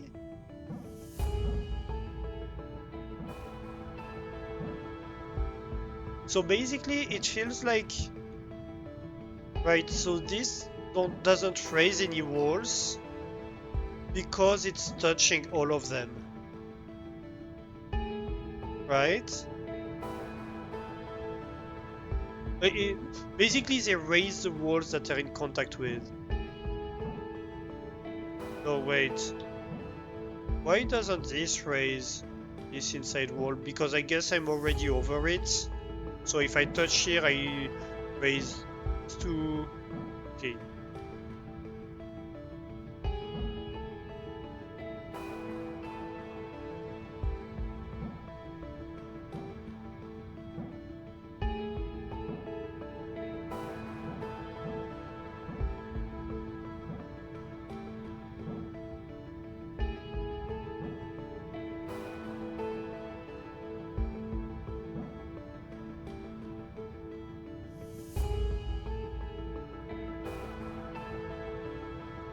So if I do something like that, then I'm fine, right? Yeah.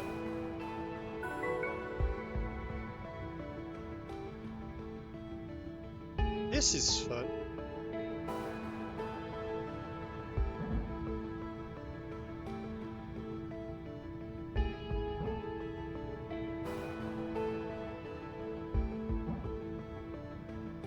Maybe I do something like this.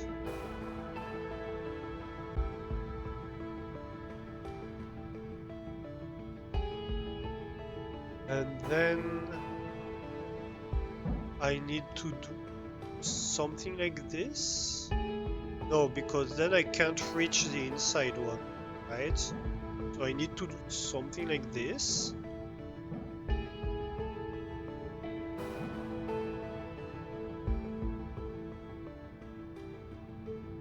And then I can do that. Okay.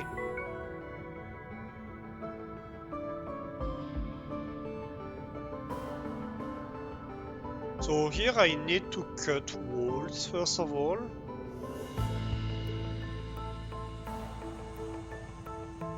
I'm being hydrated. Thanks, Guppy.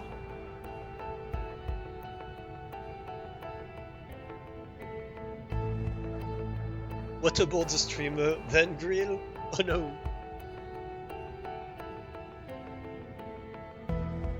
Not the grilling. I mean, I guess if I'm well hydrated, I'm fine, right? Is that how it works?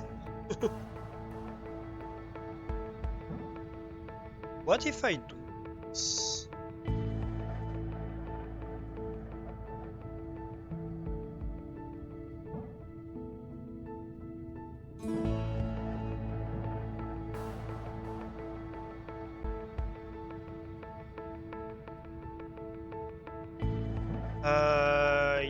Yes, but that doesn't quite work, but I can do it in reverse, right? I should probably do it in reverse. That way I can come back. So that's fine. And then, yep.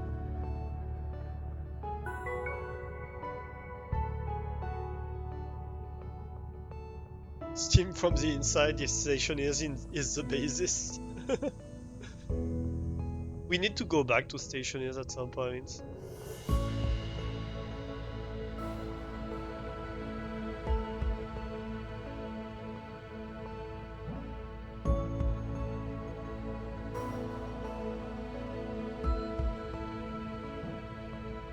What if I do this instead? Oh. Yeah. I mean, maybe that can work.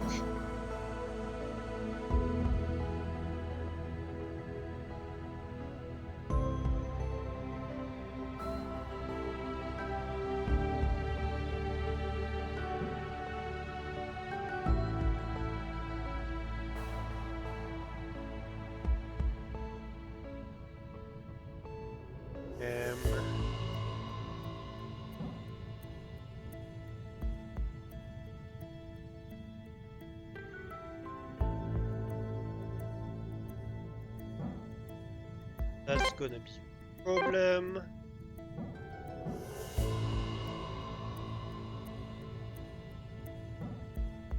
That's tricky.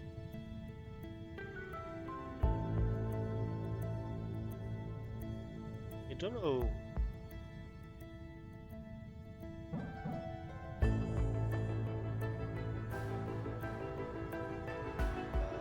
That doesn't work.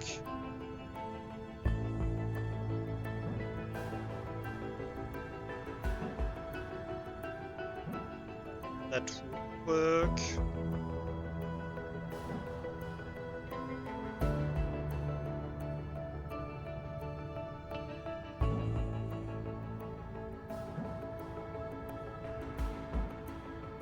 Up.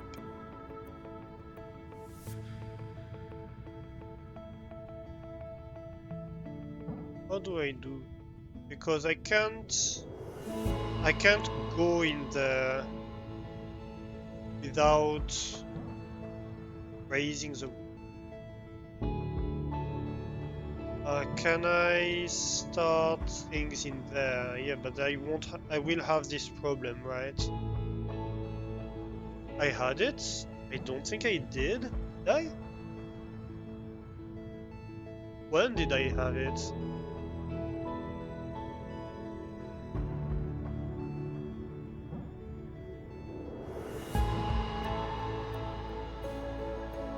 I just have to do a full loop. Yes, the last edge is the problem. Like, how do I... Oh, ad break. Oh well. I guess ad break.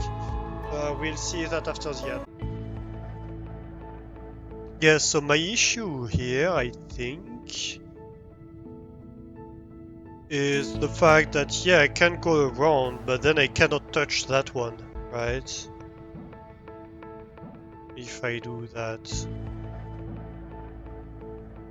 So maybe I'm considering same problem here.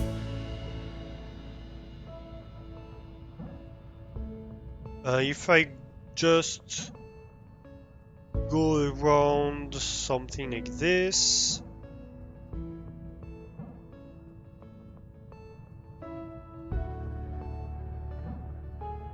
then I can touch these two, but then I'm blocked.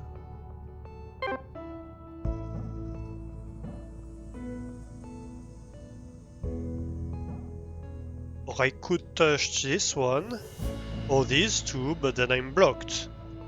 But maybe I'm onto something here. Maybe I just don't do the full loop there. Maybe instead of going back here, I go here. Would that work? Then if I do the diagonal... No. I can't go in between. You think I could have done it? How? I don't see it. I can go back to this.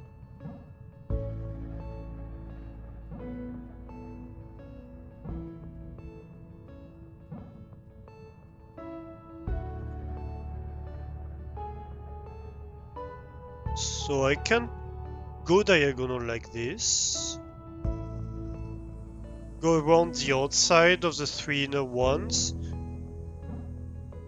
Oh, maybe. Yeah, you're right. Actually, you're right.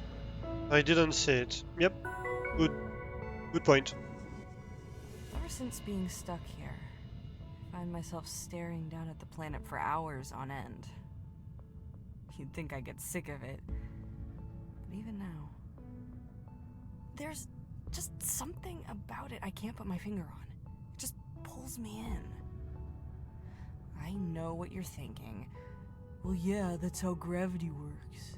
But it's more than that. I don't know. I haven't even told you about the probe yet.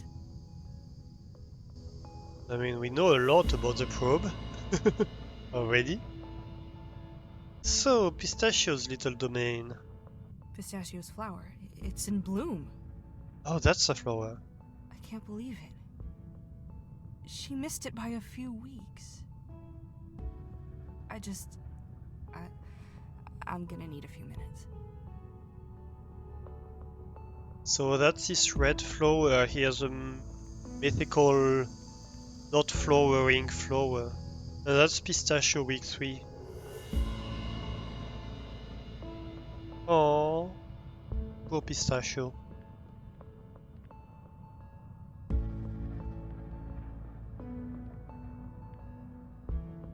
And the bench. I too was taken aback by the air in here. I've never felt air that was, well, wet before. Breathing feels different. Right now it probably feels a little uncomfortable, maybe a bit much. But once you leave the greenhouse, you'll quickly realize that all other air has been selling you short your whole life. As if it's missing key ingredients. Like a cake without icing. In the same way that a delicious icing-clad cake spoils all future uniced cakes, the air in here, it ruins the air in the rest of the ship. You see, the thing with cake is that once you have the first special one with that moist, fluffy sponge, a gooey, fruity jam center, and then the icing, both soft and crunchy, decorative yet delicious. Where was I again? I lost myself for a moment there. She's such a goof. So this wasn't about the bench.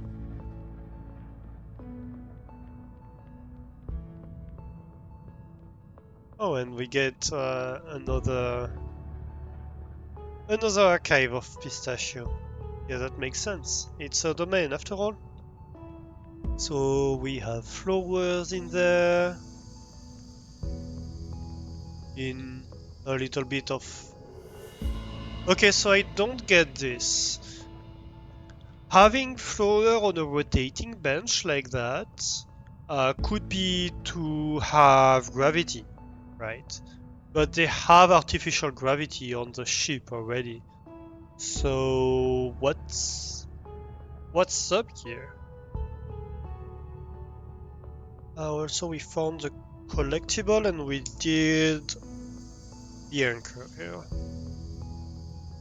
Like there's no point having a rotating setup like that in a ship that already has gravity.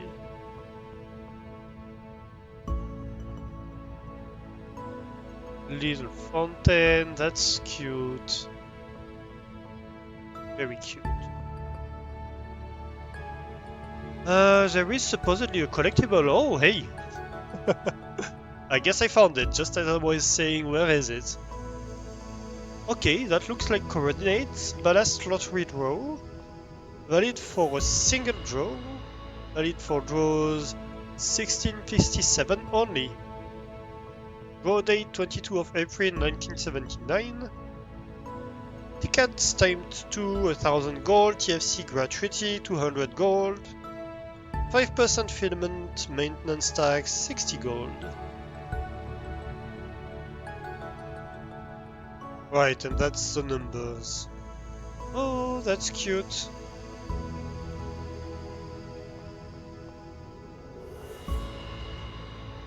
Okay, we'll have to go enter that, I guess. The terminal. Finish exploring here. Yes, a lot of lights, water, stuff like that.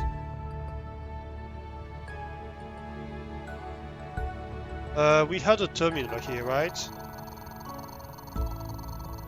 That's a bunch of reading we have to do, I guess. What do we start with? I kind of want to start with the card. It's been a long time since we did a card. So 2-1. I guess it's second row, first column.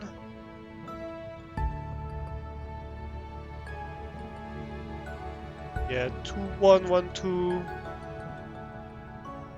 Might not be actually. Might be second column, first row.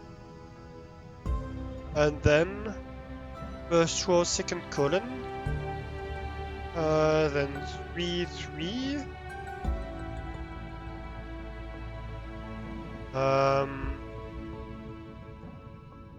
Then Third column, fourth row. And fourth column, first row. Fourth column, second row. Fourth column, third row.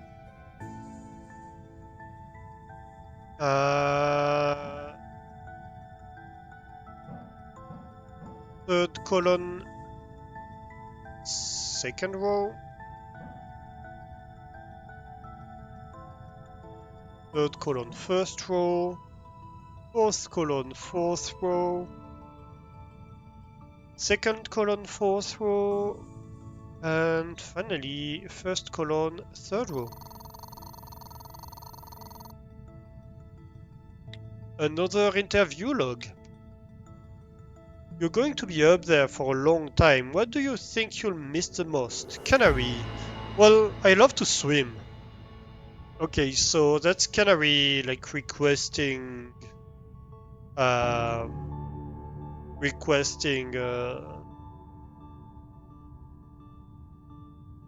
it, a swimming pool, basically.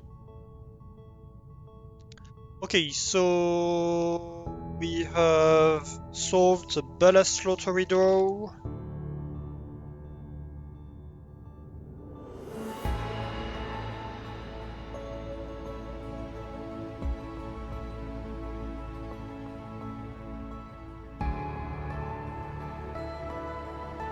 So this is the list where we write all the cards,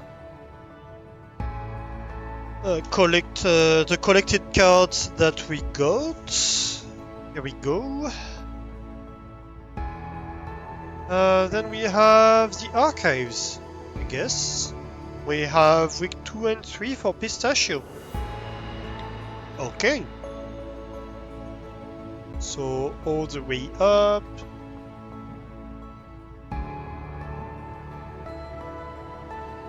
All the way down. All the way there.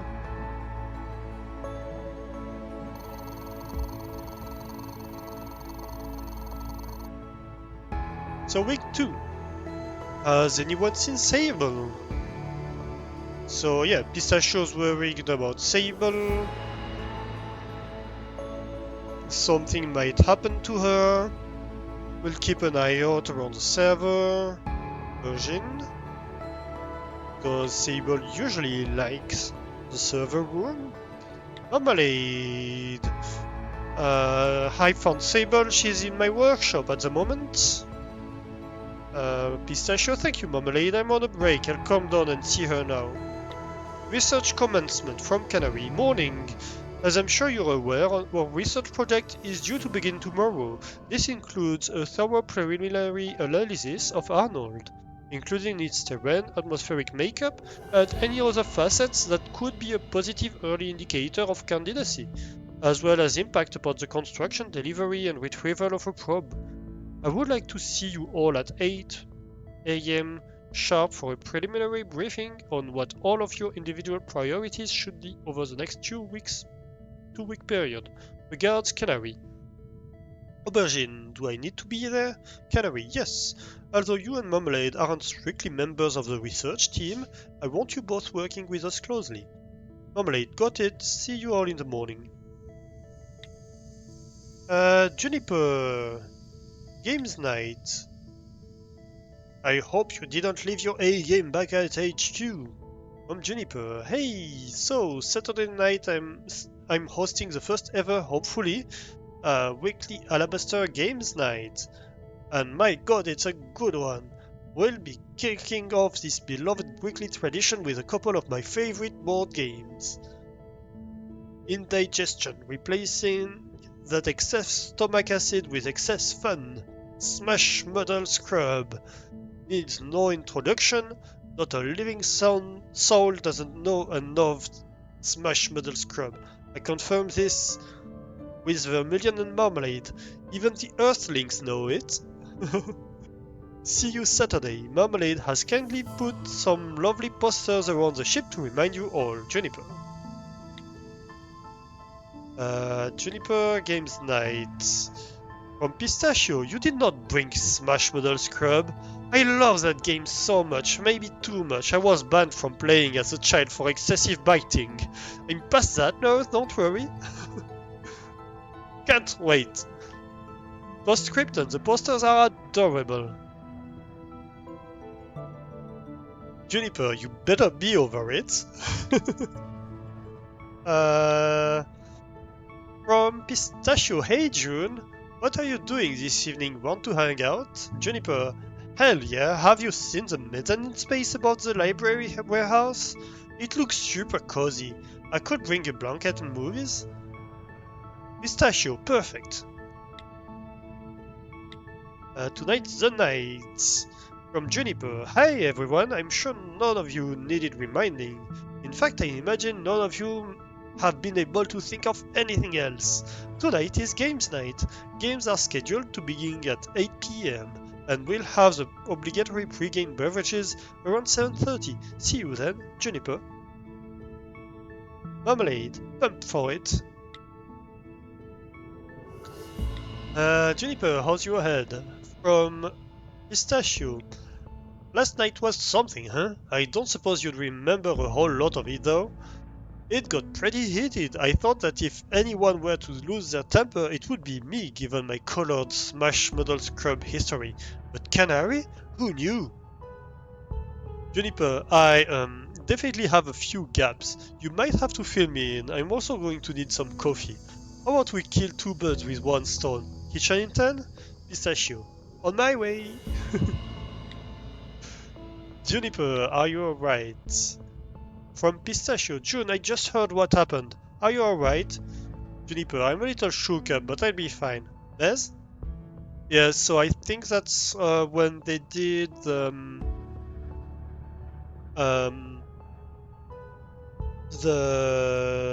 spacewalk. So Juniper and Marmalade went on the spacewalk to repair hull damage they had taken during the trip, and Marmalade got hurt, nearly lost his life. So that's Pistachio checking on Juniper. Marmalade, hang in there. So from Pistachio, I hope you're okay. Marmalade, thank you, Pistachio. The cranes are wonderful.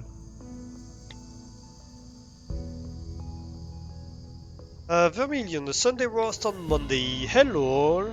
I'd like to introduce you to a tradition we have back on Earth, the Sunday roast dinner. So I know it's Monday, but I think we could all do with a little pick-me-up. Therefore, tonight you're all invited to have dinner with me and enjoy a proper Earth roast. Maybe for the first time. All the best, Vermilion. So yeah, after that, everyone was a little shook up, so Vermilion did his best to alleviate the mood, and treat 2 of the logs of Pistachio.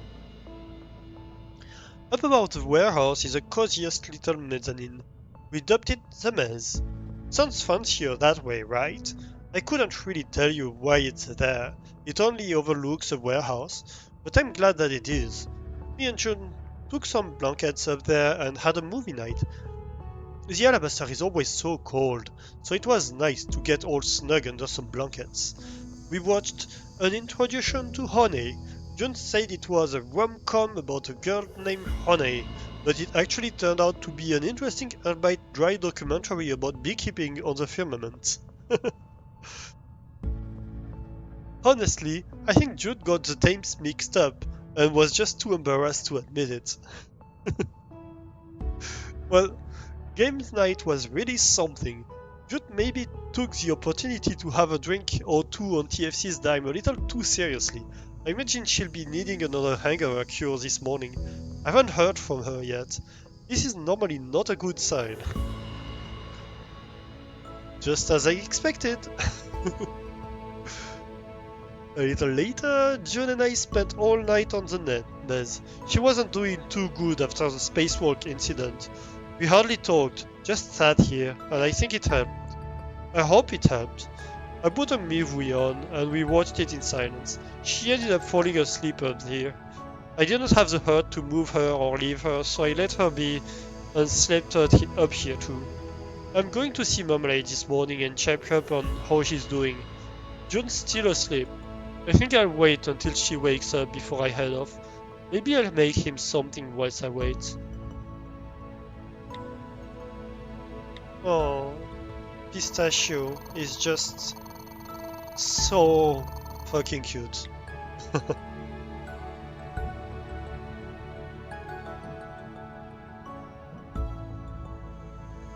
Right.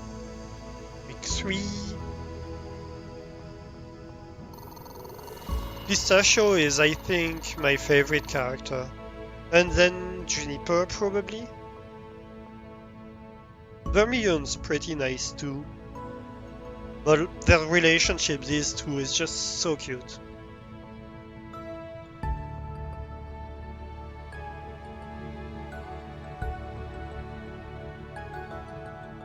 Alright, a surprise party. Pistachio. I just learned that it's Marmalade's birthday on Saturday.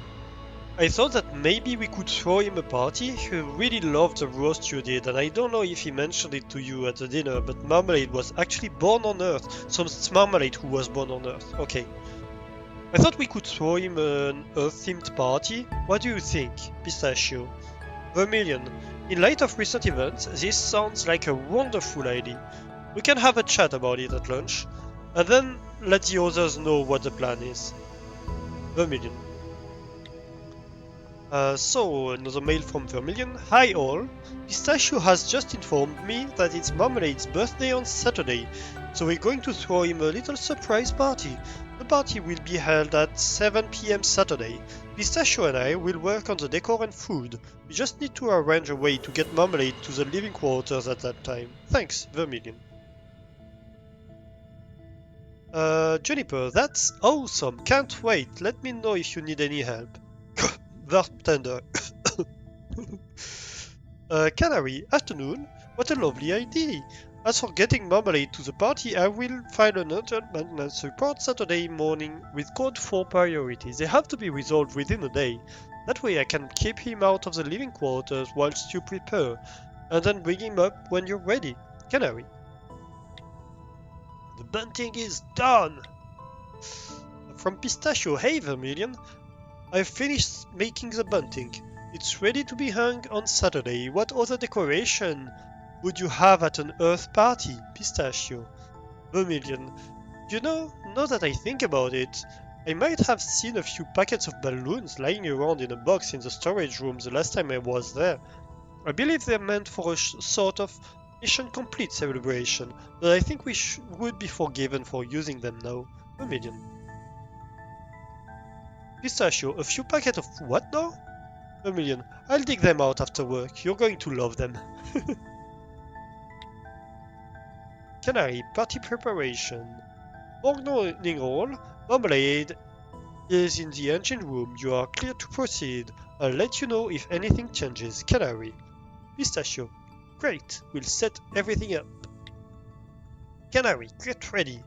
I will be bringing Marmalade up to you shortly. Please ensure that everyone is in place. Canary is taking this like it's a military exercise or something. Marmalade, I just wanted to say thanks. Hi guys, today was great, the most fun I've had in a while, and such a lovely surprise. Thank you all so much, it means a lot. Marmalade. Vermilion, I'm still worried about Sable. So it's from Pistachio. Morning, Vermilion. I know it's not exactly your area of expertise, but Sable has gotten a lot worse recently. It's beginning to really worry me. She can't seem to keep her foot down in the mornings. She's sleeping a lot more than usual, and none of it seems to be letting up. I can't shake the feeling that it's something serious. I know that the surgical unit is really only meant for human patients, but is there any chance we could just put Sable in it anyway? How different are cats and people really, right? At least think on it, Pistachio. Vermilion. Hi Pistachio. I'll speak with Aubergine and see if we can make some adjustments to the unit that would make the whole process safer and more reliable, improving providing an accurate diagnostic for a cat. It also goes without saying that I'm doing this only under the condition that you agree to remove all cat hair from the equipment after the test. I'm not sure how cat DNA would alter future human scans, but I'm certain that I wouldn't want to report those results to HQ. Vermilion. Pistachio, no hairball, got it. Vermilion will scan stable this evening. Me again. I've had a quick chat with Aubergine, and he's going to do some software tweaks to the medbay this afternoon. He doesn't seem to think it will be too tricky, so we can probably do a full scan of Sable this evening. Bring her by, shall we say 8 PM? Vermilion. Thank you so much, I'll be there at 8. Pistachio. An update on Sable! 1 AM warning. Yeah, we are not gonna be too long. I think we are going to end soon. Hi all! We scanned Sable in the net bay last night, and she had shown little signs of improvement. Since we noticed her sheepish and lethargic behavior, I'm pleased to say that her ailment is nothing serious. In fact, it's quite the contrary. Sable is pregnant. I've no idea how the Filament Corporation failed to notice this when she was assigned as our crew pet. She is expected to give birth to kittens within the next few days. I suggest we consider a plan of action at this evening's debrief. Vermilion. Pistachio. Is this a joke? Vermilion. I'm afraid not. It looks like we'll be having 4 extra cats aboard the Alabaster. Pistachio. This is the single greatest day of my life. Juniper, are you seeing this? So from Pistachio, kittens, Juniper, multiple kittens on our ship. You better be as excited about this as I am. Juniper, haha, of course I am. Any ideas for names yet? Pistachio, how about Mercury, Persamire, oh, Catterall. Juniper, Pistachio, these are truly terrible. Pistachio, what? They're being born all the way out here, alone, in empty space. I'm just trying to honor their new heritage. Juniper, maybe name them after some flowers or something. At least that way you won't embarrass yourself. And logs entry 3.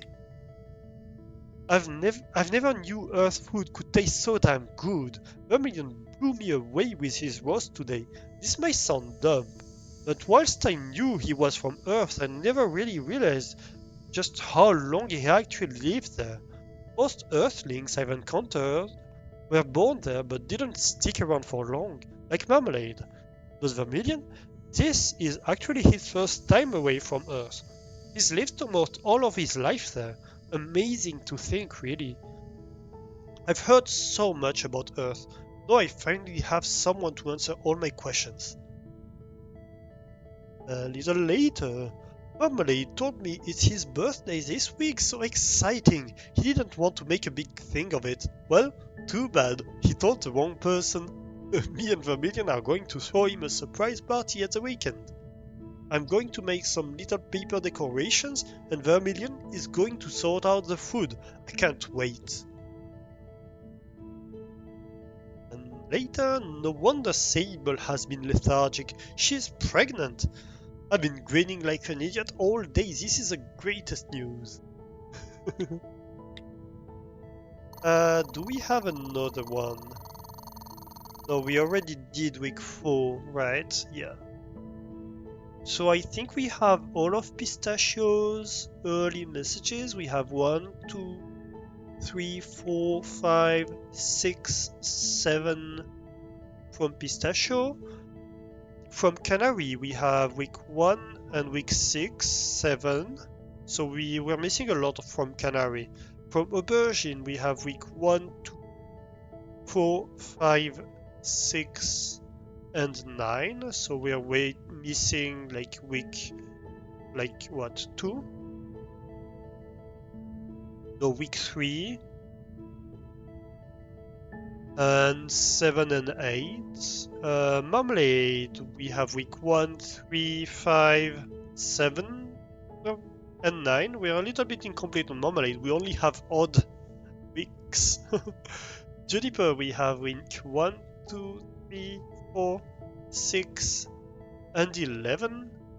And Vermilion, we have week 3, 4, 5, 6, 8, 9. Right.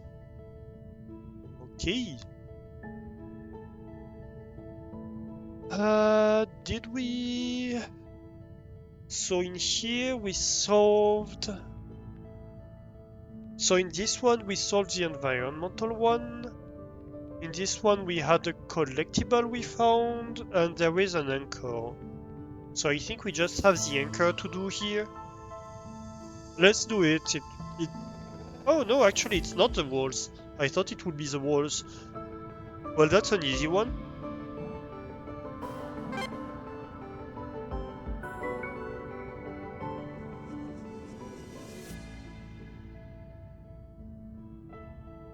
No dialogue for this? Interesting. Maybe it's I need a moment one. Hello?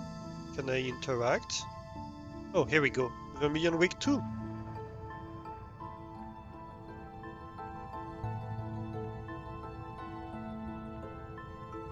Alright, let's check in here. I think first let's check on the systems report. Right, well, we have done everything in these rooms. We have this anchor. And we have this collectible. So these rooms are complete. Let's read this log. And then maybe we can look at the collectibles on the other side, and then we'll be done for tonight, I think. Just see what we can collect. Okay, Vermilion week 2.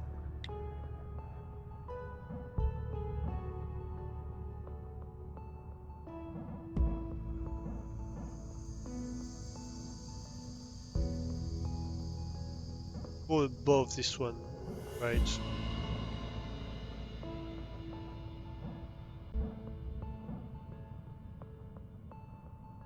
we go. Yeah, week 2. So, Pistachio was worried about Sable. Panic over, I found Sable.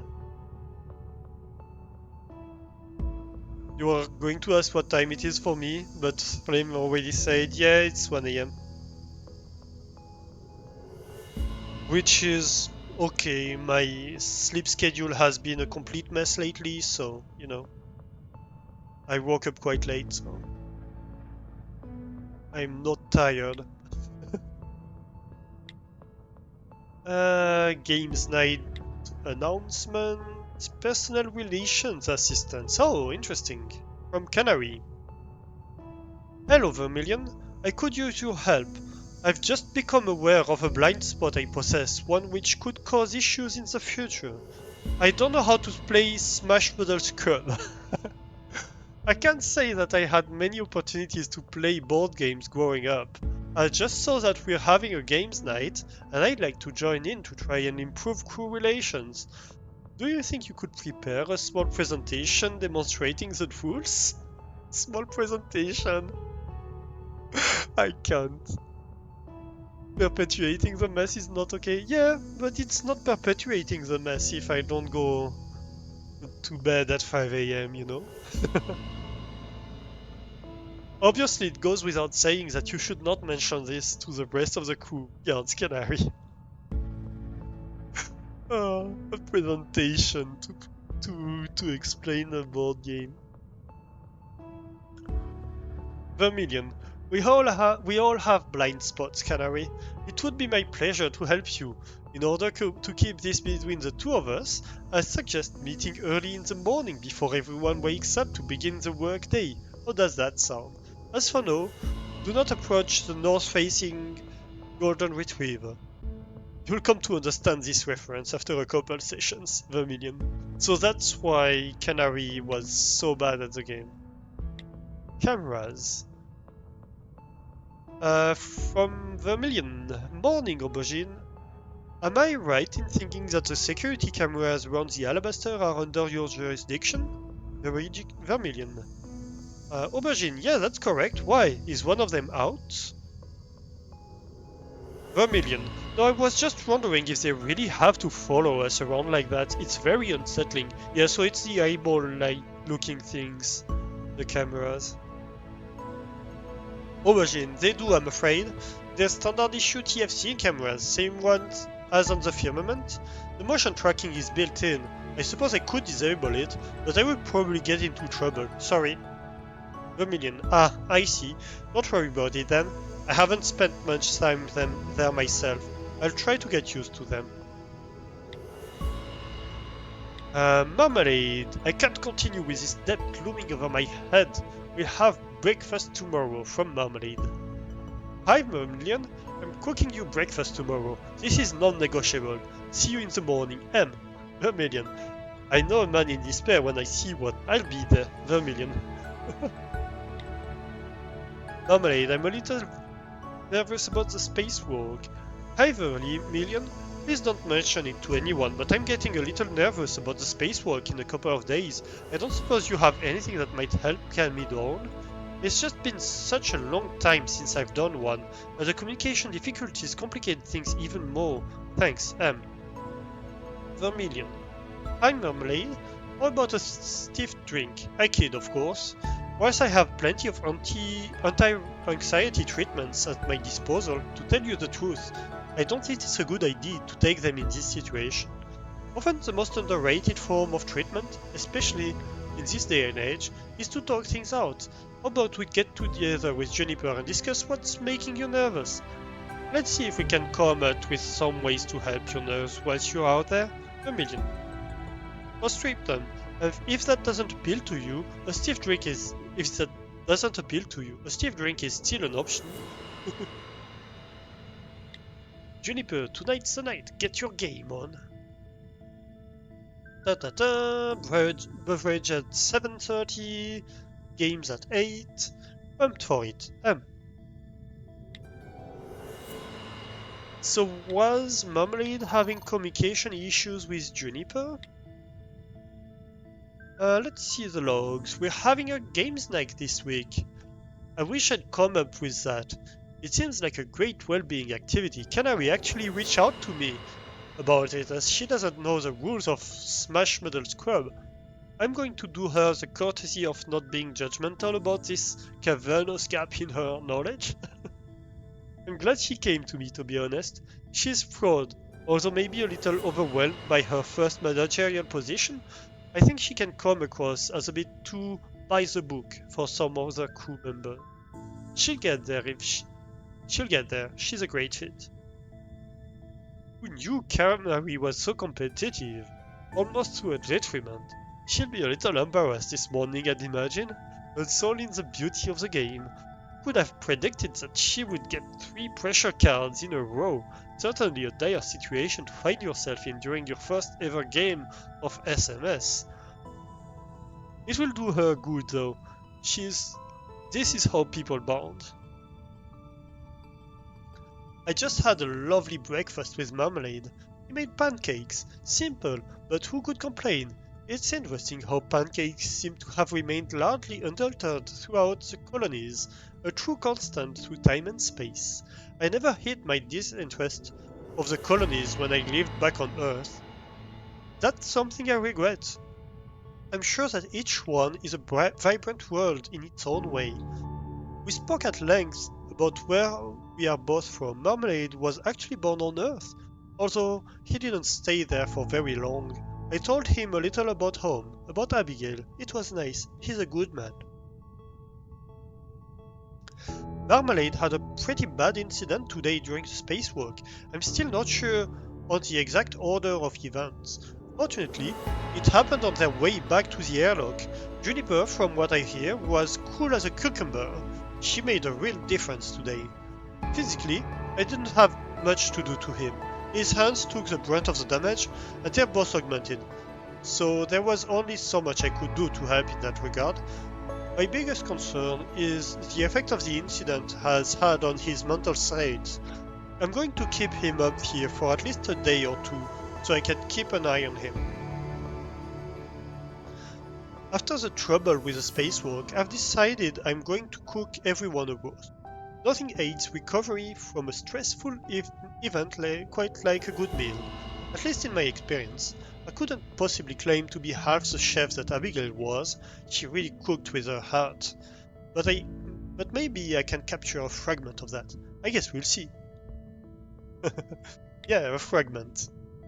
From what we've heard, it was a pretty big fragment. Right. Let's see. So we should have... Oop, map is out of the frame.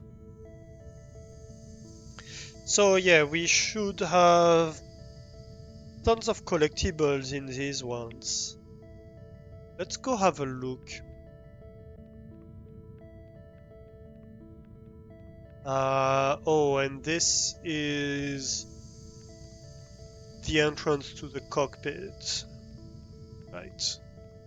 Yeah, so that's the cameras over there that follow us.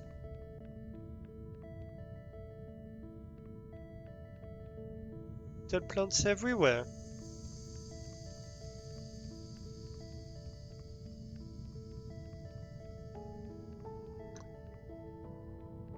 So if on the left side was the domain of Pistachio, I imagine on the right side is probably the domain of Vermilion.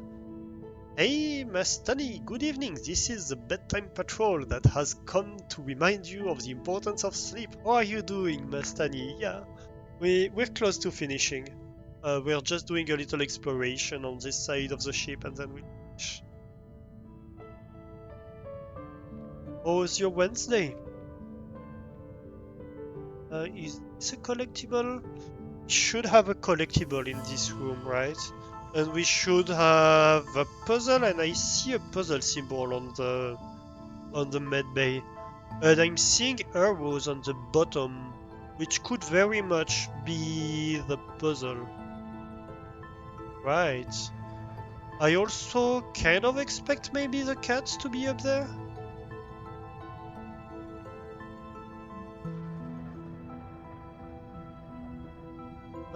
We have a little terminal here. Is there anything in here? No.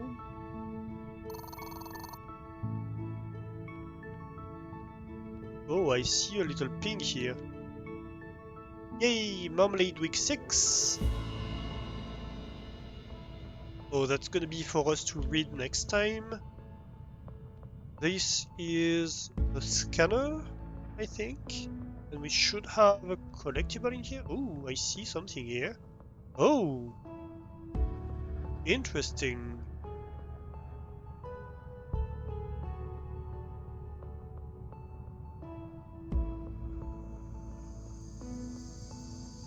Very interesting.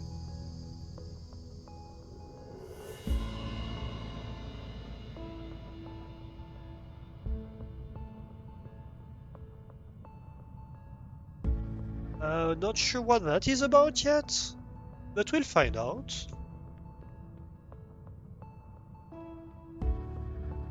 So yeah, I assume this is a scanner.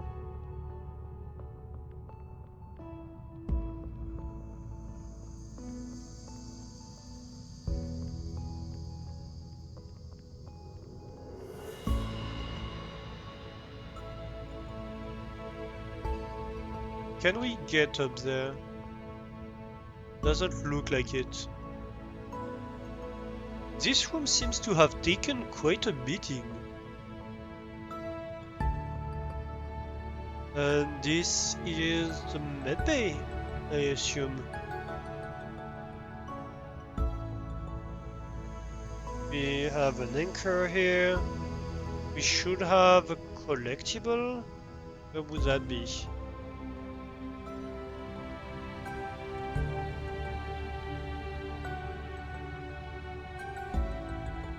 I see we have a dialogue here. Maybe let's see.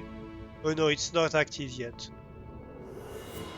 Well, good. Maybe we can collect stuff then. No?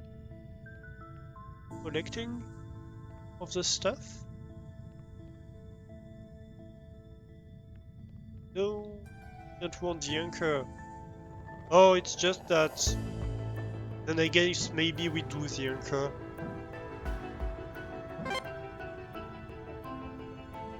About to sleep too. Yeah, nice. Glad you're doing good. We get a dialogue. Look like it. Why am I stuck? Oh, well, I guess. Okay, right. Marmalade week 4. Okay, yeah, makes sense. Marmalade spent a good portion of his week 4 in here. Come on, where's that collectible? Talk to me, game. Against the screen. On the bed. No. No collectible on the bed. Oh wait. Is it not a collectible? No, there's both an environmental... No, there's no collectible in here. What am I saying? This is the top room. Yeah, and we have an anchor here. So we have solved one of the anchors here. Which was pretty easy.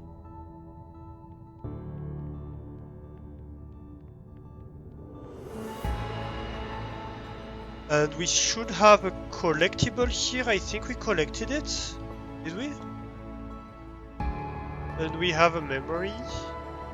Let's see. Let's just look at the terminal. It will tell us. Yeah.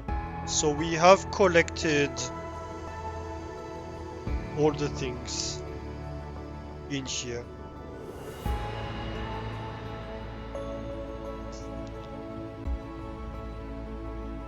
And so we just have a collectible on the 2 rooms below us.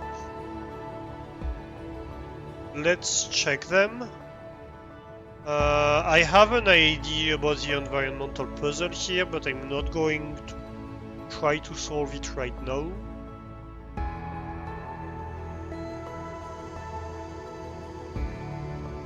And so this is... Where is this? Oh, that's where they designed the anchors. We have the radiation spike, I think, on this graph here. Probably. So this looked like another lab.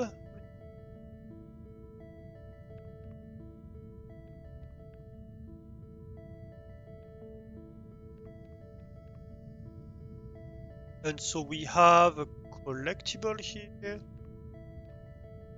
Where would it?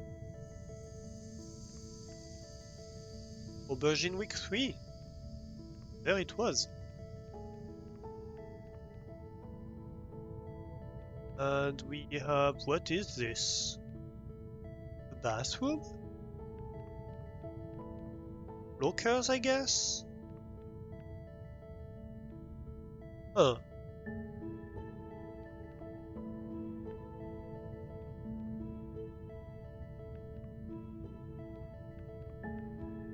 Interesting. And so there's supposed to be 2 environmental puzzles in here? I think there might be one with the tiles. And there's a book here. We can write down the book.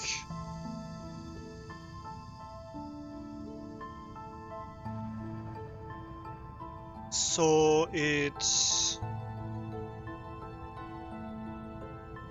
Introduction to Space. It's mostly empty.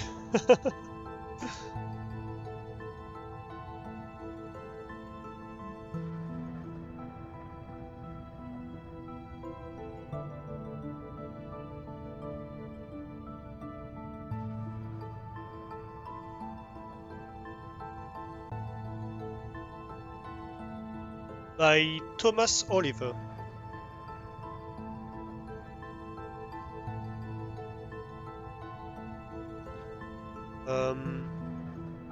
A E. Okay. Dark floor tiles. Yeah, I think the dark floor tiles definitely have something to do with it. And we have no dots.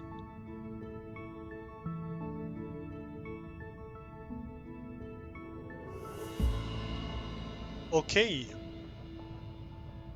And it's... what would this room be?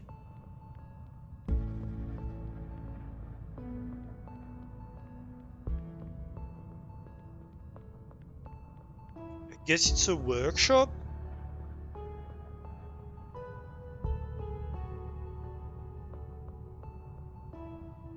Something like that?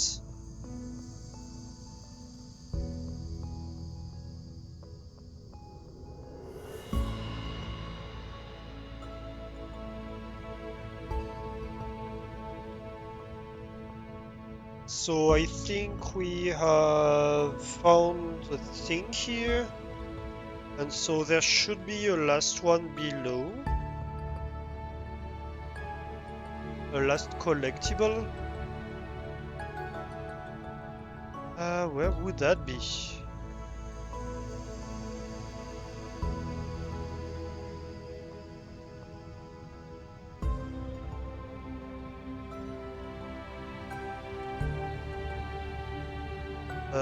Crow Division 2, but that's not collected. I assume if it's a collectible, we collect it.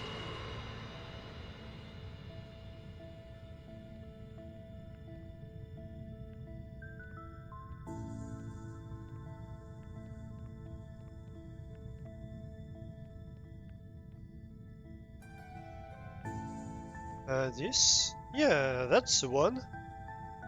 Oh, I wanted to turn it, I cancelled it. Well, I guess we collected it, at least. So, these ones are done. So I think we have all the collectibles. And we have identified a few of the environmental puzzles that we think we have ideas how to solve. We are not going to do that tonight. We're going to do that next stream. Same with the things we've collected here. I don't think we're going to try to solve them.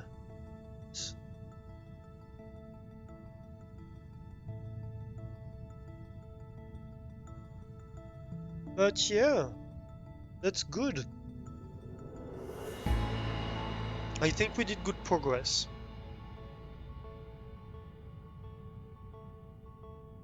We did a ton of progress, actually.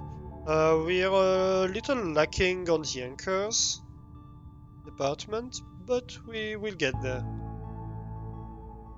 We have a lot to do on the third floor. We still have a lot to do on the second floor. And of course, we have a few environmental puzzles to try and solve. But that's gonna be us for today.